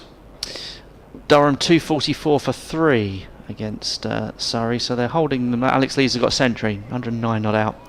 Ollie Robinson 71 not out, so actually Durham making a good fist of that. Still trail by 576. In comes Bamber, and Hudson Prentice is being careful this time, defending.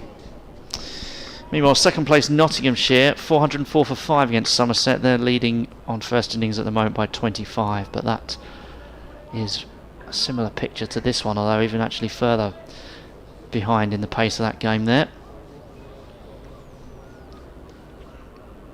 Again, the scoring is, the fall of the wicket has dried the scoring up completely, hasn't it, here? And it's intriguing that they seem to be, well, taking much less risk, although again here Hudson Prentice decides suddenly they are going to go for a quick run, pushing it to mid-on, and again putting pressure on the fielders has caused the fumble. So they're through for it. Would have been a pretty tight one if the pickup had been clean. And the pickup wasn't clean, but Carson had already run through the crease, and there probably was a second run on there. Yeah. Hudson Prentice wanted it, but Carson had gone walkabout and wasn't ready to turn for a second run. So it's the end of the over, 468 for 6, and the lead is 53.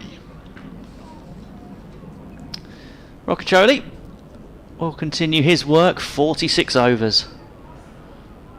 That's a lot by any stretch of the imagination. It is, and at times he's had a real grip on things. He is, I think, turning the ball quite a bit now. Bowls now, and Hudson Prentice is back playing that one into the leg side, gets a single. 469 for 6. It's quite slow spin, but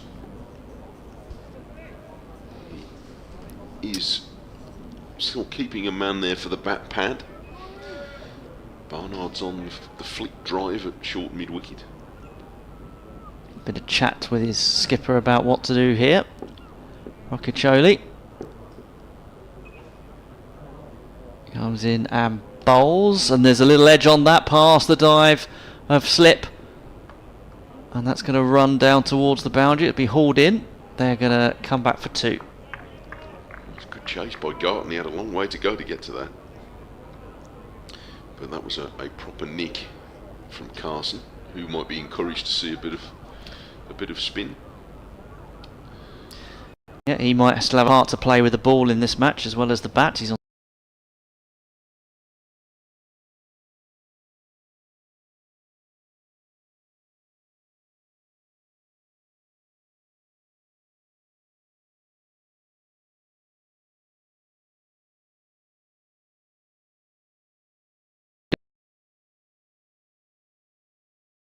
An absolute badger.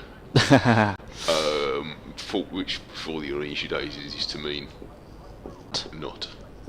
Particularly about off-spin bowling, I'm assured. Rothesay comes in and bowls, and that's turned just past the short leg fielder for a single. Yeah, and cricket's one of those sports, isn't it, where you can get very deep into it all. Yes. And especially if you're a player the technical side of everything and whatever, or you can just play the game or watch the game or whatever. But it is intriguing how there is still quite a range, a different array, as Rocky Chody comes in and bowls. This one's played towards deep backward square leg for a single by Hudson Prentice. As there's a different array of different levels of interest that professional sports people take in their own sport. Yeah. David Batty, for example, didn't like football.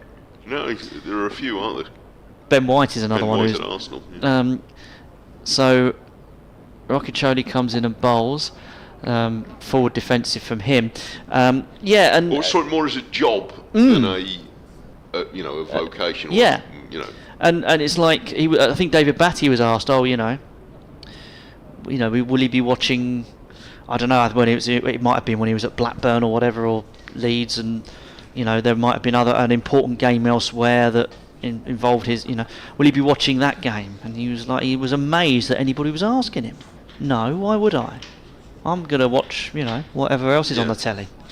And look, it depends on all sorts of things, but if you've got a young family and you're away a lot anyway, then I can understand that some people feel sort of, I need to put that away now. I'm home now.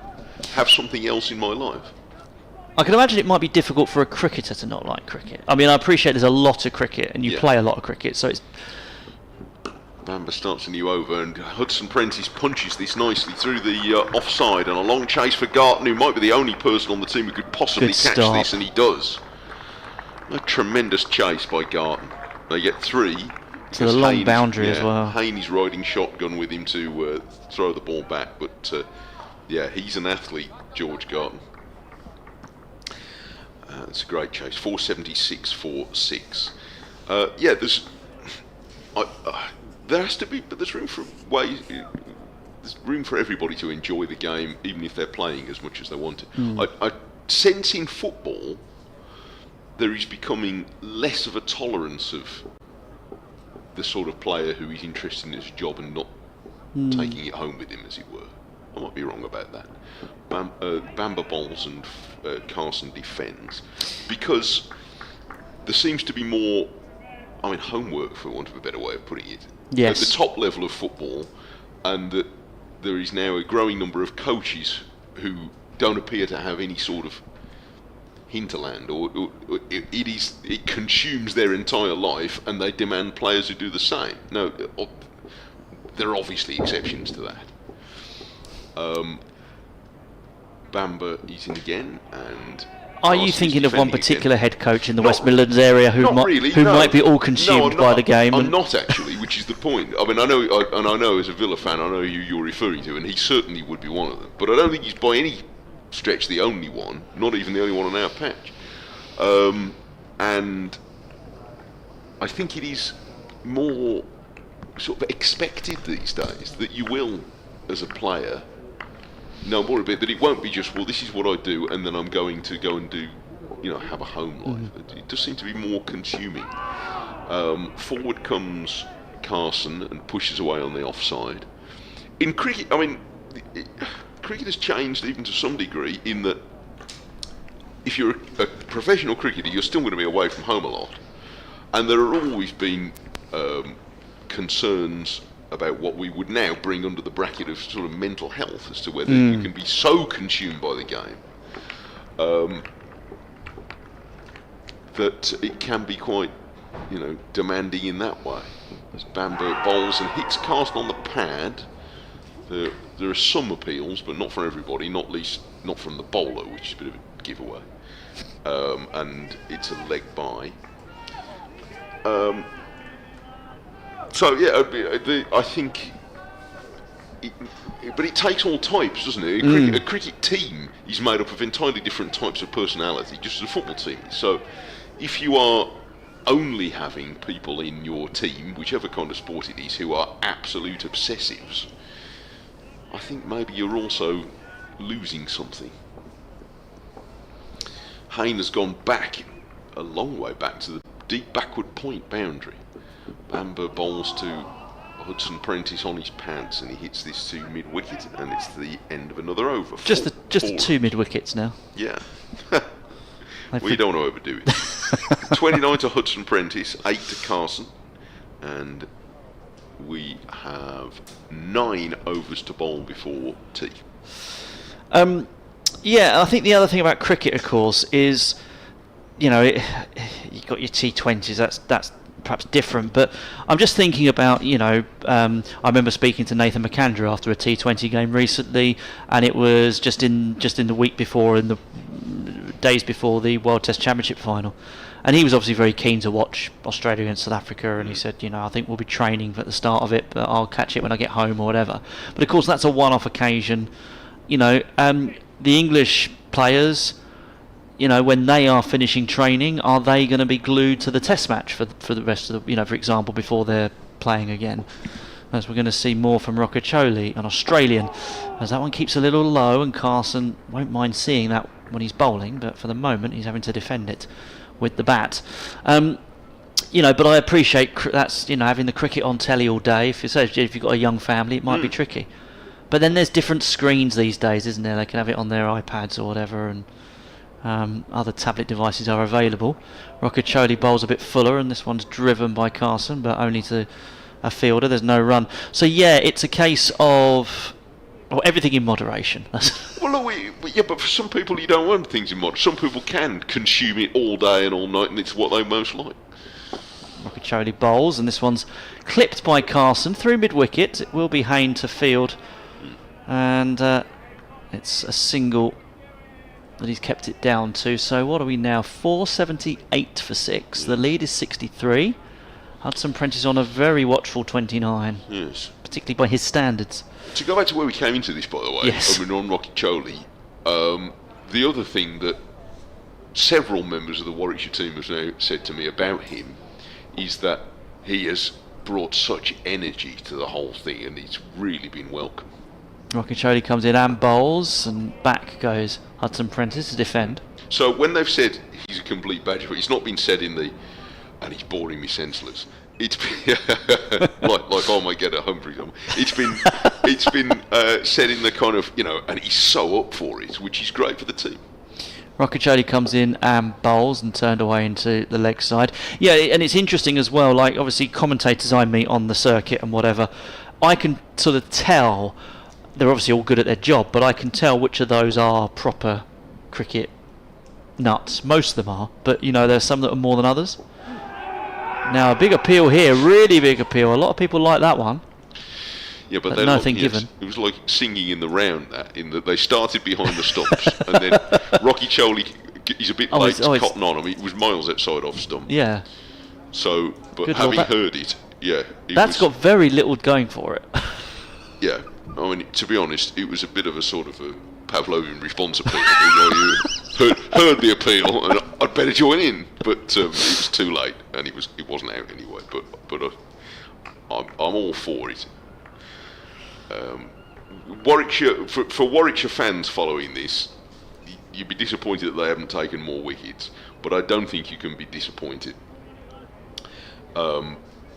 with the application they've put into this effort, because they have and I'm perhaps even from the point of losing Rushworth yesterday, I must have thought we are in for some punishment here, and they have really stuck at it.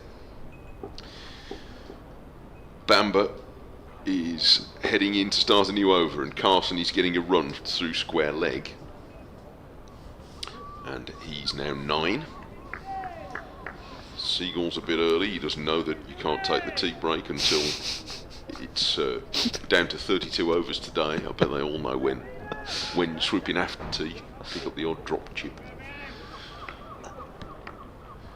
But not until we've had only 32 overs left, and they're currently in the day, and there are currently 40, including this one. In comes Bamber, and he beats Hudson Prentice, who pushes firmly forward and doesn't make contact, and then flinches as if to tell himself off. I can't believe I did that thing. No, nor can I. And he's very cross with himself and makes himself practice the stroke a couple of times. but it was rather a wafty one for a player who, as you say, has been very watchful so far. Just a couple of boundaries and he's 29, and he's pushing firmly, but only in the cause of defending, away on the offside. We talk a lot about the county game and in terms of its relevance to the England selection, often through the prism of batting and the batters that are scoring runs. I'm just wondering about Sam Cook's experience against Zimbabwe, whether that might have just put some, pricked a balloon a little bit for. Yeah, Bamba's put a next ball to Hudson Prentice. He's pushed firmly to mid-off, and this time he decides he does want a quick run, and it had to be a quick one. Barnard's throw was coming in, and I think they'd have been all right, even if it had hit. There will be county bowlers with some wickets under their belts who would have been, watching Cook to see how he does. And of course, it's only one match, but and I'm sure Cook's time will come again. But he wouldn't be the first bowler who's been in good form. I know Toby Rowland-Jones, for example, had injuries, and going back to James Kirtley 20 years ago. But well, they've kept him around the squad, which suggests maybe that he didn't go that badly. He's pushed away on the offside by Carson, but he doesn't get a run. No, it didn't go badly, obviously, but it's just, it's obviously. But I know what you mean. He didn't explode onto the scene in a big way. And others have in the past. You have seen Rowland-Jones or. There's been a few others, haven't there? Gus Atkinson did very similar, didn't he? Force 80 for 6. Bamba's next delivery is miscued by Hudson as he steps into a drive and comes off a thick edge back to the bowler. And the whole McCullum-Stokes kind of captaincy has been, sort of framed in that sort of approach to batting. But, I wonder what they are looking for in their fast bowling stocks, whether it is just pace. Seems to be at the moment. They want to get Archer back involved. They're trying to protect Mark Wood and Bryden Carse. The only thing I'd say about that, and I know they have called up Sam Cook as well, but the only thing I would say about that is one of the reasons Mark Wood worked so well against the Australians a couple of years ago is because his express pace was a change-up. And if you're going to go to Australia with, you're still going to. The problems we've had is when going to Australia with attacks which are very similar. And I think that's the same whether you have pace on or, it's sort of 80 mile an hour. Yeah. I think you need a vary bit, but we'll have an update for our radio listeners in not too distant future in Sussex and Surrey and Kent, for that matter, as Rothesay continues to come in and bowl, and this one is played out into the leg side to start a new over. No run. 480 for 6. Lead of 65. Rothesay in again and bowls, and Hudson Prentice is again watchful and defensive. We will have 6 overs after this one before the tea break as Rothesay comes in and bowls, driven down the ground for a single for Hudson Prentice, moves him on to 31 and to Sussex to 481 for 6. Yeah, Hudson Prentice would have been the play you'd be looking for if Sussex were to really try and force the pace, but it's striking that he has not especially sought to do so.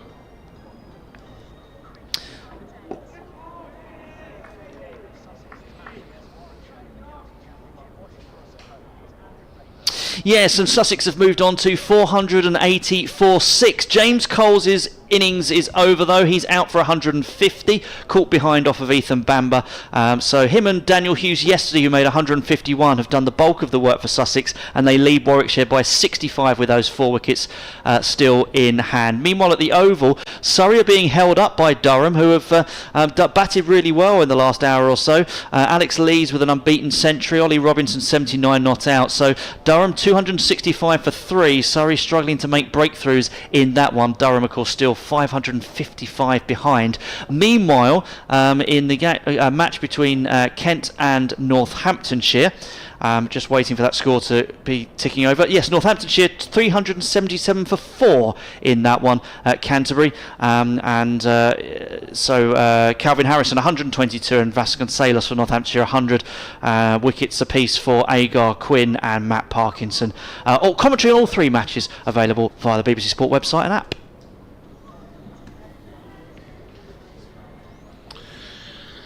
483 for 6 at the end of the over. On the stream there's a chap, I can't tell, I thought that was an ice, oh it is an ice cream, I thought from a very small cone of chips, but he turned it, well played sir, and a flake as well. That's a heck of an ice cream. It's tremendous ice cream, it looks as though it's already slightly misshapen in the heat, so he'd better get on with it. And to be fair, it looks like an ice cream you'd want to get on with. Well played sir. 483 for 6. He's beaten the tea time queue as well. Yeah. There's still 6 overs to go. Maybe he go round again. I might see him if I go out there. Is it a two flaker today, do you reckon? On a day like this? 483 for... You'll get called Two Flake Taylor. Well, been called worse. Bamber runs in and bowls to Hudson Prentice, who gets a run. There's a tumbling stop at mid-off by Barnard, who got up slightly wearily, which is not unreasonable. Bamber's into the 6th over of another energetic spell. There are some bowlers who sort of glide up to the crease, and there are others who really chase in. So Sandhu, I thought in the first innings, he really moves in elegantly. Like you're watching a slow motion replay of him, and then when he delivers the ball, it's not slow motion at all. Whereas Bamber is a bit of a chaser up to the stumps. Well, Sam Curran is similar, isn't it? Yes. Sam Curran's run looks a lot of hard work. Yes. Carson defends the next one back. Yes, Sandhu doesn't look hard work at all. It all looks like he's on rails. Yeah. But he generates all the pace in his body, whereas Bamber... Yeah, I was comparing him obviously more to Bamber sprint. than... Yes, indeed, yeah. It's a bit of a sprint. Warwickshire have Hassan Ali playing for them in the Blast, who is it's a full-on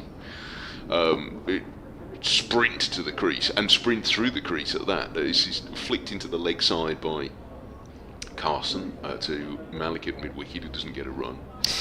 It's amazing how many different ways of delivering a ball. I know it's a stupid thing to say, but of delivering a cricket ball there are. Like, you know, you think about the different bowling actions.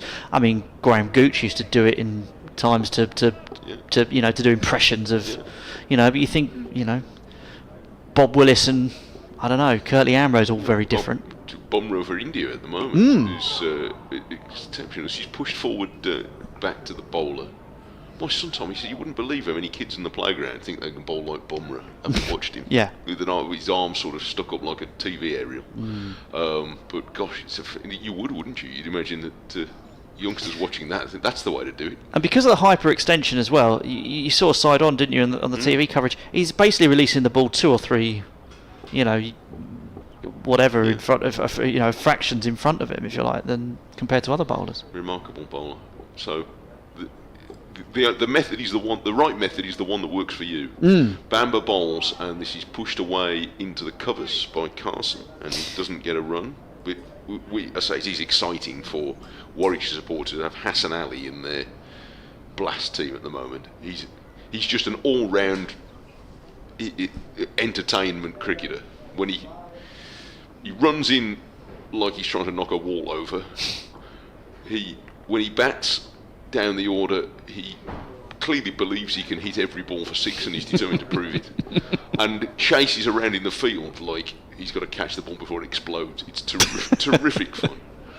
And that's especially blast cricket is the way I think you want players like that in your team. This is Carson's pushing this away in rather more languid fashion than that, away square on the offside. They take one. It's the end of the over, 485 for 6. Sussex starting in the blast again on Friday. Is it Warwickshire playing Friday and Sunday? I'm not sure when Sussex are this weekend. But There's a double header on Saturday, I know that much. Oh yes. Adrian was talking about that here. If you get a ticket for a double header, do try and get a both if you possibly can. I know everybody's got other places to be, but the double headers at Edgbaston have been terrific so far this season. I'm sure they will be here as well. So Kent go to Canterbury. Sussex go to Canterbury all the time. Sussex go to Canterbury on Friday, and then play Hampshire on Saturday, and that's part of that double-headed fixture. The women's game is against Middlesex, but. Well, if it's a good day, I mean, you're coming here for 2 games. That'd be smashing way to spend a Saturday, wouldn't it? And then the rest of the T20 block sees Sussex host Kent on July the 9th. They go to Essex on July the 11th. And Hampshire on July the 13th. Rothesay coming into bowl now from the C end. And Carson leans on that, and there's no run. This is his 50th over, according to Rothesay. Hasn't taken a wicket today. Got 3 yesterday, and was close to a couple more. Rothesay coming in and bowling again now, and played defensively by Carson, who's on 12 from 33 deliveries. Yeah, the one that Sussex will be, the T20 match that Sussex will be looking to pack out for, of course, is that match against Surrey, the day-nighter, on July the 18th, which is a Friday night, 6:30 start on that one, I think. Rothesay comes in and bowls, and Carson will get a run through backward point. There are 4 more overs to go until tea. So all the blast games you can pick up around the BBC website as well. Those of you in the West Midlands can hear all of the Bears, as they now are, not Birmingham Bears, just Bears, on the radio as well. Hudson Prentice dries back to the bowler. Yes, the Sussex games that have formerly been on DAB in Sussex are no longer, but every ball of the T20s online and on the website and app. Rothesay bowling to Hudson Prentice, who's forward and playing out into the offside for no run. 20-4, but T will be taken in 4 overs time. And 1 more ball left in this over, which is the 142nd of the innings. Rothesay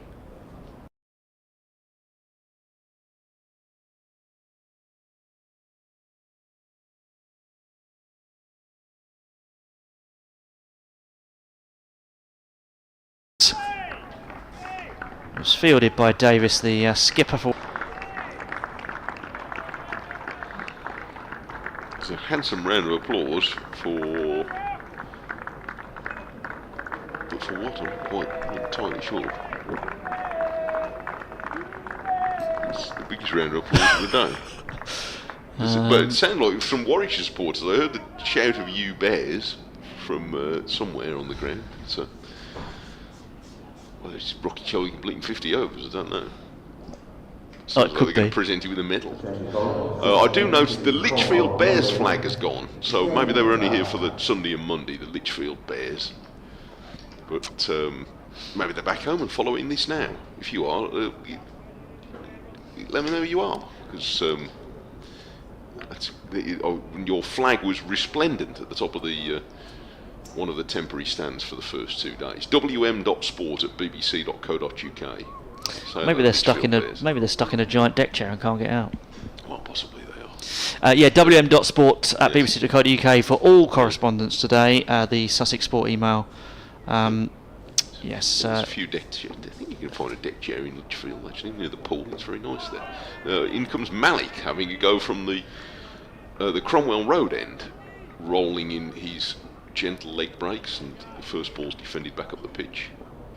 It's very nice in Lichfield, round by the cathedral there on a nice day.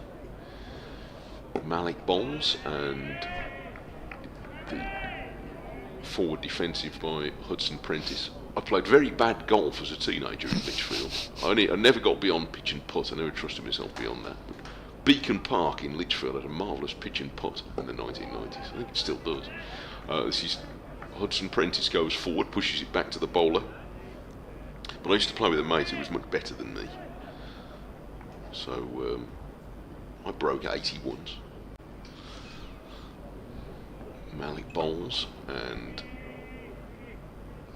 Hudson Prentice drives into the covers, and there's no run. Nearer to breaking car windscreens than 80 most of the time. Beacon Park used to be very good. I thought so anyway, as a non-golfer, to somewhere to play golf. Quite wet in the winter. Malik bowls a real drag down, and Hudson Prentice appropriately completely mistimes his stroke, trying to hammer it back to the offside and miscues it to Garton, who now finds himself at extra cover. And there's no run. Not timing his attacking strokes, not that there's been very many. Oh, might hello. time that one. That was sat up asking to be hammered, and it was into the pavilion for 6. So he timed that one all right. But it was a bit of a sit up and beg delivery from Malik, and it was dispatched over the short boundary. Not all that far over the short boundary, because it had Hannon Dolby interested for a moment, but it was comfortably 6. It was good timing from you though on that one. I'd be one of my best at.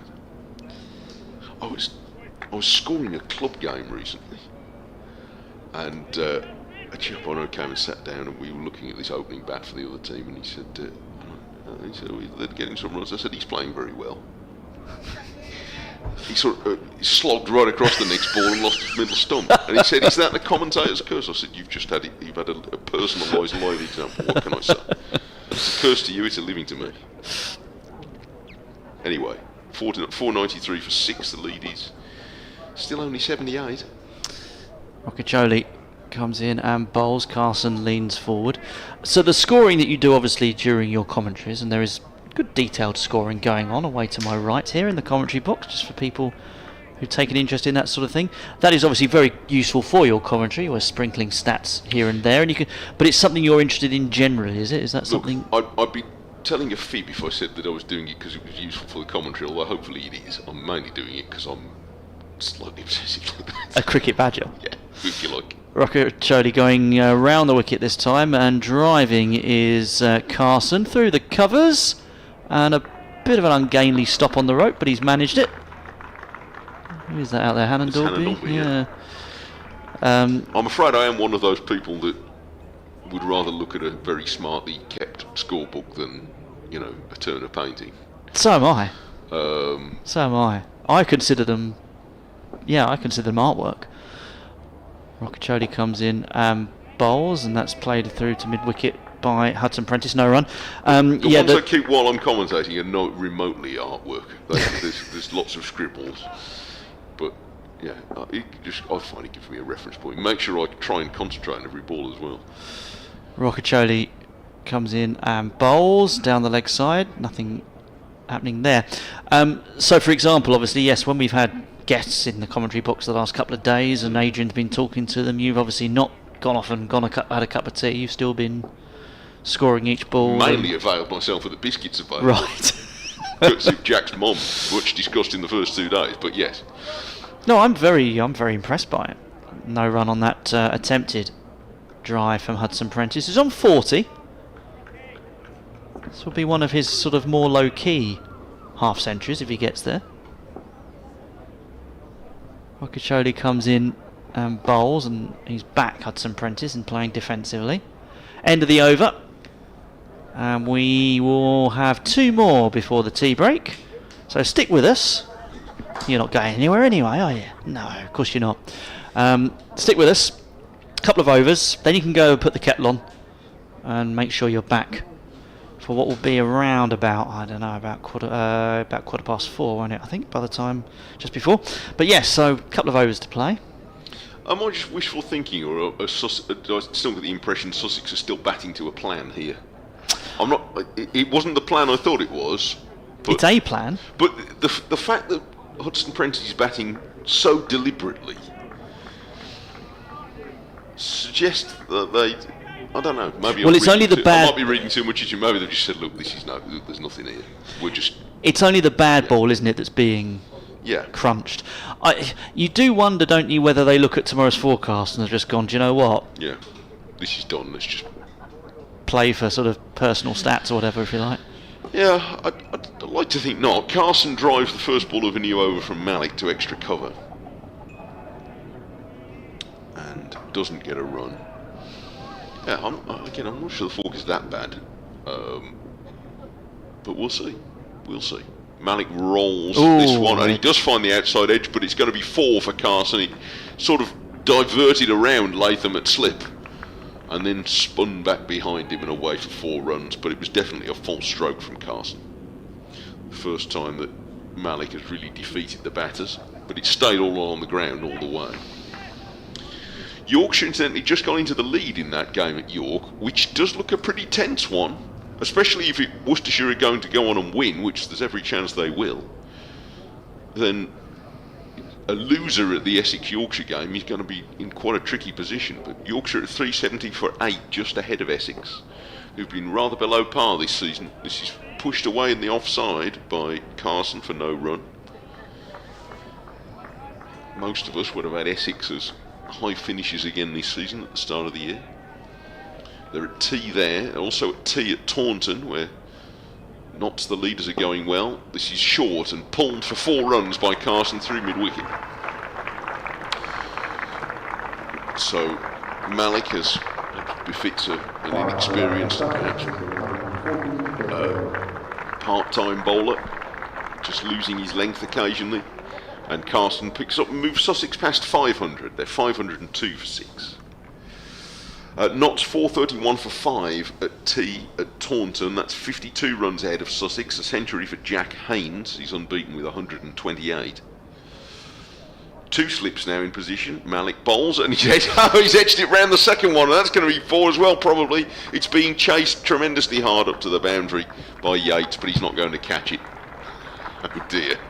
Davies gets up, well, he hasn't got up yet at second slip, because at times like this it must feel like a silly game. And as for Yates, that's twice now he's had a lot of a fruitless chase. Yes, a lot of work for it's a long way to go for a very small biscuit.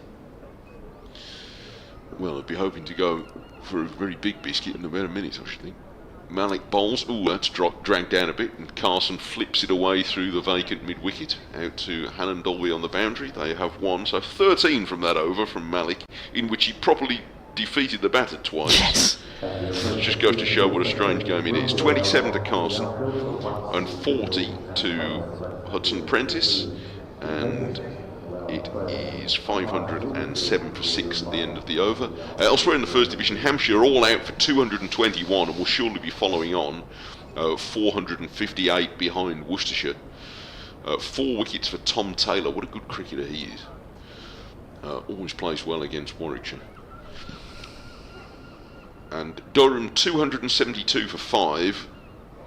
Alex Lee's out for 125 against Surrey, where they've basically got 15 wickets to hold out until tomorrow night. Yeah, Dan Worrell has removed both the set batters in successive overs. Yeah, the flip side of scoring 820 is your bowlers know, right, it's us for the rest of the game, lads, however long that is. We won't be getting another breather. Right, speaking of a breather, there'll be one in a minute after this over from Rothesay as he comes in and bowls, and Carson is facing, and he plays that first one to square leg. There's no run. The Sussex lead is 92. So you said 100 at tee, didn't you? Yeah, well, they're going to be nearly there. Yeah. Rothesay coming in round the wicket to Carson. Carson guides that one down towards fine leg. He'll pick up a single. Moves on to 28. The partnership now is worth 48. There is a notable score, by the way, in the second division. The leaders, Leicestershire, subsiding very quickly to defeat at Leicester against Middlesex. That'll be their first defeat of the season, Leicester, who've already won 5 games. But they're going to be on the end of a bit of a hiding from Middlesex, possibly in 3 days. Rothesay comes in and bowls and allows that pad to be padded up, Hudson Prentice. Middlesex 534, Leicestershire 205 and 72 for 5. So that is, on this season's form, that's a bit of an upset.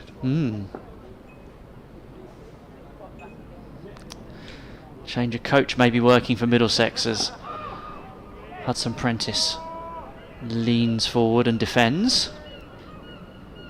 2 balls before everybody goes in and has a cup of tea. Yates is called up from long on to mid on. Hudson Prentice on 40. Rothesay, this hard work that he's put in over the last day and a bit, and he's pitching well outside leg stumps. So Hudson Prentice just kicks that away. Last ball then before tea on day 3, when we shall have 4 sessions remaining for something to be taken from this game one way or t'other. Rothesay then will bowl the last ball before tea round the wickets, and it's short and punched through mid-wicket by Hudson Prentice for a single. So Sussex will go to tea on 509 for 6. A partnership of 49 for the 7th wicket between Finn Hudson Prentice, who's on 41, and Jack Carson, who will go back to the pavilion on 28 not out. The Sussex lead is 94 over Warwickshire at the tea break, and you can join Mike and myself for the afternoon session in just under 20 minutes time.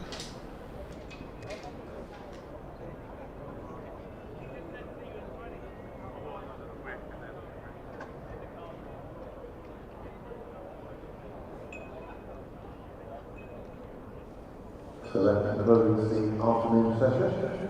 Sussex moving on to 509.46.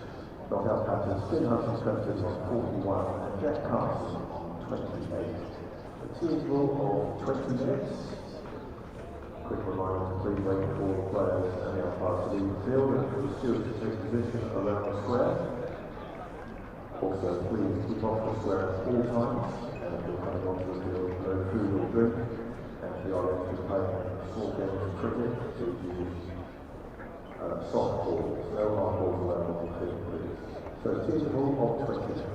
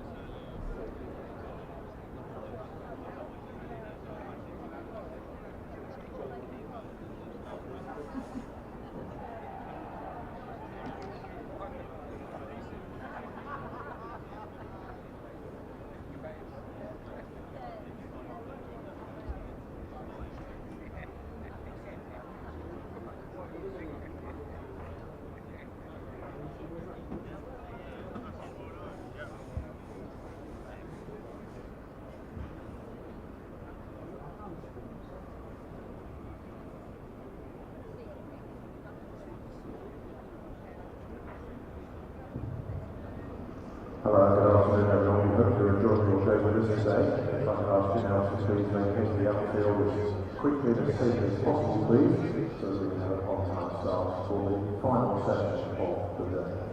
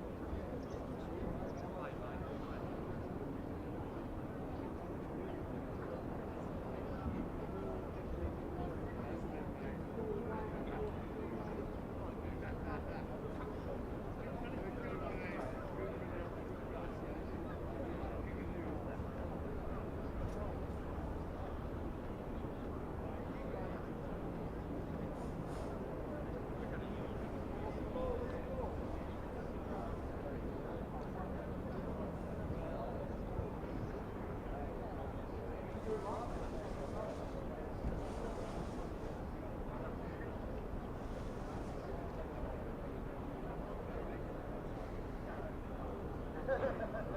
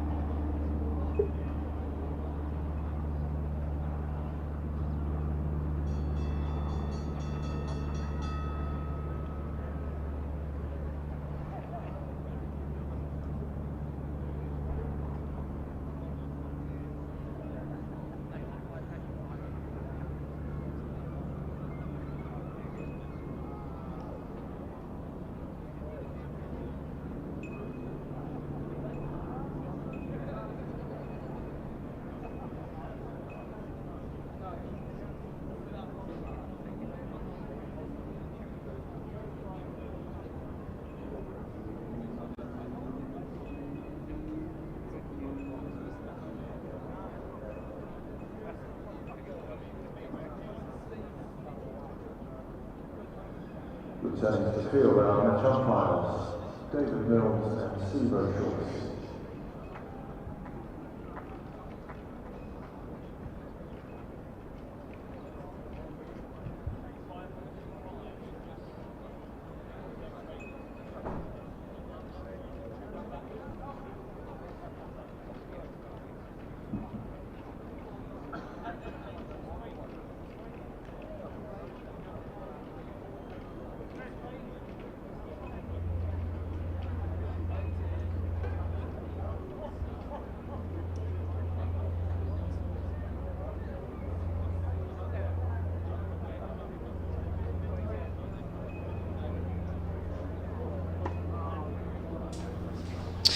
Welcome back to live commentary from the first Central County Ground at Hove.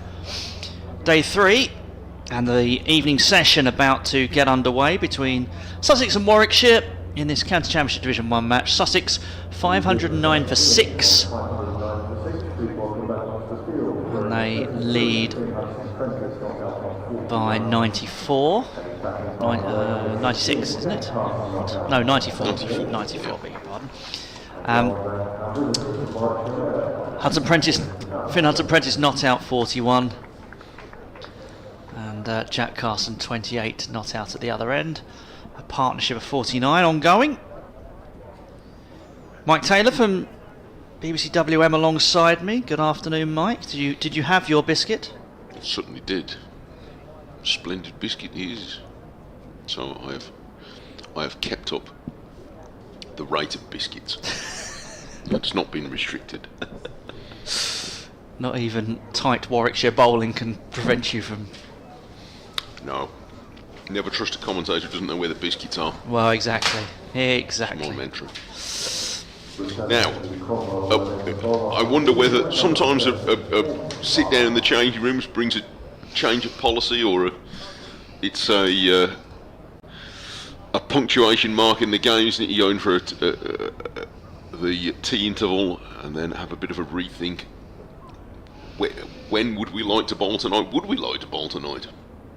Because again, as throughout the day, I think I'd say the onus has been on Sussex, but the advantages with Sussex, they're in the driving seat for this game. Where are they going to take it? Yes, they have to have to dictate terms. They can dictate the tempo and and I think we shall probably, as Barnard comes in to bowl the first ball after tea, and it's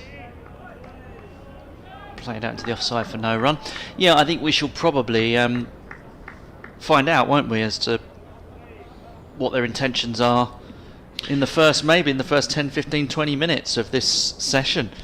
I would assume if they are making a change in their policy from what we have seen up to now, this is the point to do it. This is go time as Barnard comes in and bowls, and that's driven but only to mid-off by Hudson Prentice, whose 41 has come off 91 deliveries. And maybe even his innings tells us something in that he hasn't been able to accelerate. He hasn't necessarily timed all that many of his attacking strokes, unless they've been a real freebie. But equally, nobody's really looked like getting him out. And maybe the game is just heading for a draw, and that's it. That one is beaten everything, and I think got an edge. He's got an edge, hasn't he? Yeah, Slip he's quite wide, but it went. Oh yeah, big thick edge. Ground, all on the ground, past the wicket keeper. Yes, difficult to tell sometimes from the angle we're at, because we're right. It's quite far away from us, the actual strip, but the 50 partnership brought up with that 53. I would still say that I thought the pitch had some good pace in it the first 2 days, but we've seen a few nicks now not carry anyway. Barnard comes in and bowls, and that one keeps a little low on Hudson Prentice, who has to dig down on it a little and defend. Yeah, that's notable. Some of you listening in the ground will have seen the pitch, because there was some perambulation going on at the tea interval. Yeah, it was nice actually, and it showed there were more people in the ground than it sometimes looked during the game, because quite a few people came out. Not as many as on the first 2 days, but still a decent attendance. Barnard comes in and bowls, and he's nicked it behind. Hudson Prentice caught behind for 45, so he won't get to his half century. Off the inside edge, I think, Andrew. Yeah, cuts back, cuts him in half, and a nick on it. Might have even... Yeah, good catch as well. So Finn Hudson Prentice departs. So even now, the odd ball seems, because that's gone quite a long way. It's cut back. He's angled it in, but it's gone off the pitch. So, yeah, it isn't quite that it's a dead pitch. It's just that things aren't happening very often or as predictably. Finn Hudson Prentice, 45 from 94 deliveries. 3 fours and a 6 in that innings. And that is going to bring Ollie Robinson out to the middle, I think.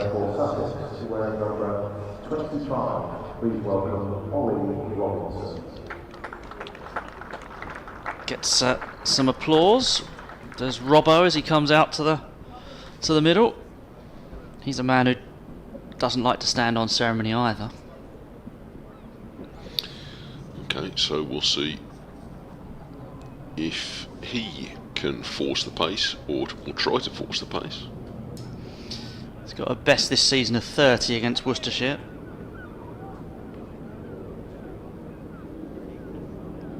His career best actually is remains the 110 he scored on his first class debut against Durham in April of 2015, so that's 10 years ago now. In a match that he also took 4 for 71. That's not a bad debut, is it? Good. 110 and 4 for 71. Go away quite happy from that one.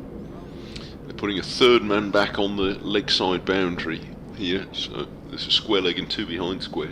In he comes and bowls, and Robinson defends at the end of that successful over from Barnard, who's taken his first wicket of the piece. 1 for 74 from 16 for him.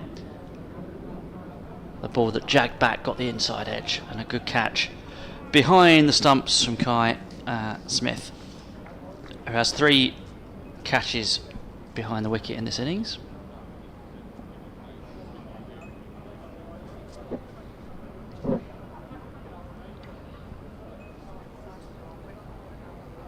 We're going to see Rocky Choli, I think, who has not been as effective today as he was yesterday when he really did bowl well. Even though he has made quite a few balls turn a bit more than yesterday, just for whatever reason, hasn't had quite the same element of control. And he heads in to start a new spell with his first ball turned away from the pads. I suppose technically it's not a new spell, he was bowling from this end before tea. Turned into the leg side by Carson anyway. In his 53rd over now, 3 for 165.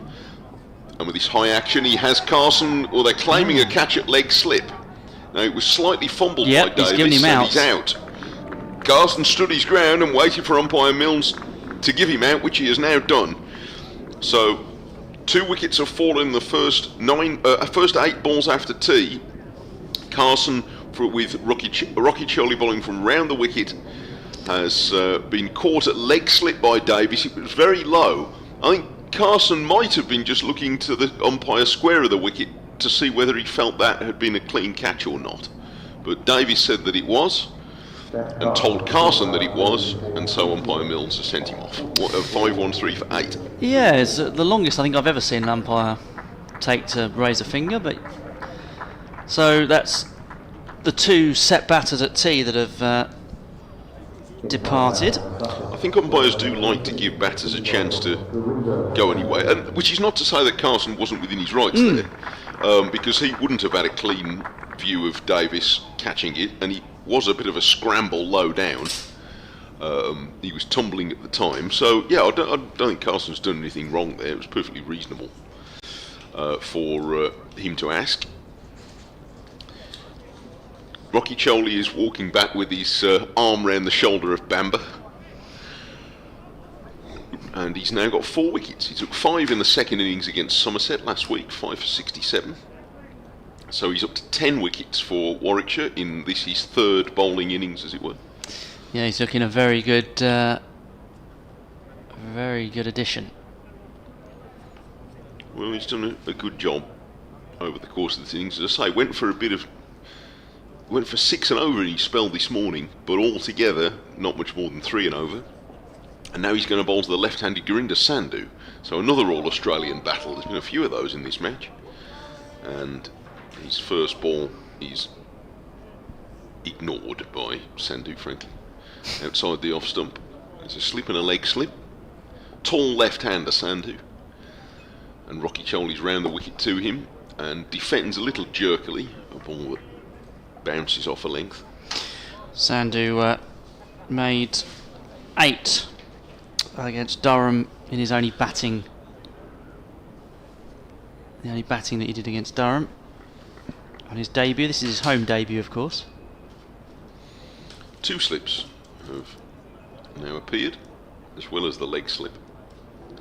Round the wicket comes Rocky Choli. That's very full and driven without any pace on the offside. He's got a career average of 16. Sandhu, top scorer of 97 not out, which he made for New South Wales against Tasmania. Rocky Choli pushes that one through a bit quicker, but Sandhu is defending, standing up straight, and holds the pose for a moment.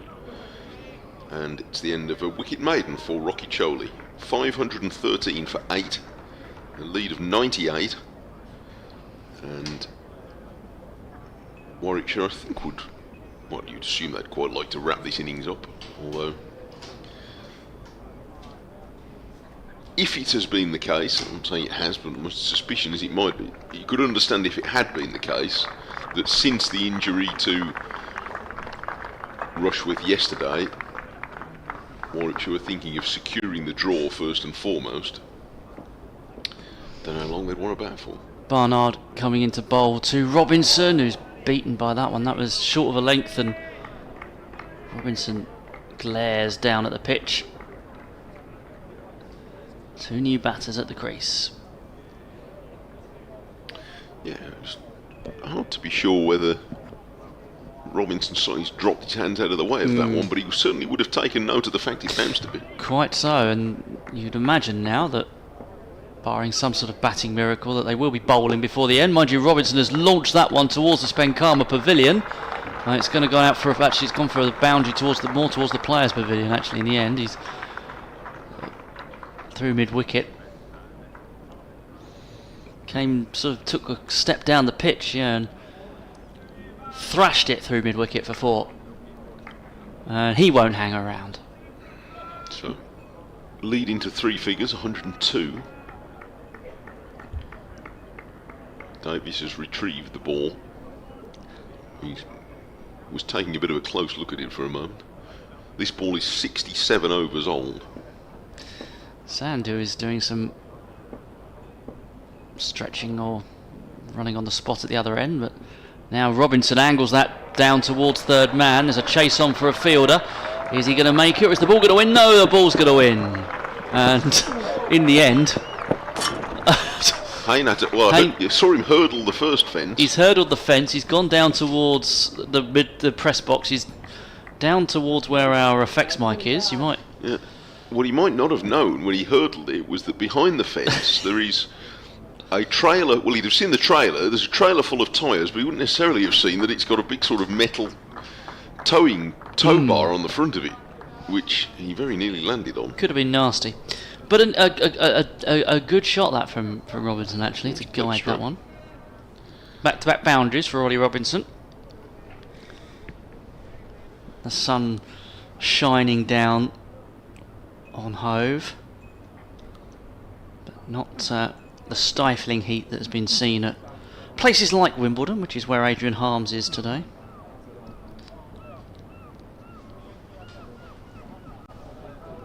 Just got a change in the field. Wide mid-on and mid-off set back slightly as Varnock comes in and bowls, and Robinson finds one of those at mid-on. No run. So Robinson on 8, Sandu yet to score. 5.21 for 8, the lead 106. 29 overs plus these last 2 balls of this over left in the day. David emails from Marbella, where he's watching the YouTube stream. He says, I actually live in Twyford in Berkshire. Barnard bowls to Robinson, who drives and through mid-wicket, and he's going to get 4 more there. Not where you intended, don't think, but that will be an effective result. Yeah, it's a bit of a chip over mid-wicket. It was a good stroke. Maybe this is... Robinson was sat there thinking, they should be getting on with it. Why are they not getting on with it? I'd be getting on with it if I was out there. Maybe. When I attend a match at Hove, says David, I sit on top of the pavilion in front of the scorer's box. I think, is that bit that sort of juts out there with the red seats on? You'd feel very close to the cricket this week if you were here, David, with where the pitch is. Barnard comes in and bowls, it's Fuller, and Robinson does well to keep that one out. 3 boundaries in that over. Yes. Robinson on 12 from 7 deliveries. End of the over, 5.25 for 8. Lead of 110. Nigel sends an email again. After your earlier story, Nigel, I can't help noting that this story has the subject line "Stag Night," which I'm not going to lie. Nigel led me to lead with an abundance of caution as I read it. This is one of those emails you want to read 2 or 3 times before. But yeah. Anyway, Rocky Choli's going to bowl round the wicket to Sandu, who stylishly scores his first run here and hit that hard off the back foot, and it seemed to accelerate towards Bamber as he was running round from long off, and he keeps them down to 2. On the occasion of my stag night, says Nigel, I chose the wonderful pub, sadly now gone, which was in the corner of the ground at Hove. I didn't know there was one. What was it called? West Indies had just finished their tour game against Sussex. Rocky Choli bowls. He's on the pads. I know you've got a radio update coming. I have. So I'll bear that in mind. I was struggling to get around it, says Nigel, as the pub was rammed, so I took the desperate ploy of shouting, I'm getting married tomorrow. Can I get beers in for my mates? A voice lurking next to me said, oh, if that's the problem, let me help. He proceeded to command the bar staff and bought a pint. Who was it? Rocky Choli bowls wide of the off stump. Sandu plays no stroke. Wasn't Dennis Lilly, was it? The man was Sir Vivian Richards. No less. Tell you what, you rub shoulders with the greats, don't you, Nigel? Good man. Well played. I assume we're still all round. Here's Rocky Choli bowls, and Sandu cuts into the offside. Not the most organised stroke. He doesn't get a run.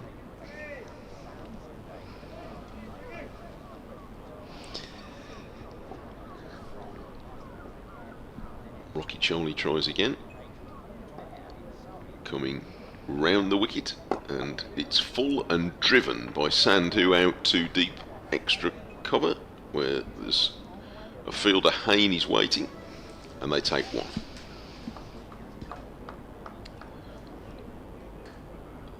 So Sandu is up to 3, and it's 5.28 for 8, so they lead 113.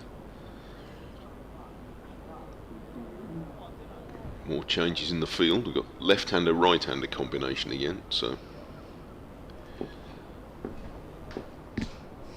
here comes Rocky Choli, bounces in around the wicket, and he tries a reverse sweep, Robinson, and went right across his front pad, I think. And it's taken by Smith. It's the end of the over. 160 overs now. 5.28 for 8. Robinson 12. Sandu 3. The lead is 113. Listen to Mike Taylor and myself, Andrew Rayburn, at the county ground in Hove. And Sussex have now batted 150 overs and lead by 113. Giving an update to FM listeners shortly, which might interrupt me in this over, but it's going to be bowled by Barnard.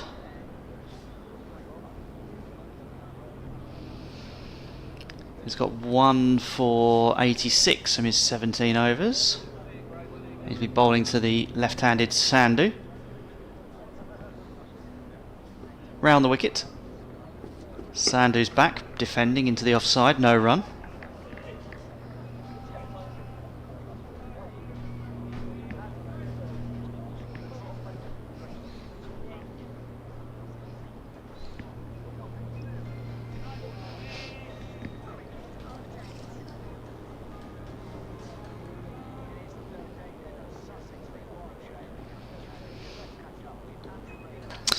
Yes, well here Sussex have lost a couple of wickets since tea. Finn Hudson-Prentice out for 45 and Jack Carson followed in the next over for 28. Ollie Robinson has hit a few boundaries. He's on 12 not out. Gurinder Sandhu, the Australian, on his home debut at the other end, 3 not out. Sussex are 528 for 8. Their lead is 113 at the moment. Meanwhile, at the Oval, Surrey have been chipping away at Durham. Dan Worrell making inroads. 3 for 48 he's taken, including the Centurion Alex Lees and Ollie Robinson there for 79. Durham are 284 for 7, still trailing by 536. Meanwhile, over at Canterbury, Kent against Northamptonshire, of course. Northamptonshire are currently 421 for 5. Wicket for Jayden Denley as he removed the well set Tim Robinson for 55. But Northamptonshire have Saif Zaib on 60 not out. Commentary on all 3 matches available on the BBC Sport website and app.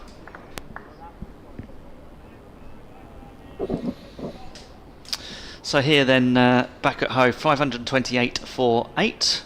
We've had 4 dot balls in this over while I've been rattling through those scores for listeners on the radio in Sussex, Surrey and Kent, which we have to do in the afternoons. And we're going to have Barnard still round the wicket to Sandhu. He comes in now, and Sandhu is correct in defence. Tall man Sandhu, 6'4", 6'5", something like that. He is, isn't he? He's very tall, and but he's athletic. He's graceful, as you said earlier. Yeah, he's a very seasoned cricketer. He's played a lot of cricket in Australia. Played a couple of ODIs as well. He played one against England where he actually did quite well, took a couple of wickets and then never played again. Round the wicket, oh, that's a short one from Barnard, which Sandhu steers out of the way of. So a maiden over for Barnard. That's only his second, I think. And it leaves Sussex still on 528 for 8. Yeah, and again, Warwickshire throughout this innings, I think, deserve some credit for the discipline with which they've bowled. They've not been as incisive as they'd have wanted to be, but they have certainly been very determined. Round the wicket comes Rocky Choli. Well, that's cleverly dabbed away towards third man by Robinson, and it might go all the way for 4. Yeah, Hannon Dolby's given chase, but it is 4. And that's a good stroke by Robinson, who is trying to be a bit inventive here and push the score up a little bit further.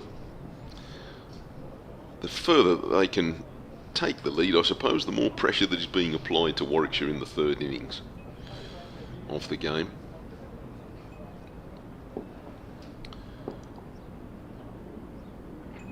Rocky Choli goes wide of the crease round the wicket, and Robinson has plenty of time to go back and turn it away into the leg side, and he gets 1.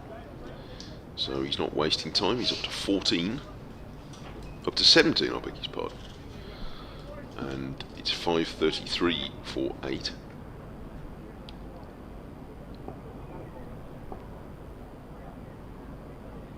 And now Sandhu tries to reverse sweep, and he's LBW. 5 wickets for Rocky Choli.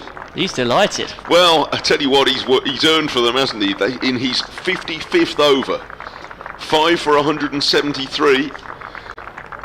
Sandhu got himself in a pickle there, trying to reverse sweep, and my first impression was that he was bang in front, and yep. Yeah. Rocky Choli knew he was out.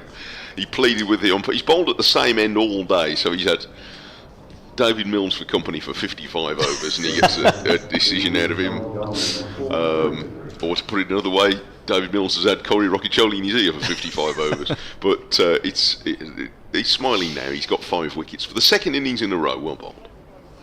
Yep, Sandhu falls for 3, 533 for 9, and that will bring the last man, Henry Crocombe, to the crease.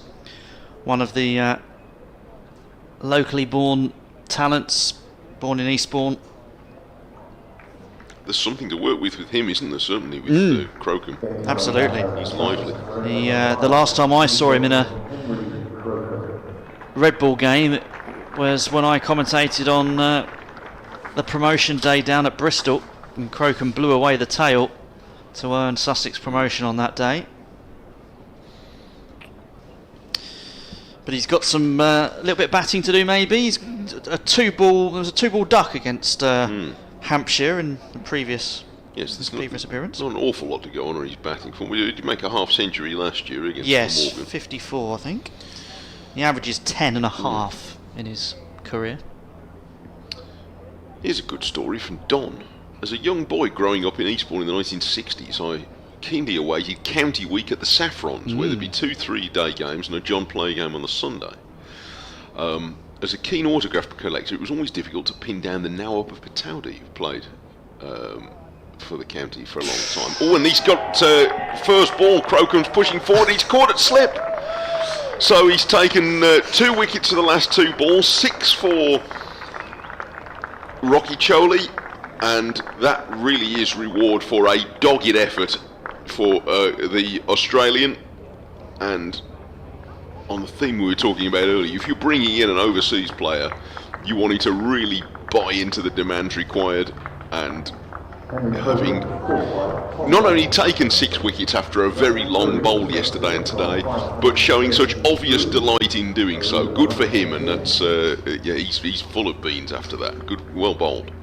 Yeah, absolutely, he's bowled superbly, and got the crucial breakthrough of Daniel Hughes late last night, and who knows how that's changed the tenor of this day today, to have Hughes removed with the last ball, what would turn into the last ball of the day yesterday. But a good hand from the Warwickshire fielders as they come off. I think there's an acceptance all round that they've worked hard, and Rockiccioli is leading them off with ball in hand, showing it to the fans. And I think there's some away support we've heard during the for sure. So just to run you through then very quickly, just to run you through the card. So for Sussex, Hughes, LBW to Rockiccioli for 151. Haynes bowled Rockiccioli for 40. Clark caught Latham bowled Rockiccioli for 7. Coles caught Smith bowled Bamber for 150. Ibrahim LBW bowled Bamber for 36. Simpson caught Smith bowled Yates for 30. Hudson Prentice caught Smith bowled Barnard for 45. Carson caught Davis bowled Rockiccioli for 28. Robinson not out 17. Sandhu LBW bowled Rockiccioli for 3, and Crocombe caught Latham bowled Rockiccioli for a first ball duck. 533 all out. The bowling figures: Rushworth of course 0 for 10 off 3 before he went off injured. Hannon Dolby 0 for 101 from his 30. Bamber 2 for 67 off 23. Rockiccioli the star turn 6 for 173 from 54.4 overs. Yates 1 for 54 off 19. Barnard 1 for 86 off 18, and Zen Malik none for 27 off his 4. So 533 all out. The Sussex lead is 118, and we'll return in a few minutes' time.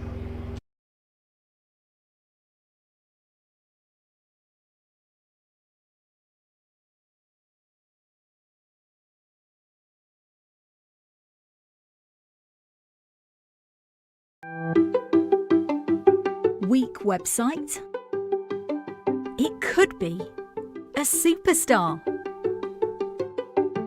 We do A/B testing, personalisation, social proof, product recommendations, baseline analysis to bring your bottom line over the line. Visit webtrends-optimise.com or call 0333 444 5502 today.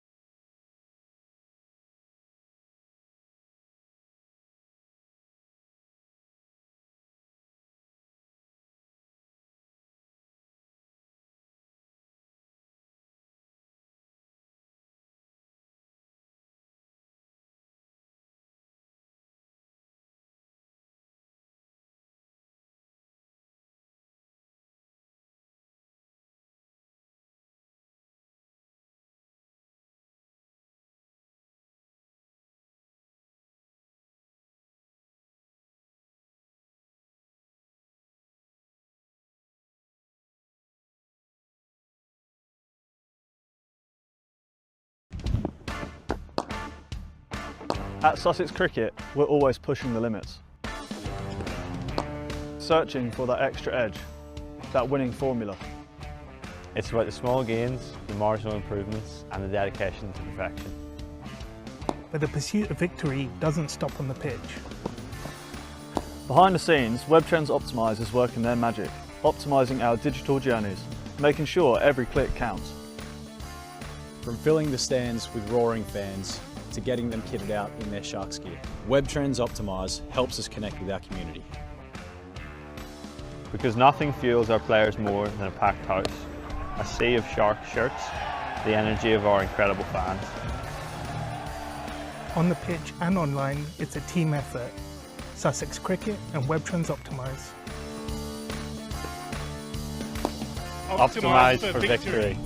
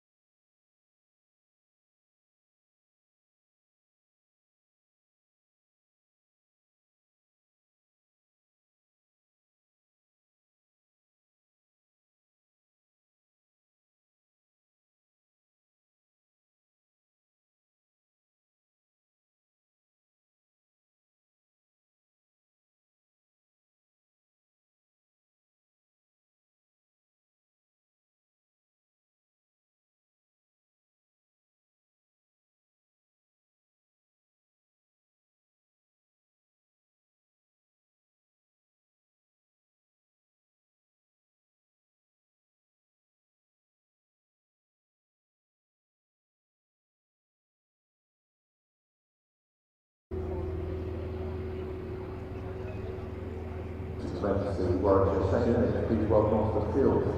Warwickshire captain Rothesay is wearing 71 and his batting partner Rothesay is wearing shirt number 17.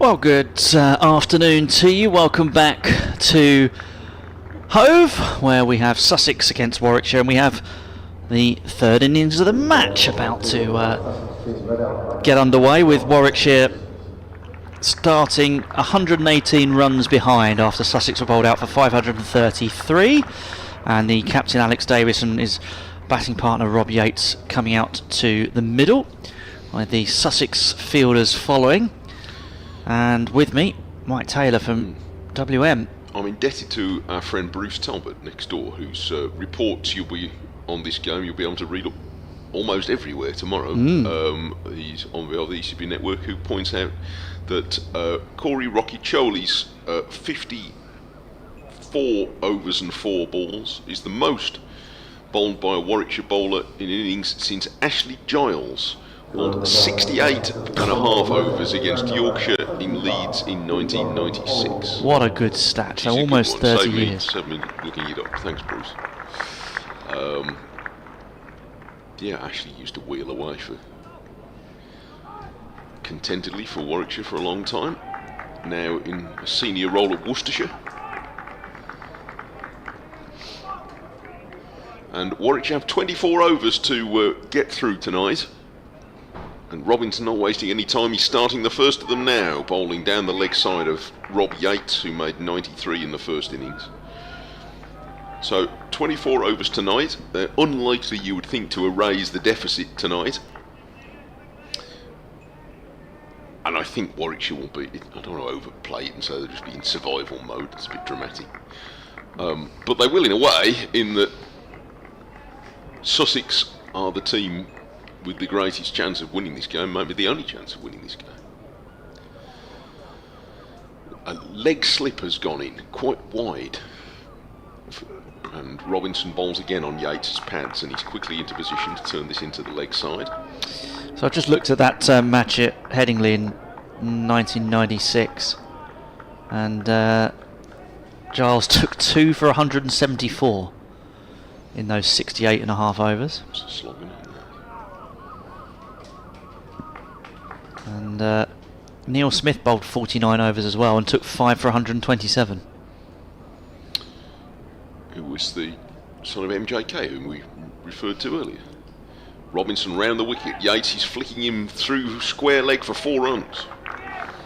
Away to the long boundary. There's a man at long leg in front of us, but he was never catching that. So Yates, who played with real freedom in his 93 the other day, and was especially strong through the covers and pulling through the leg side, but this time showing us a leg glance, and he strikes it very well. So away with a boundary, and Robinson is back to the start of his mark. Sets in with his shoulders rolling and bowls well wide of off stump. Yates isn't touching that. Robinson 3 for 93 in the first innings of this game. When he, Sandhu and Crocombe shared 9 wickets, and all bowled with in different ways, but bowled usefully and challengingly at Warwickshire. 23 wickets this season at 29.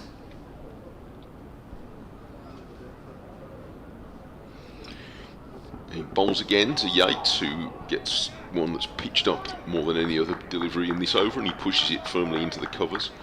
There were 2 centurions in the Yorkshire innings that day at Headingley. Martin Moxon was one at 131. And the other one was Darren Gough. Gosh. Made 121 before, including 4 sixes, before he was caught and bowled off the bowling of Ashley Giles. Yeah, he wouldn't generally have hung about. 121 off 173 balls.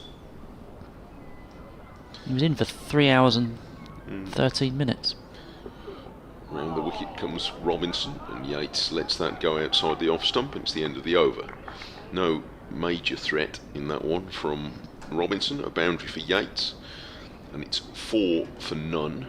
For those of us who aren't watching Sussex regularly, is the thinking here that is Robinson still in England contention at all? Has that ship sailed now? Or? I mean, his record was on the whole pretty good. I know he had some ups and downs, but his record was pretty good. Yeah, and obviously there was they started to sort of talk about his fitness sometimes, and particularly in unfriendly overseas conditions, and again the pace thing at the moment they're talking about for Australia is the issue, maybe, but certainly the skills. I mean, the only thing that counts against him now is he's 31, and it's about obviously they're looking at a new breed maybe following the retirements of Anderson and Broad.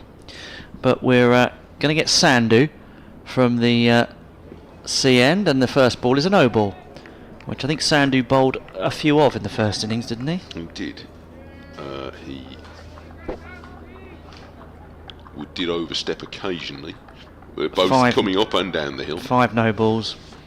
Because of course he hasn't played here before either, so the things we said about not being used to the slope here, about Warwickshire, would certainly apply to him. Yes, absolutely. 3 for 105 despite that in the first innings. So Sandu comes in and bowls, and that has got some lift to it from Davis. Takes the bat away. I just looked up the list that Bruce was referring to about the most balls bowled in innings for Warwickshire. So the 328 that Rocky Choli bowled in this innings been exceeded only 12 times for Warwickshire, 5 of them by Eric Hollies. Oh, okay. He's now known to most people outside Warwickshire, or at least under a certain age, as the name on the stand, yes, on the party stand. Sandu comes in and bowls, and this is pulled handsomely through mid-wicket. It won't actually have enough. Will it have enough to get to the boundary? No, a good sliding stop that out there. That will just limit them to 2 runs. So save 2 there. Good work. And the only other thing he's remembered for widely is outside Warwickshire. He's the man who got Bradman. John Bradman, indeed. But had an outstanding career for Warwickshire for a long time before and after the war. Sandu bowls and allowed to go through by Davis. There were 25 years between his first class appearance and his last. He took more wickets than he scored runs for Warwickshire by a margin of about 600. His name's not on the stand. I imagine the same applies to Phil Tufnell as well. But possibly, but yeah, but I don't think anybody in modern times has got near his 2,300 wickets. And a formidable player. Sandu bowls, and Davis is back and defending. He went on playing cricket into his 60s in the Birmingham leagues. So. Yes, a great figure around Warwickshire, not just... So if you are going to the Edgbaston Test this week and you're in the Holly stand, and while you're having a good time in there, just remember that raise a glass to the chap whose name is on it. Absolutely, yeah. I mean, his record is phenomenal, and obviously, yeah, I'm familiar with the Sandu comes in and bowls. And back and defended by Davis. Yes, familiar with that... that great, that surreal moment, of course, in 48, with marvellous commentary, which on the Bradman wicket, which is actually preceded, because I listened to it once. Actually preceded because it was second ball, wasn't it? He was out, I think. He was, and it was preceded by Hollies bowls to Bradman, who. And I'll actually comment on this match first, and that one's let outside the off stump. He said, he bowls to Bradman, who pushes out in the direction of the Houses of Parliament. It doesn't go that far; it simply goes to mid-off, which I quite liked. And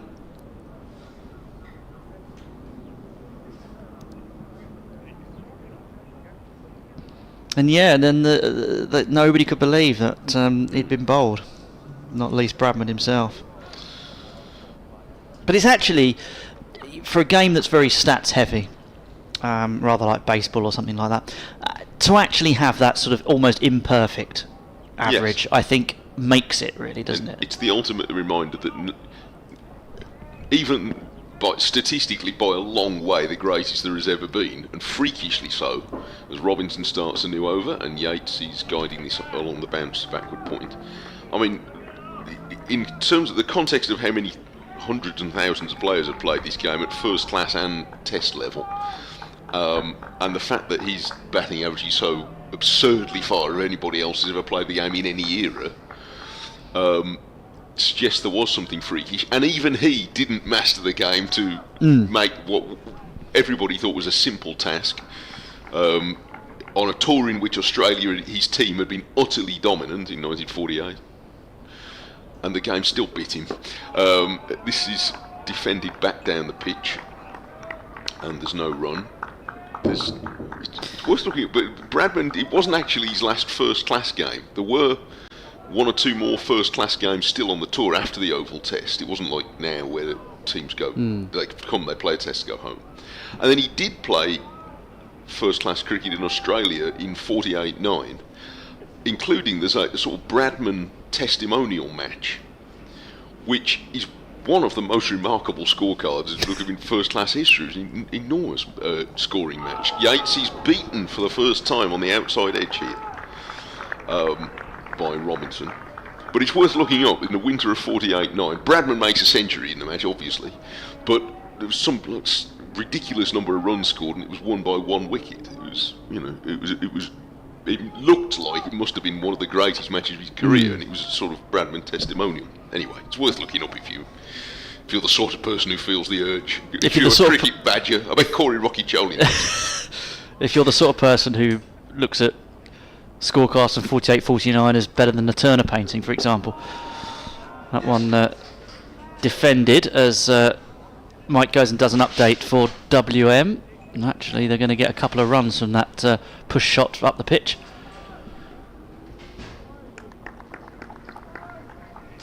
As it went through the infield, so 10 without loss at the moment after what we had turned 2.4 overs. Warwickshire trail by 108 as it stands. So Robinson, ball in hand from the Cromwell Road end. There's 2 out on the leg side as he comes in and bowls, and this one is driven through the covers. They're going to pick up at least 1. They're going to come back for a second quite comfortably in the end. Yates moves on to 8, I think, does he? Yes. And Davis has 2. So Robinson, as I mentioned earlier, 23 wickets this season at 29. Took 3 for 93 in the first innings here. His best this season is 4 for 94 against Nottinghamshire. In comes Robinson and bowls, and that's let through by the left-handed Yates. So end of the 3rd over. Warwickshire are 12 without loss, and they are 106 runs behind. So just to tell you about what's going on elsewhere at the moment. And Surrey against Durham. Durham 294 for 7. Trailing Surrey by 526 still. Then that match at York. Yorkshire now 459 for 9, a lead of 91. And Somerset Nottinghamshire will come on to in a minute because Sandhu is running in rapidly to bowl. He's up to the wicket now. He bowls, so there's a big shout. But the umpire is not keen on that one. They've come through for a single, which is going to be given as a leg bye. And that looked drifting down possibly. Might want to have another look at the replay just to be sure, but it certainly didn't have enough going for it as far as the umpire was concerned. He wasn't definitely certain. So Nottinghamshire 478 for 6, a lead of 99 at the moment over Somerset. Building on that. And then Hampshire against Worcester. So Worcester 679 for 7 declared, and Hampshire bowled out for 221, so they're following on. They're 53 without loss at the moment there, but really up against it as Sandhu comes in and bowls, and that's defended by Yates out into the offside for no run. 13 without loss, and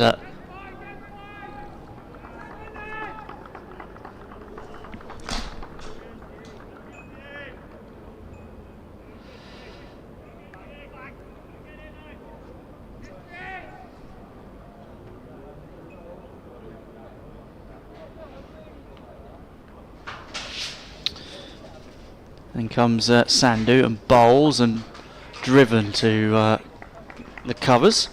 Mike has rejoined us. I'm going to just disappear for a moment because I've had a message from studio that suggests that we might be. Well, our lights are all fine here, but so I need to investigate.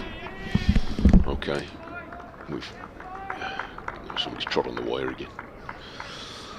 13 without loss. If you could still hear us, let us know. If we don't hear anything, we'll send a search party. Sandu bowls from the C end in, and Yates is pushing it away on the leg side. There's been a light cloud cover over the ground. We're not very well placed to judge in here, but I hear on the news bulletin that as I was making a report next door that it's been the hottest day of the year, declared first in Kent, and then I think in Essex is now the highest temperature of the day, but it's pretty warm here. But there is this veneer of cloud over the ground at the moment. Sandu comes round the wicket and Davies is pushing this away on the offside. Yates rather, and again there's no run.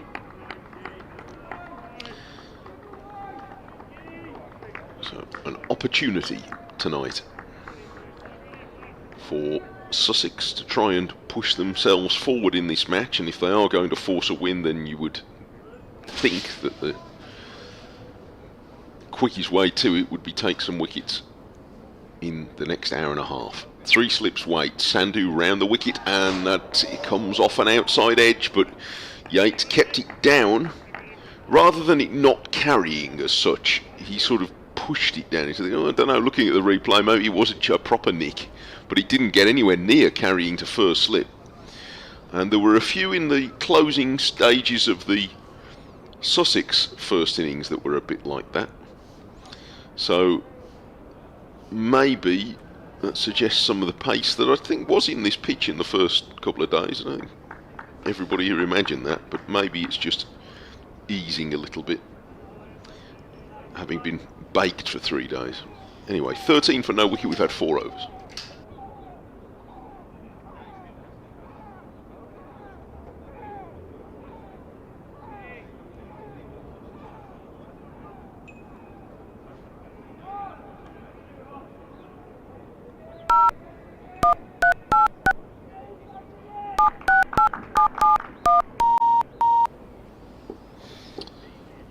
Hopefully we're with our stream listeners and trying to reconnect to our radio listeners. If you heard some tones in the background there. The first ball passes through to the wicketkeeper of a new over from Robinson. We are, I will not bore you extensively with the details, but the technology, not here in the county ground in Hove, but the network that has traditionally been used by radio broadcasters, certainly for the 30 years of my radio career, or nearly 30 years, is being phased out. Robinson bowls and Davis defends, and consequently that network has become somewhat less reliable. Radio broadcasters like myself have found, to our annoyance, over the last 12 months or so, which may or may not be the reason for the interruptions that there have been today, but it wouldn't entirely surprise that everything is moving over, as maybe even your house has moved over, because I think the whole country is eventually to it all being on IP networks rather than the old traditional lines, and indeed this ground, I believe, is about to. Edgbaston already has, so hopefully things will be more reliable in the future. Robinson's next ball is turned into the leg side by Davis. Have we put the plug in? Yes, it all seems to be working. Yeah, I must admit I've never had this, in the commentaries I've done before, I've not had this number of dropouts, so it's been a bit of a frustrating one technical wise, but we're still on the BBC Sport website now, back on it there, so I apologise if you've been listening and you've had sort of bursts of moments of sort of 10-15 minutes where we haven't been on. Obviously it was only us two here in the commentary box, and we do try and get messages from people who are listening across, but we can't always react instantly and know when things have dropped off. Robinson bowls and Davis is defending on the walk up to mid-off. Davey can hear us in Marbella. If I open the window. Yeah. You'll probably hear us. No, good man, David, listening on the stream. So, yeah, I don't think the stream has been interrupted. So it's for radio listeners. During the last 18 months or so, a lot of football commentaries, not just on our station, but lots of others, have been more interrupted than ever. But there was some hope that the IP network is going to be better. It's been quite good at Edgbaston so far, he says, touching wood. But I believe it's just about being installed here, so the future is bright. Davies turns into the offside at the next ball from Robinson. The future seems a long way away from here, but anyway, that's by the by.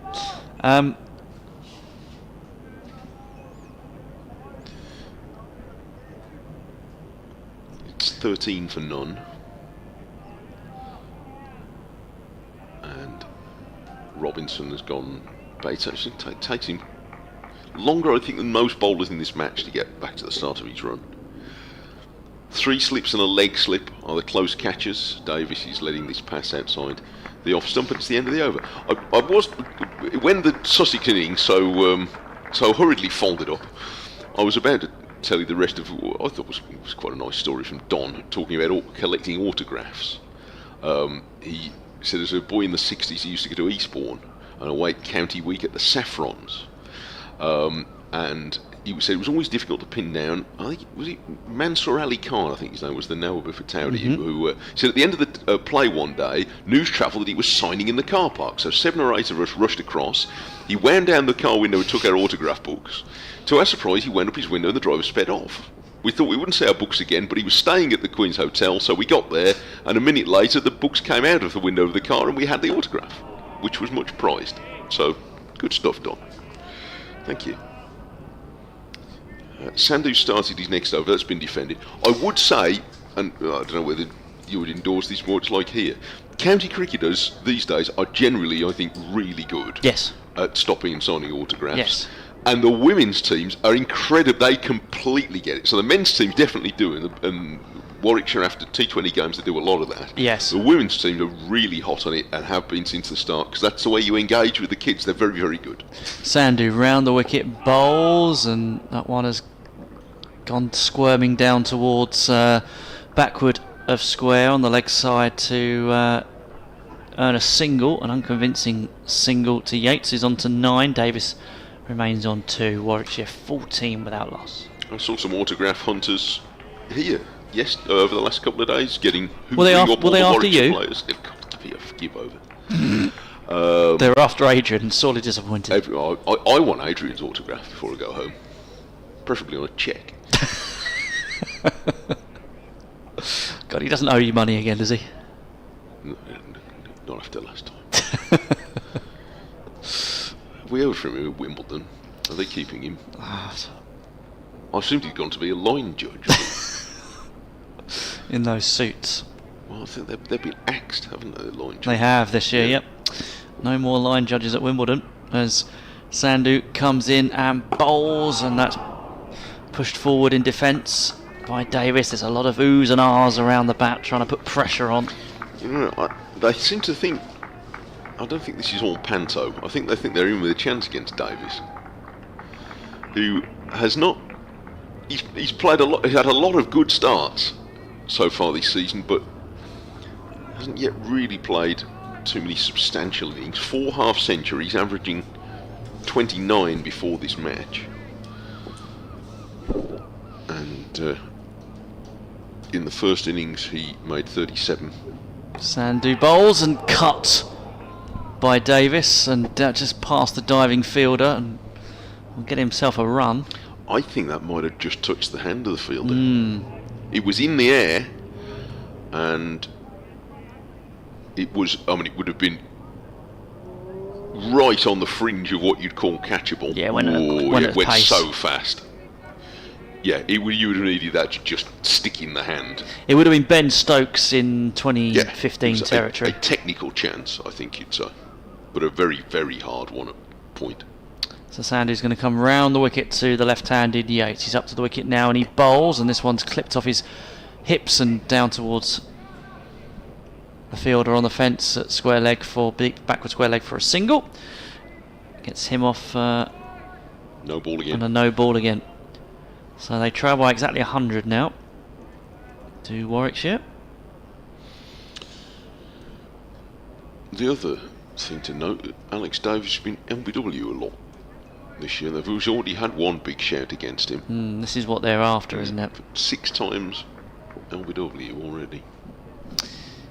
In comes Sandu and bowls, and now there's going to be another big shout, and they're not going to get that one either. And that is going to be another leg by. Very similar to before, but we'll see how close this one was. Sandu really liked that one. He did. It was Bit high. Yeah, maybe angling. I think there was enough cause for doubt there. It wasn't that far Probably away. closer than the other one. Yeah, it wasn't a million miles away, but he does get bounced, Sandu. From that height. So There's a discussion between Sandu and the umpire at the moment. Not sure what that was about. There's quite a lot of chatter. I could hear on the commentary yesterday, Adrian saying with the umpires and the Warwickshire team as well. I don't know if we ever got to the bottom of that. yeah, there was one brief period where it all went a bit hands on hips. Sandu bowls, and this one is going to be another no ball, No is ball it? again, I think. Yeah, and they've taken a run. So another no ball, which is extending this over further. He's finding it tricky coming up judging the slope, I think. I suspect that's probably all there is to it. Got quite a long run up, Sandu.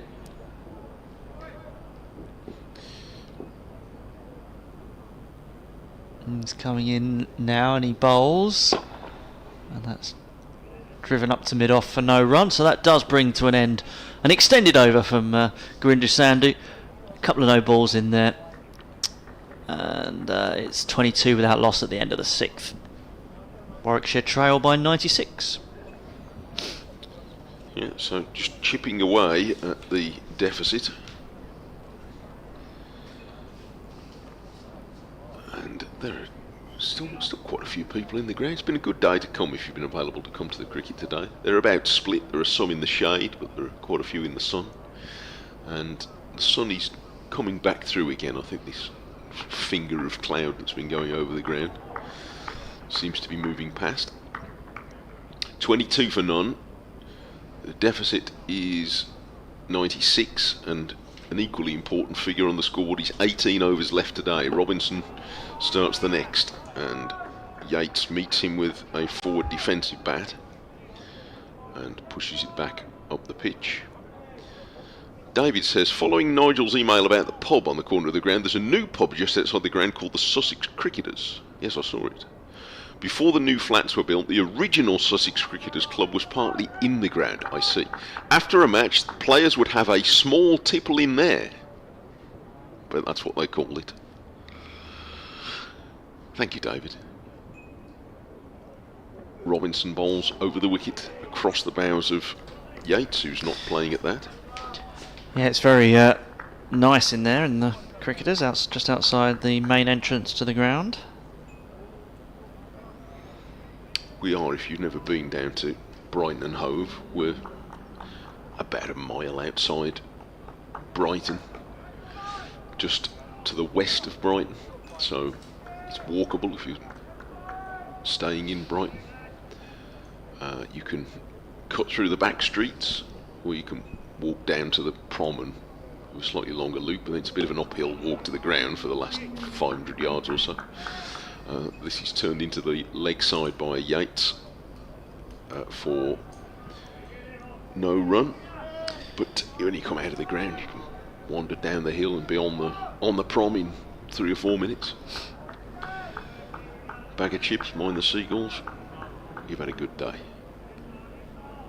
But our friend with the ice cream, we offer a bag of chips on the way home. It's a proper day, that is. You missed a whippy ice cream and a bag of chips on the way home. God. Let's go for a double. And the cricket, I mean, what more could you want? That's a proper day. If he's listening to us as well, you never know. Don't spoil it. The 2 back on the pull here. Robinson's going to come round the wicket to the left-hander, and he's got a deep back. They're both quite a long way behind. Oh, middle stump. Yates by a full delivery that plucks out the middle stump. Yates just pushing forward, but wasn't right forward over it, and it looked pretty full and under his straight bat, right on the bullseye. So Yates 93 in the first innings. I wonder if it just tickled the inside edge on the way through. Seeing the replay, Yates has to go this time for 11, and the first incision made by Ollie Robinson at 22. Warwickshire still 96 behind. No, I think it's gone straight through, I think. Yeah, he's, I think closed his bat face off to play through the leg side. He's got beaten, and middle stump out of the ground. Yep, right on target from Ollie Robinson.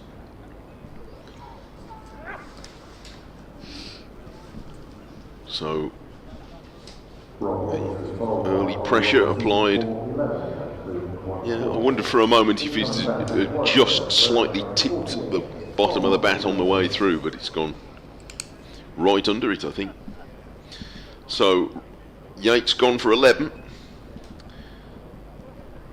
And the new batter will be Tom Latham, who announced himself with his delayed arrival at Warwickshire with 184 against Surrey, and 3 more half-centuries since then, 2 of them in the game last week against Somerset. And a specialist in batting a long innings in his extensive international career. And that's what Warwickshire are looking for now, with Sussex eager to widen the breach. Latham, a left-hander like Yates,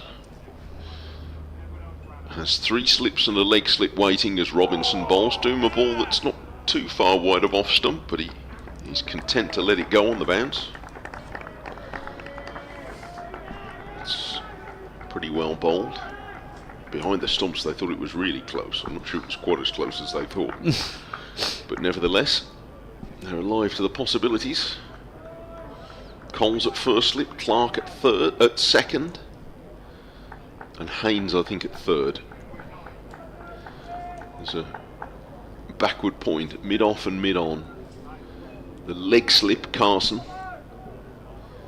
and then square leg and about 3/4 of the way back to the rope and long leg. And Robinson bowls to Latham, who is pressing forward and pushing this away on the offside, and it's an end of a wicket maiden for Ollie Robinson. 22 for 1.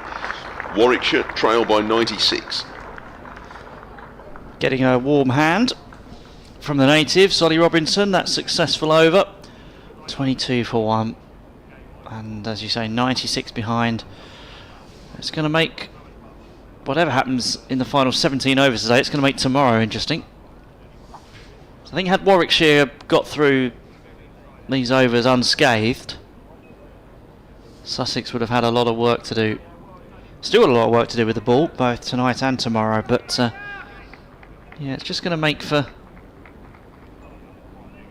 a nervy, maybe a nervy balcony as Sandhu comes elegantly into the crease and let go that one by Davis.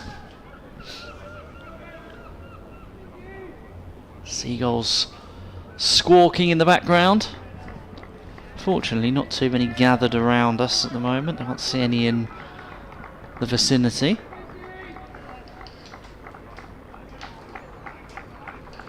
They can be everywhere on T20 nights when there's people who've been to get food and left stuff lying around. Here's Sandhu coming in again to bowl, and that's let go by Davis, who's faced 20 balls for his 3. Yeah, be pretty careful. We have 100 deliveries left in the day. If they can get 2, I think they'd be happy with that. If they've got any more, then they could find themselves still pretty handily placed, and it would justify, I suppose, the approach they took. Sandhu bowls and driven up to mid-off by Davis. No run. batted with, or steadily through this afternoon. They really didn't at any point try just to race on for quick runs, which, you know, I think it's reasonable to think we all thought they would or should.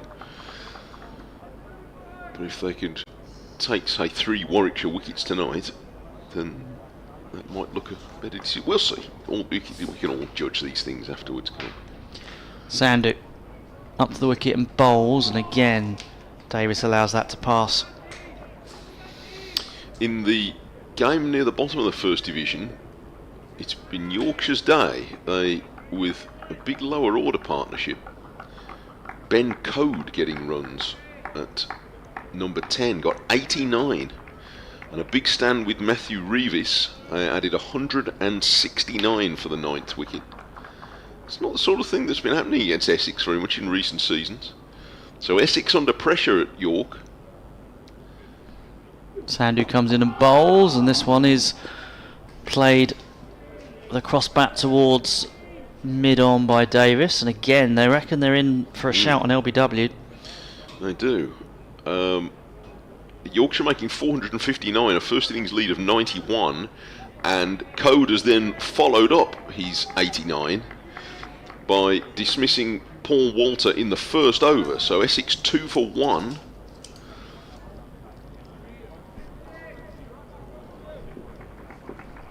So they're 89 in arrears. That's an interesting game now. Oh, that one outside the off stump. It's going to be another no ball. Outside the off stump, just had Davis sort of slightly turned. Seemed to bounce on him a bit. He Yeah, ended up trying to duck it, and his knees nearly met his chin.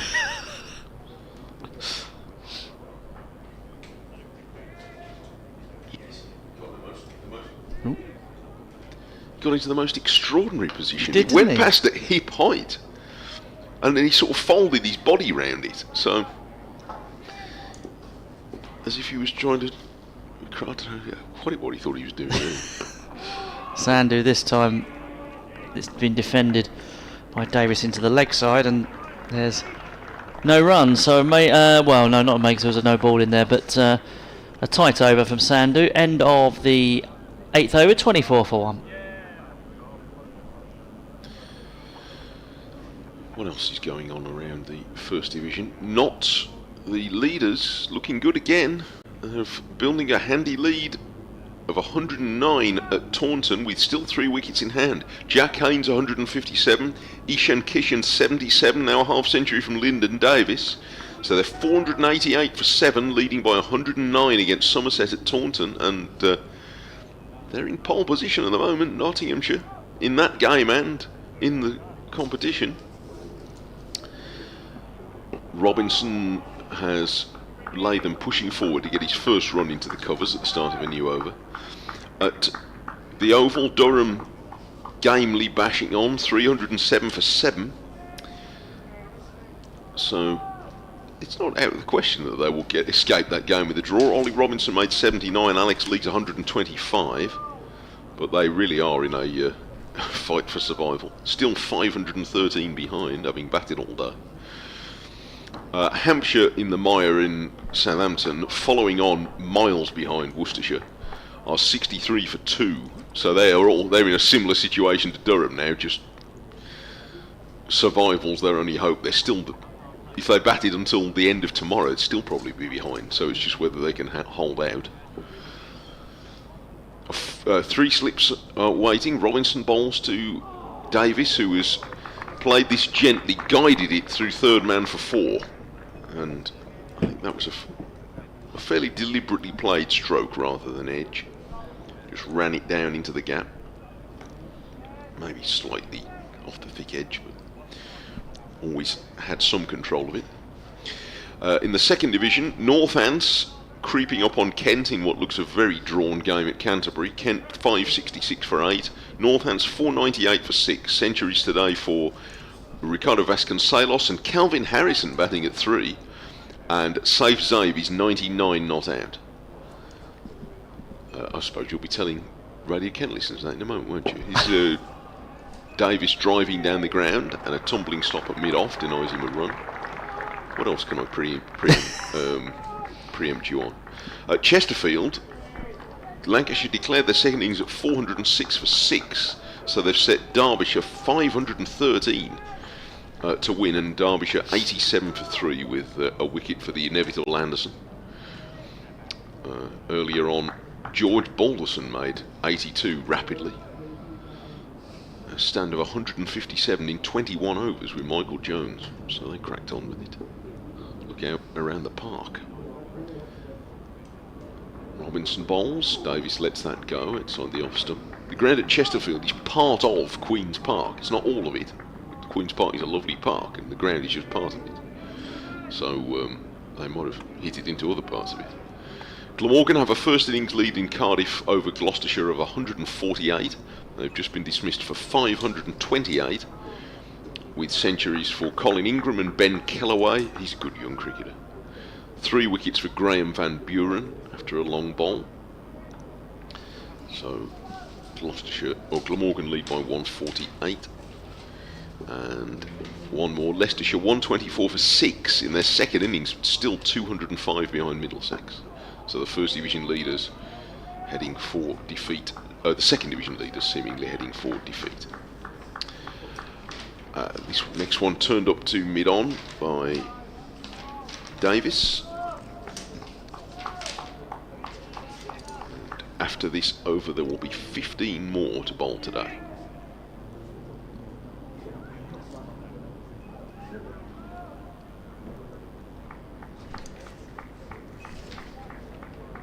Robinson. There's echoing applause around the ground coming from somewhere in the pavilion, I think. 2 slips and a gully now, as well as the leg slip, and Davies is running this round gully. And for the second time in the over, it's running down towards the boundary at third man. This one is just going to be flicked back by Crocombe. Good chase. And Clark loops in the throw in working with his teammate, and they have taken 2 runs, and it's the end of the over. So 7 from that over. Warwickshire up to 31 for the loss of Yates. Davis is now 9 and Latham 1.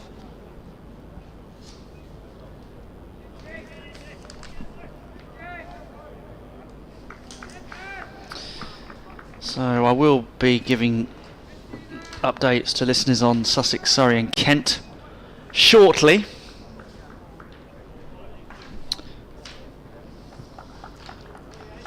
We'll see this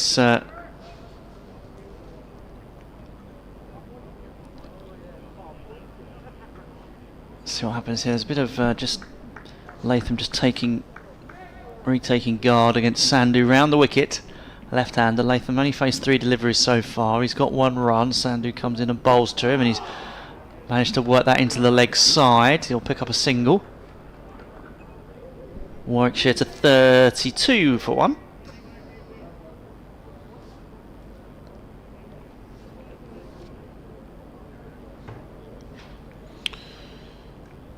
Well, every run they can score just eases some of the pressure on them a little bit. Yeah, it does, and obviously Sussex, as you said earlier, will be looking to strike again before the close if they can. Sandhu coming into bowl to the captain Davis, and Davis drives handsomely down the ground. That's going to be 4 runs. That's the most authentic shot we've seen, I think, since Warwickshire started their reply. Glorious straight drive. Yeah, it's a good shot. Which Sandhu didn't get a foot to. He's a very positive player, Alex Davis. He's played a lot of short innings this season. But usually scored runs pretty fluently. 37 in the first innings.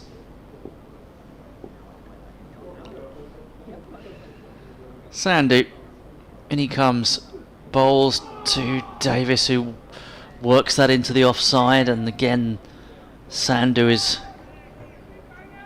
quite keen to let Davis know that he's there.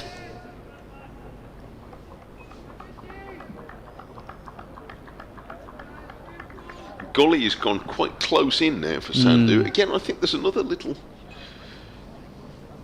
veil of cloud coming over the ground. I don't know whether that is going to affect the conditions much.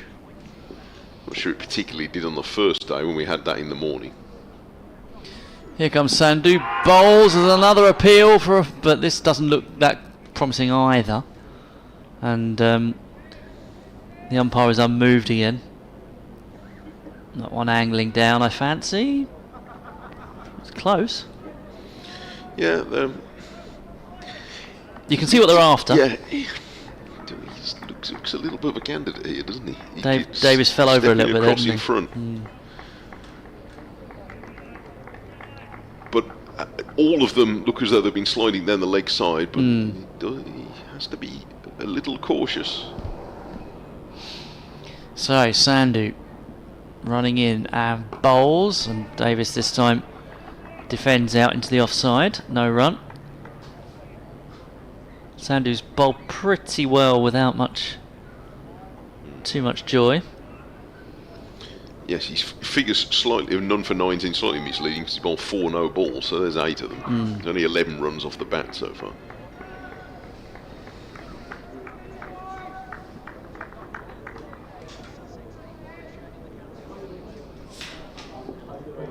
Well, Sussex are now in the field, having been bowled out for 533, which gives them a first innings lead of 118, and they've actually taken a wicket as well, with Ollie Robinson bowling a beautiful delivery to remove Rob Yates for 11. Warwickshire, though, have just moved on to 37 for 1. They trail still, therefore, by 81. So it should be setting up a beautifully poised day tomorrow, which is the final day, of course. At the Oval, Durham are 308 for 7 in their first innings against Surrey. Trailing by 512, ahead by 512. Dan Worrell has taken 3 for 48 and Matt Fisher 3 for 57. Meanwhile, at Canterbury, Northamptonshire are 504 for 6, 62 behind still from that Kent first innings of 566 for 8. Commentary on all 3 matches on the BBC Sport website and app. So, that is that update. 37 for 1 after 10 overs here. Robinson started again, and this one turned off his pads for 1 by Davis. I wonder how much they're going to ask of Sandu and Robinson. I was just thinking the same thing, actually. I mean, they're only bowling for effectively 1 session tonight, so...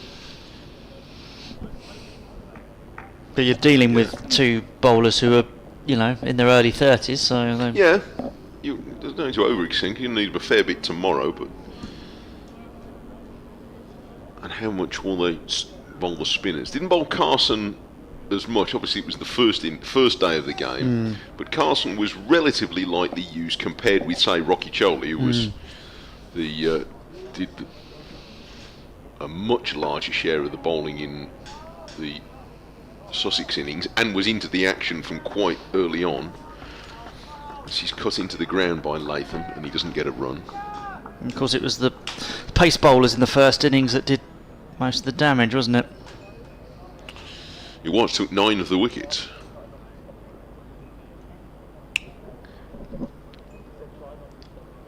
So I imagine we shall see him more in the second innings.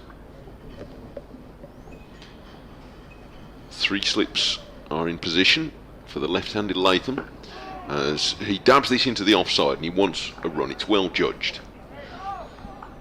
Taking Latham to 3 and the Warwickshire total to 39. Losing, if you've recently joined us in the last little while, maybe put the cricket on as you're on the way home from work or whatever. 38 for 1 Warwickshire, 39 for 1. A first innings deficit was 118. Sussex making 533 today. Cole's 150. And Hudson Prentice with a steady 45. Ibrahim made a bright 36. Round the wicket. Oh, and that's taken the outside edge and bounced over the slips and gone away for 4. That was An involuntary stroke really from Davis. He wasn't at all in control of that. It's come off the shoulder of the bat, but cleared the slips. Coming round the wicket, Robinson. Might even have come off the glove, but it went high and bounced away for 4 runs. That might encourage the captain to keep Robinson going for a bit. Coming from round the wicket, well bowled. Yeah, had him in all sorts of problems, didn't it?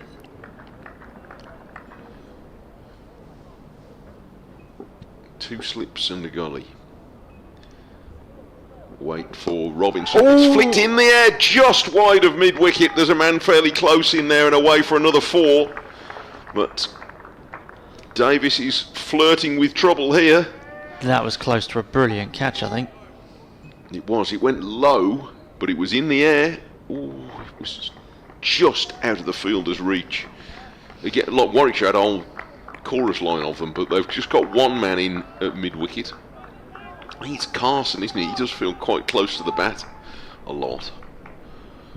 He's not very far away there, but he couldn't quite grab that. 47 for 1. Robinson bowls, and Davis is playing this carefully, nudging it into the leg side. And it's the end of the over. There were 10 runs off that over, but it was a very threatening over from Robinson. At the end of it, Davis is 23, Latham 3, and Warwickshire are 71 runs behind.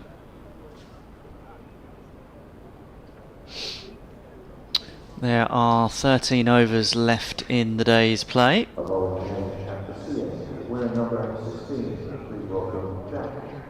Here comes Carson. So we are going to see spin as first change. Carson's been bowled first change a few times, actually, I think. Well, I think at the very least you want to have a decent look tonight, so that when they're making plans tomorrow, they know what they're planning with, how much assistance Carson gets. This is the 4th time he's been used as first change. Second innings against Warwickshire at Edgbaston. The only innings against Surrey. Second innings against Nottinghamshire as well before this. Carson comes in and bowls and prodded up the pitch by Latham. Carson bowling round the wicket. He's got a slip in. He's got a short leg, who I think is Ibrahim. Mid on, mid off. Short extra cover. Backward point. Deep extra cover. And this one is guided off the face of the bat to the man at... They've taken a single. 48 for 1. Latham to 4.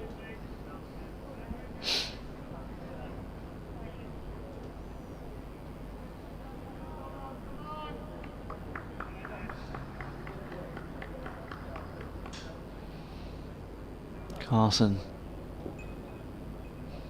trying to get some rip on the ball as he faces Davis. Davis pushes that out into the cover region and they'll come through for a single. Just rotating the strike between left arm and right arm for the spinner. Terry says the old Sussex cricketer pub was a very good real ale bar, unlike the replacement. I don't know. This is not my area of expertise. Terry. Carson round the wicket to Latham. Oh, that's very close to the edge. It was close. I had my first wedding reception there in 1970, so says Terry. Well, there is no finer recommendation than that, is there? The word first is doing a lot of heavy lifting in that. I don't know. As Carson comes round the wicket and bowls. God, just no run there. The yes, you don't want to wade into a sort of a real ale debate because no. I keep well out of that. Leave it to the experts. I know some of them. As Carson comes in and bowls played up the pitch, and there's no run. I go as far as an IPA. Do like an IPA these days.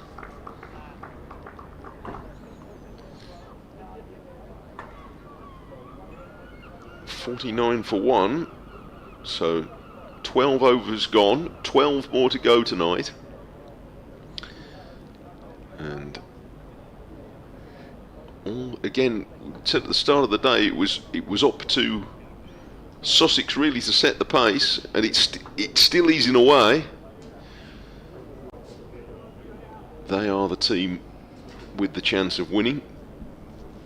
Warwickshire have, I think it's quite true to say they've been delaying things since the injury to Chris Rushworth. That's not fair, but they certainly bowled a lot of what looked like defensive fields, but I think they always had a plan to try and get wickets. Bowled very doggedly. Robinson's coming round the wicket, having caused a problem for Davis in the last over, but the first ball is pitched up and pushed away into the covers. This time they're going with 2 slips and a man back at third man, but I don't think they're seeing Haynes as a run saver. I think he's genuinely in there as a catcher. Well, he's 10 yards off the boundary rope, and yeah, it's there for the full shot. From that angle coming round the wicket, he really, with the bounce that he gets, Robinson, because he's a tall man, caused some problems for Davis in the last over. There's that man up mid-wicket as well. Davis is back, punches this well through the covers, and running round to stop it is Crocombe, and they get 1. And that's 50 for Warwickshire. 50 for 1 in the 13th over. And they trail now by 68.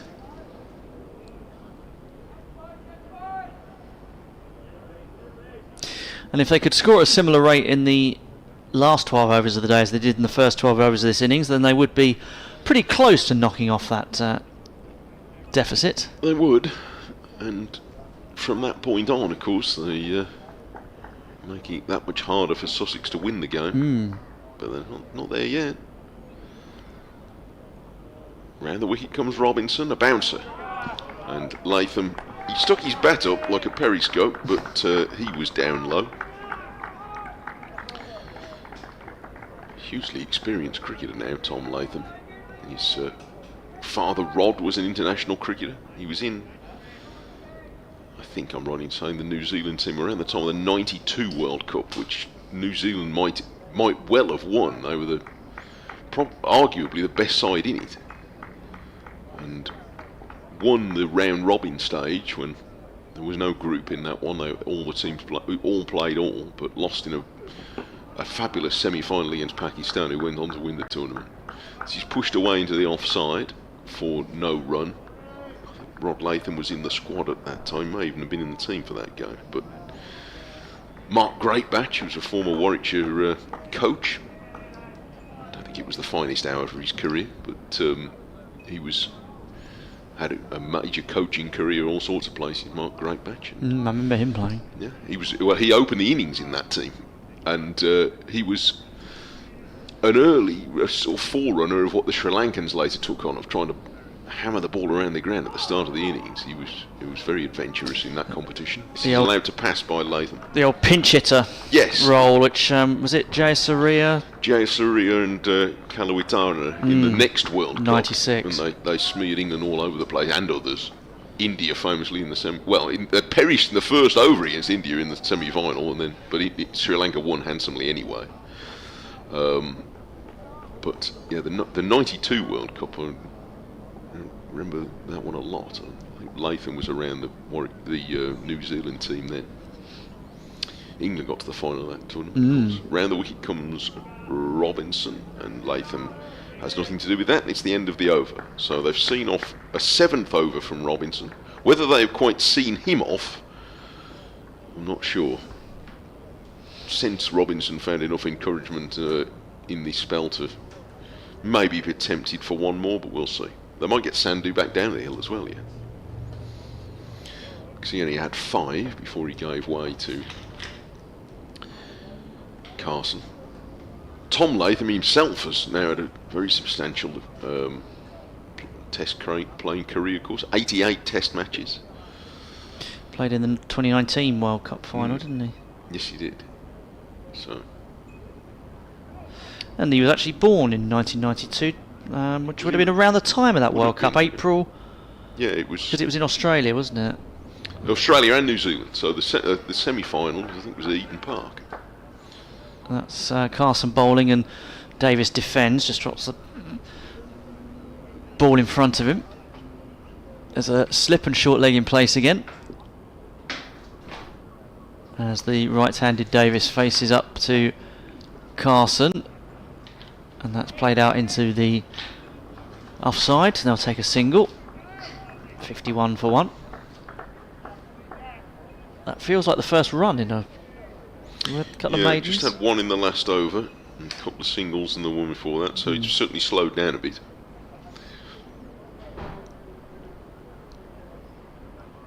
Carson round the wicket. Latham, was not sure what he's got on that, if anything, but it's running past everybody up towards the boundary. It's going to be pulled in, and they'll take 2.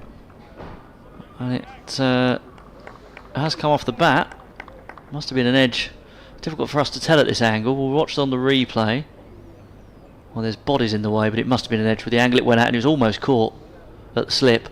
So close for Carson, who is looking a threat actually in the 9 balls that he's bowled.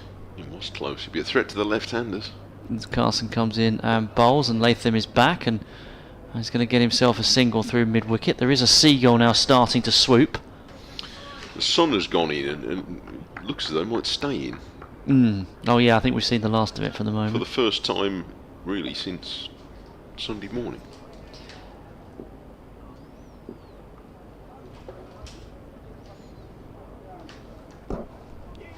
Driven this one in, they're going to take a quick single. Really well run, that. Yes, always looking for that. So they're trying to be quite positive where they can. Forecast for tomorrow is now a bit showery in the morning. But as there has been over the last few days, it depends. It's one of those now, there's all different weather apps. They're quite varying in this, for this game. Now there's an appeal, but nothing doing there, and that's going to run down towards, or behind the fielder, behind the wicketkeeper. That's going to be a leg by. Yeah, it was down sweeping. I mean, it was not a lot going for that one either. Sort of pitching maybe on leg, maybe just outside, and then not turning back enough. So at the end of the over, it's 56 for 1. The partnership's 34. Latham's on 7. Davis has 27. So they are moving along at 4 and over, which, I mean, about 3.5 has been the sort of standard scoring rate in this match. Warwickshire went a little bit quicker than that most of the time. Robinson round the wicket, going into an 8th over now, and Latham plays this late enough to have Robinson excited. Well, I think he does get quite excited, and who would blame him being as good a bowler as he is, but I think Latham was always in control of that. They've seen sort of excited after sort of every other ball. Well, look, they're the team that's got the chance of winning the match, and they're having a good season. I mean, having been promoted, and they are pretty strong here. The momentum is always with promoted sides, or often is. Yeah. They're used to winning matches. They're, as a team, they haven't changed the team from last season at all. They're unbeaten here in quite a long time, aren't they? Round the wicket. Oh, Latham very nearly plays this on as Robinson comes from round the wicket, and he jabbed it into the ground, and it wasn't far away. Yeah, Sussex are unbeaten in championship matches at home since Paul Farbrace took over. Edge that into his pad. Could have wriggled out anywhere. So a tricky spell for Robinson even now. Essex 13 for 2, still 78 behind in York. Robinson sets in again to bowl the left-handed Latham, who's forward securely defending this time. The leaders Notts now all out at Taunton for 509. They lead Somerset by 130 on first innings. Jack Leach 6 for 121 in 53 overs. But not dissimilar situation to this game. Pretty well placed. The lead of 130. Actually, that's a very similar pattern of that match to this game. Hampshire 79 for 3 now in the second innings against Worcester, so the bottom club well on their way to winning. Robinson bowls. Latham, his forward bat and pad together, dabs this into the covers.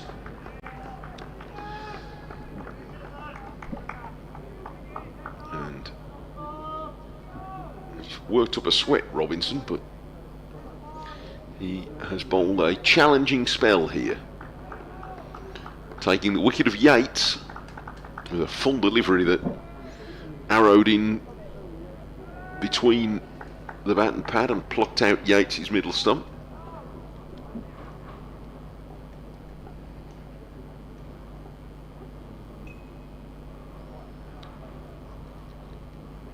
Robinson goes wider of the crease for a short delivery, which Latham goes to pull, cloths it a bit into the ground, but he's going to get one out to Crocombe. A deep backward square leg. There's a little patch of blue just over the ground, but compared to the brilliance of the light for most of the last 3 days, there's a slightly watery feel to the sun at the moment. A few shadows being cast as Robinson moves in, and Davis is forcing this off the back foot, square through the covers, and a long chase for Crocombe. But he's going to win it. He pulls it back inside the rope, and Latham's fallen over. They're coming back for a third run. Davis rather lost his balance on the turn, nearly fell over completely. He staggered back upright, but they have completed 3 runs. He was a little slower than Latham, who ran very quickly the first one, so he was almost half a run ahead of Davis, who slipped at the end of his second run, but he's safe in the end. So they take 3, and it's 60 is the score, and we've had 15 overs. 60 for 1, and the deficit now 58.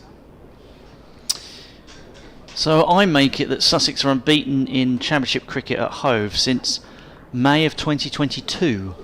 It's a remarkable record. Which is more than 3 years. And I'll tell you a little bit, there's some interesting people involved in that one as Carson comes in to bowl. This one is guided down towards it's intercepted by the man on the 45 on the leg side, and Davis doesn't take a run. Carson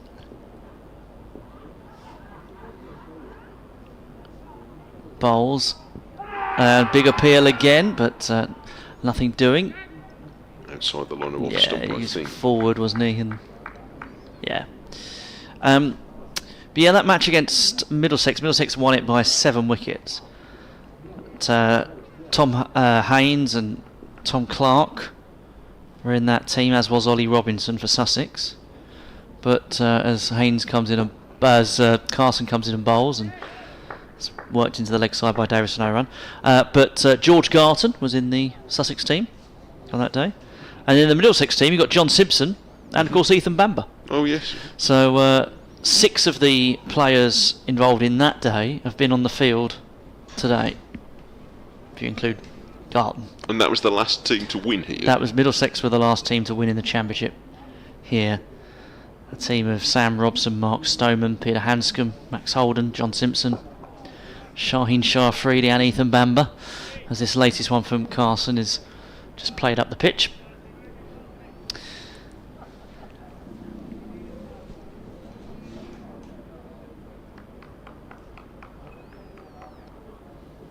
It's quite a good game actually, and a real good chase actually for Middlesex as Carson comes in and bowls, and that one he got his front foot planted forward and defended, and it hit the top of the bat and spooned up. But yeah, Sussex made 392, Middlesex followed that up with 358, so Sussex had a lead of 34 runs and then made 335 for 4 declared, and Middlesex got to their target of 370 with 3 wickets down as Carson bowls. That's a maiden over, I think. Yep. And with a bit of turn. Yep. Not I don't think so far making it turn quite as much as Rocky Choli occasionally did, but bowling with a nice loop and control at the moment, Jack Carson. And I think he can perhaps look at the shift Rocky Choli put in and think he might be doing a bit of that tomorrow. Especially, to be honest, if the seamers don't make much of an incision early on, then I think he probably is in for a bit of a stretch. Robinson is being given a breather after 8 energetic overs, taking 1 for 30. He has, up until tea on the first day, Robinson had only bowled 10 overs, and it was quite notable. In fact, almost wondered if he'd got a slight injury niggle. But since then, he's gone through a tremendous amount of work. He bowled 12 overs after tea on the first day, and he's bowled an 8 over spell now. But he's given way to Crocombe, who looked the quickest bowler on view in the match in the first innings. And he, with 8 overs left to bowl today, is going to come rushing down the hill from the Cromwell Road end, and his first ball is defended back up the pitch to him by Latham. So he might get 4 overs today, Crocombe. And he looked full of beans in the first innings, even at a point where Warwickshire were 170 for 1, and at that stage dictating terms. But it was Crocombe who took 2 wickets in quick succession to break things open a bit. And here he is, round the wicket to Latham, defends on the offside. And although one of them was a strangle down the leg side, Latham was really cross about that. And then he had Yates caught in the deep. He deserved those because he bowled with real fire when, frankly, it looked for a while after lunch as though Sussex were in for a bit of suffering on Sunday afternoon, but it didn't happen. Crocombe bowls again. Latham is guiding this off the back foot, quickly out to backward point, and he gets 1 to the man on the boundary and goes to 9.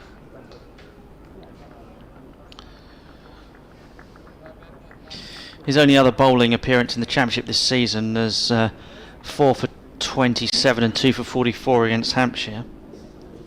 I think he played there was a one-day cup game here end of July last year, or start of August thereabouts. I think he played in that game, which was a low-scoring battle. It was a good match. Warwickshire won by 1 wicket. Now Davis, facing Crocombe for the first time, defends back up the pitch. I think that was the time I'd seen him before. And he bowled with a lot of energy there. I'm just going to nip next door, Andrew. I've seen the time. I need to nip next door. No problem. So Crocombe from that Cromwell Road end, coming down the hill. Bowls and just beats the defence of Davis. Yeah, he hung the bat out a little bit there, and Davis immediately walked away. He could have easily nicked that one. Davis has wandered away and back in the way that Michael Atherton used to do after every ball. Away to square leg, compose, and back again.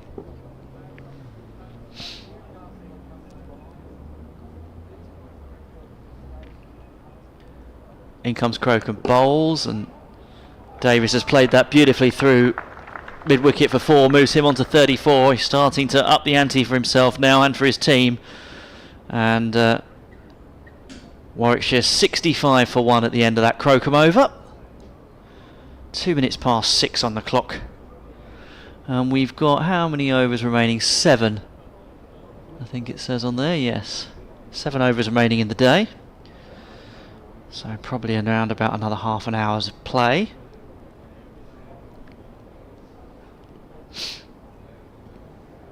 And I shall be off to grab reaction from the Sussex camp, which you'll be able to hear on the Sussex Sport, BBC Sussex Sport X feed. So get on there, follow BBC Sussex Sport, and you'll be able to get the reaction from the Sussex camp after each day of championship play and after every result in the white ball games. So BBC Sussex Sport is where you need to be for that.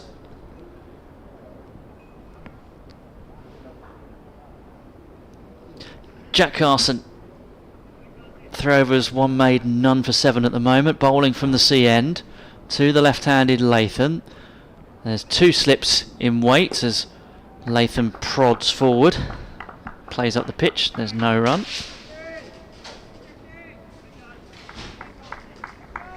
Carson back to his mark and comes trotting in now and bowls and prodded forward again by Latham. Those 2 slips applaud him.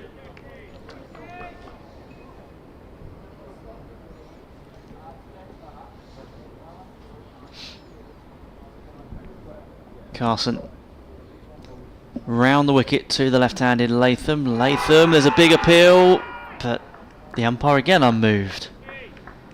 Carson's getting very excited. Have a look at this one on the replay. Yeah. The umpire's head position doesn't help because he's in the way of the impact. That's close. Yeah, it's hard to tell to be certain from that angle, but it looked like he might have been outside the line of off stump. But if there was any turn, probably turning away. As Carson comes in and bowls and smothered by Latham as he leans forward.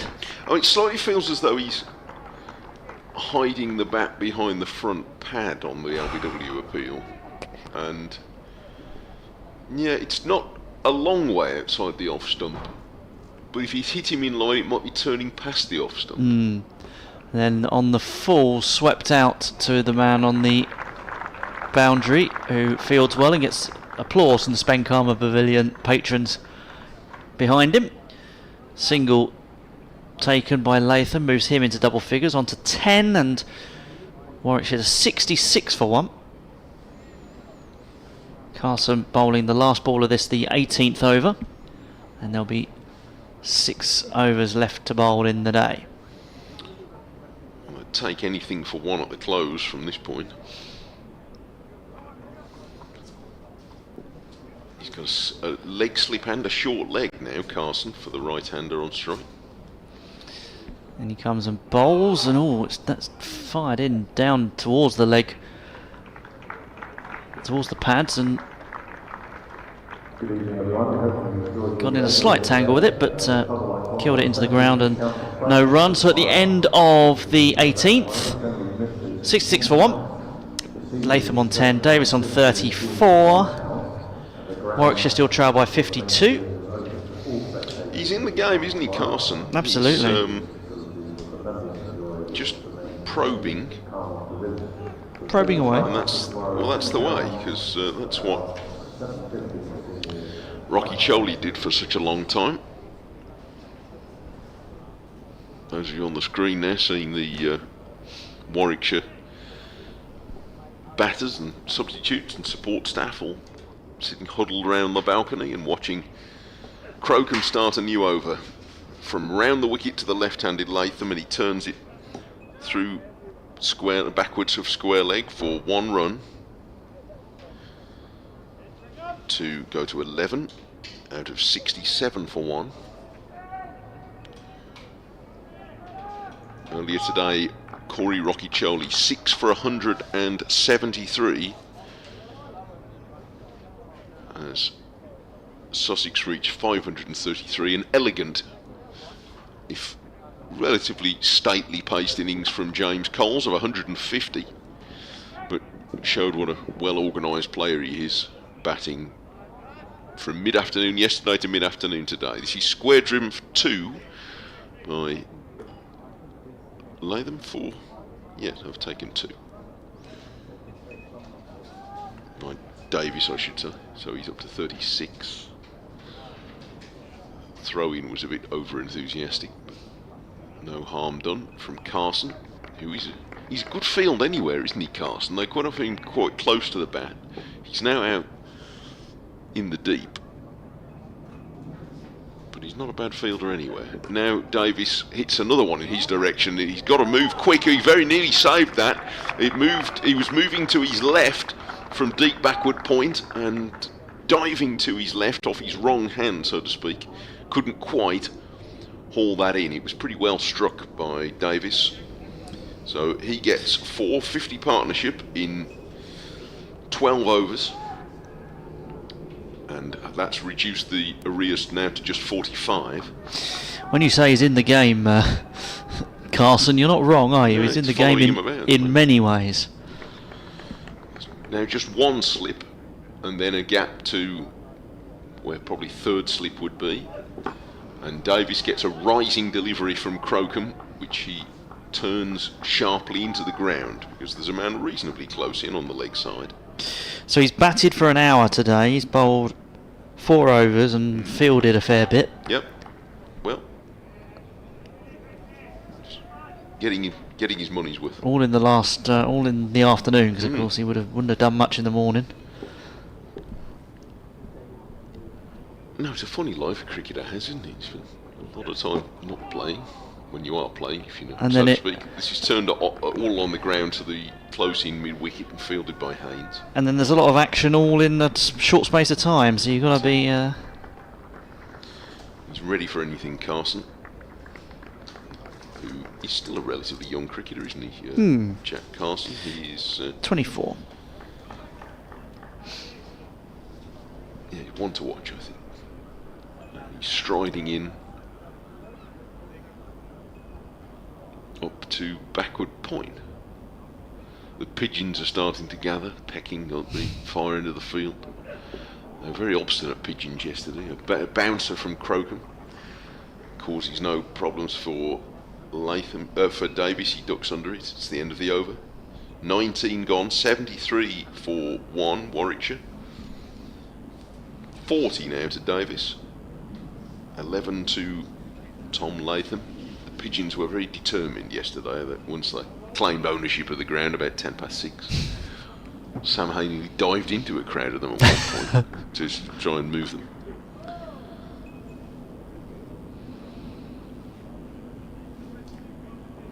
And we have 5 overs to go today. Jack Carson is going to bowl again. Round the wicket to the left-handed Latham, and Latham cuts and will get himself a single. 74 for 1. You can follow live cricket on the BBC right through the evening if you're so minded, because there's a women's 2020 international between England and India, which is starting shortly. It's at 6:30, I think. Yeah, 6:30 starts at Bristol, so you can find that on BBC Sounds. Carson bowls and just almost played into the grateful arms of short leg, but I think that's again, whether you want to call it a technical chance, but it was hit straight at short leg, right into his hands and out again. But it would have been on the floor by the time he'd realised it had arrived, if you know what I mean. Carson bowls, and that's down the leg side and let go by Davis. I think that's Ibrahim under the... It is, yeah. So yeah, if it had stuck in his hand, we'd have said it was a great catch, but... From that distance it can stick in anywhere. Carson bowls and Davis comes forward and defends.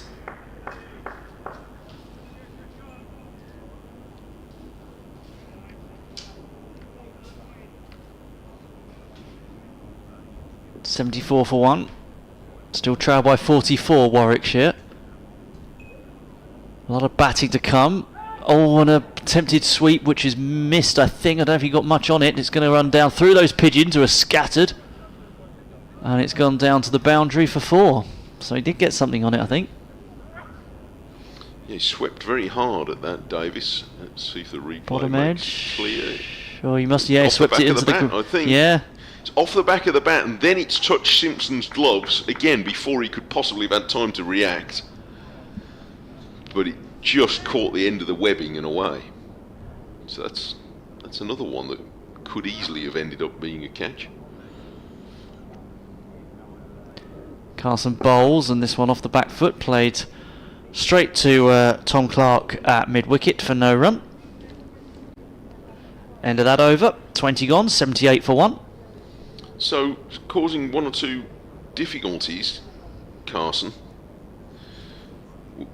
with a couple that could easily have gone to hand in that over for catches close in, either by the wicket keeper or at short leg. He'll certainly wake up in the morning feeling like tomorrow is his day. Well, yeah, it could be. So 78 for 1. 20 of tonight's 24 overs have gone by. And Crocombe's going to have another go in. The sun is coming back out. Pleasant evening sunshine. In he comes now, and Latham pushes this into the leg side, but he doesn't think of taking a run. 2 men out on the hook again, one at fine leg, one at deep backward square. Got a couple of a couple of slips in place. Extra cover, mid on, mid off, mid wicket. Yes, doesn't waste time, Carson. Getting to the start of his approach, and Latham this time does take a run, nudging it backward of square leg. No, it's in stark contrast to Robinson, as you mentioned earlier. Yes, he's eager to get on with his work. So if you or get home. Well, possibly one or the other. If you want to follow the women's T20 International from Bristol, that's on Sports Extra, the main Sports Extra channel on DAB, or on the BBC Sport website, of course. That's starting shortly. It was a bit of a massacre the other day, wasn't it? Yes, very unusual defeat. She's pushed into the ground by Davis. He doesn't get a run, playing defensively. Davis 44 and Latham 33, brought together at about 20 past 5 by the dismissal of Yates. Wicket falling to Robinson. And that was a climbing delivery, banged in short. Davis looked as though he was setting to leave that, but in the end left the bat there and guided it out square on the offside. I don't know whether the angle we're at slightly deceived the way it looked, because it seemed as though he was setting himself to leave it, and then just played at it very, very late and diverted it away. It was a most unusual shot. But he gets one run. He was in control of it, but it was a strange, slightly jerky shot. Now Latham goes to pull, and he's hit on the body and finding a bit of life at the pitch late in the day, Henry Crocombe. Hurried Latham. Well, as you say, he's got a bit of zip about him, Crocombe. He's a very handy cricketer. Sussex fielders trying to keep the spirits up as we come towards the end of a long day. This is Fuller and driven by Latham to mid-on, and it's the end of the over. So 21 gone, 3 to go tonight. Warwickshire 80 for 1. They are 38 runs in arrears. A few spectators calling it a night there, but there are still 3 overs left, and 3 quite important overs if Sussex are going to he was our ice cream man. Was he? I think so. Not the one leaving, the one next to him. I believe so. Always leaving open the possibility of another cornet. Still get one on the prom, I think. Alright, Carson is going to come and bowl to Davis, who leans forward and plays defensively up the pitch. So there is a slip, there's a leg slip, there's a short leg.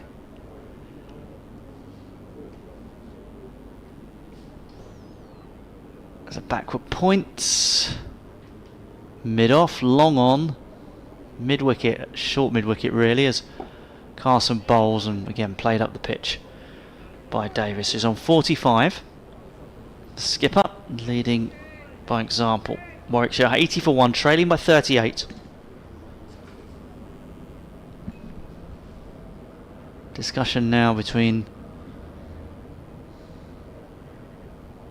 Carson and Dan Hughes.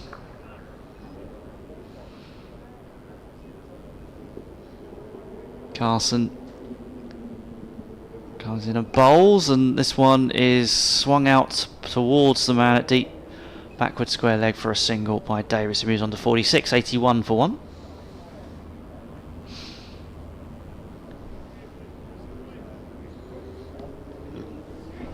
I wonder whether they will be tempted to drag more men in round the bat. Two slips for the left-hander as Carson comes in and bowls, and this is swept off of sort of middle and leg, and it's going to be swept for four by Latham. That's a good shot. That moves him on to 17. Yeah, he's a pretty good sweeper. I think he plays it a lot. Gets down into position early, gets really low. That's the crucial thing. We saw a bit of Coles in the first innings, although quite late in the day. He bowled quite nicely. I just wonder whether he might have an exploratory over. Carson bowls, and this one is defended by Latham. Coles, I was quite surprised, had taken a few wickets this season, but with his left arm spin. But he was used. It was quite a while before we saw him on the first day. I imagine there might be some bowling for him tomorrow. Here comes Carson, and that's played out into the offside for no run. End of the over, 85 for one, and now Ice Cream Man is going to leave, I think. He's decided that he can watch. He's got to come down from the top of the Shark stand. So the deficit now 38. That's Warwickshire's first order of business now will surely be just to get to the finish line today with only one down. We're going to see James Coles. Well, there we are. Yeah, you I think wired into to John Simpson. That seems worth a shot. Coles made 150, and sometimes it's just your day. He's played well today. He must be feeling pretty good, I'd have thought. Took 5 for 108 against Surrey in May. Yeah, he's a good bowler. He's a handy option. So it's not his frontline option, but if you've got a batter in your team who can bowl usefully, it's very valuable. Rob Yates has done a good job for Warwickshire this season. He's got 10 championship wickets. Got one today. Got wickets today. I think that'll be 11 then now. And here's Coles, who's not far behind. And his first ball is coughed through square on the offside for 1 run by Davis. Just play that stroke well and attractively. Hard with a flourish. Coles has 9 wickets this season at 37. Yeah. So that would be similar to Yates. He bowls left arm spin and sort of leans back as he approaches the crease.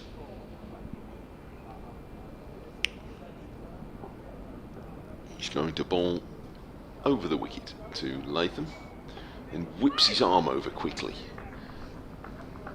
As in his action, James Coles, and Latham just turns him into the leg side.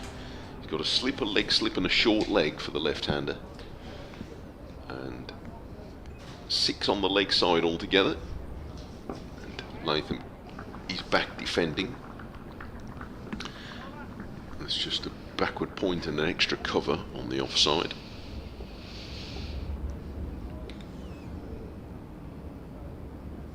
Up he comes again, and Latham turns this on the bounce past short leg.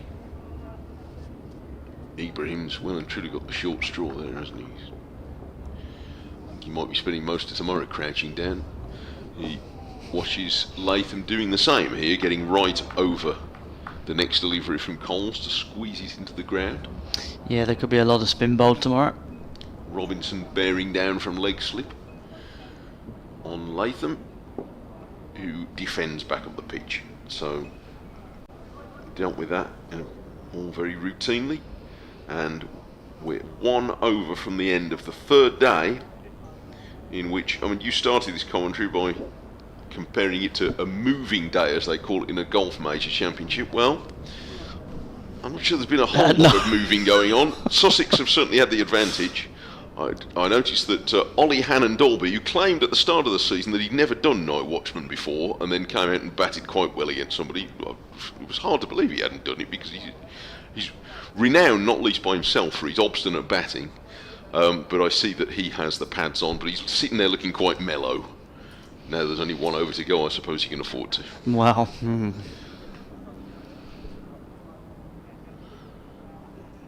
He got through a shift today, 30 overs. Didn't he just? Yesterday and today. And without reward, yes, really? I was going to say, his figures are unflattering, but he bowled with a lot of skill, I thought.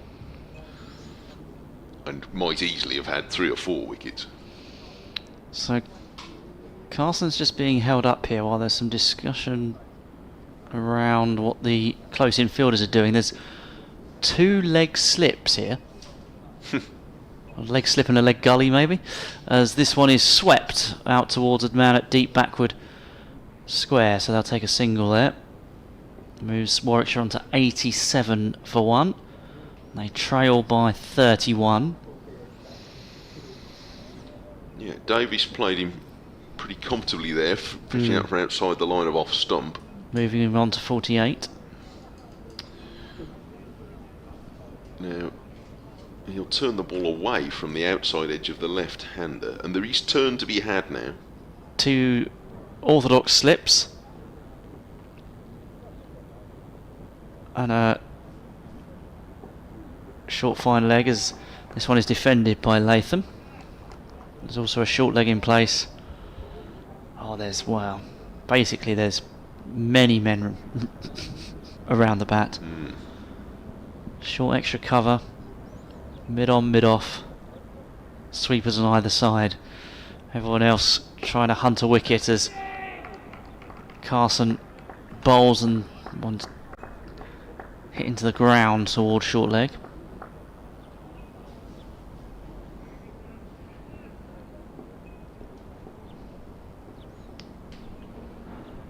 Three balls to go in the day. Carson round the wicket to Latham, who's forward and slides off the face of the bat, and one of the slips gathers.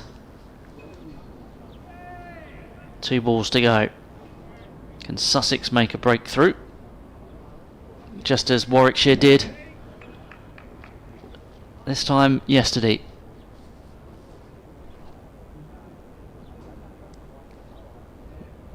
It would certainly. There's going to be a third slip come in now. Now, what's the umpire saying? Square leg umpire's coming in to have a chat.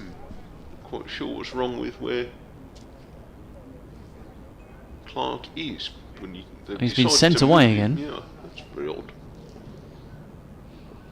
He's gone away to where he was, short really. Extra cover, yeah. Carson comes in and bowls, and that's played up towards mid-on. They're going to come and take a single. It's like the discussion we were having earlier. There was obviously some fielding rule. I can't think of why he wouldn't. He's on the offside. I can't really see what the issue was. Anyway, it doesn't matter now because they've got the right-hander back on strike. Clearly, John Simpson wasn't aware, and he's been playing cricket for 20 years. Yeah, I don't know why the umpire had to get involved there.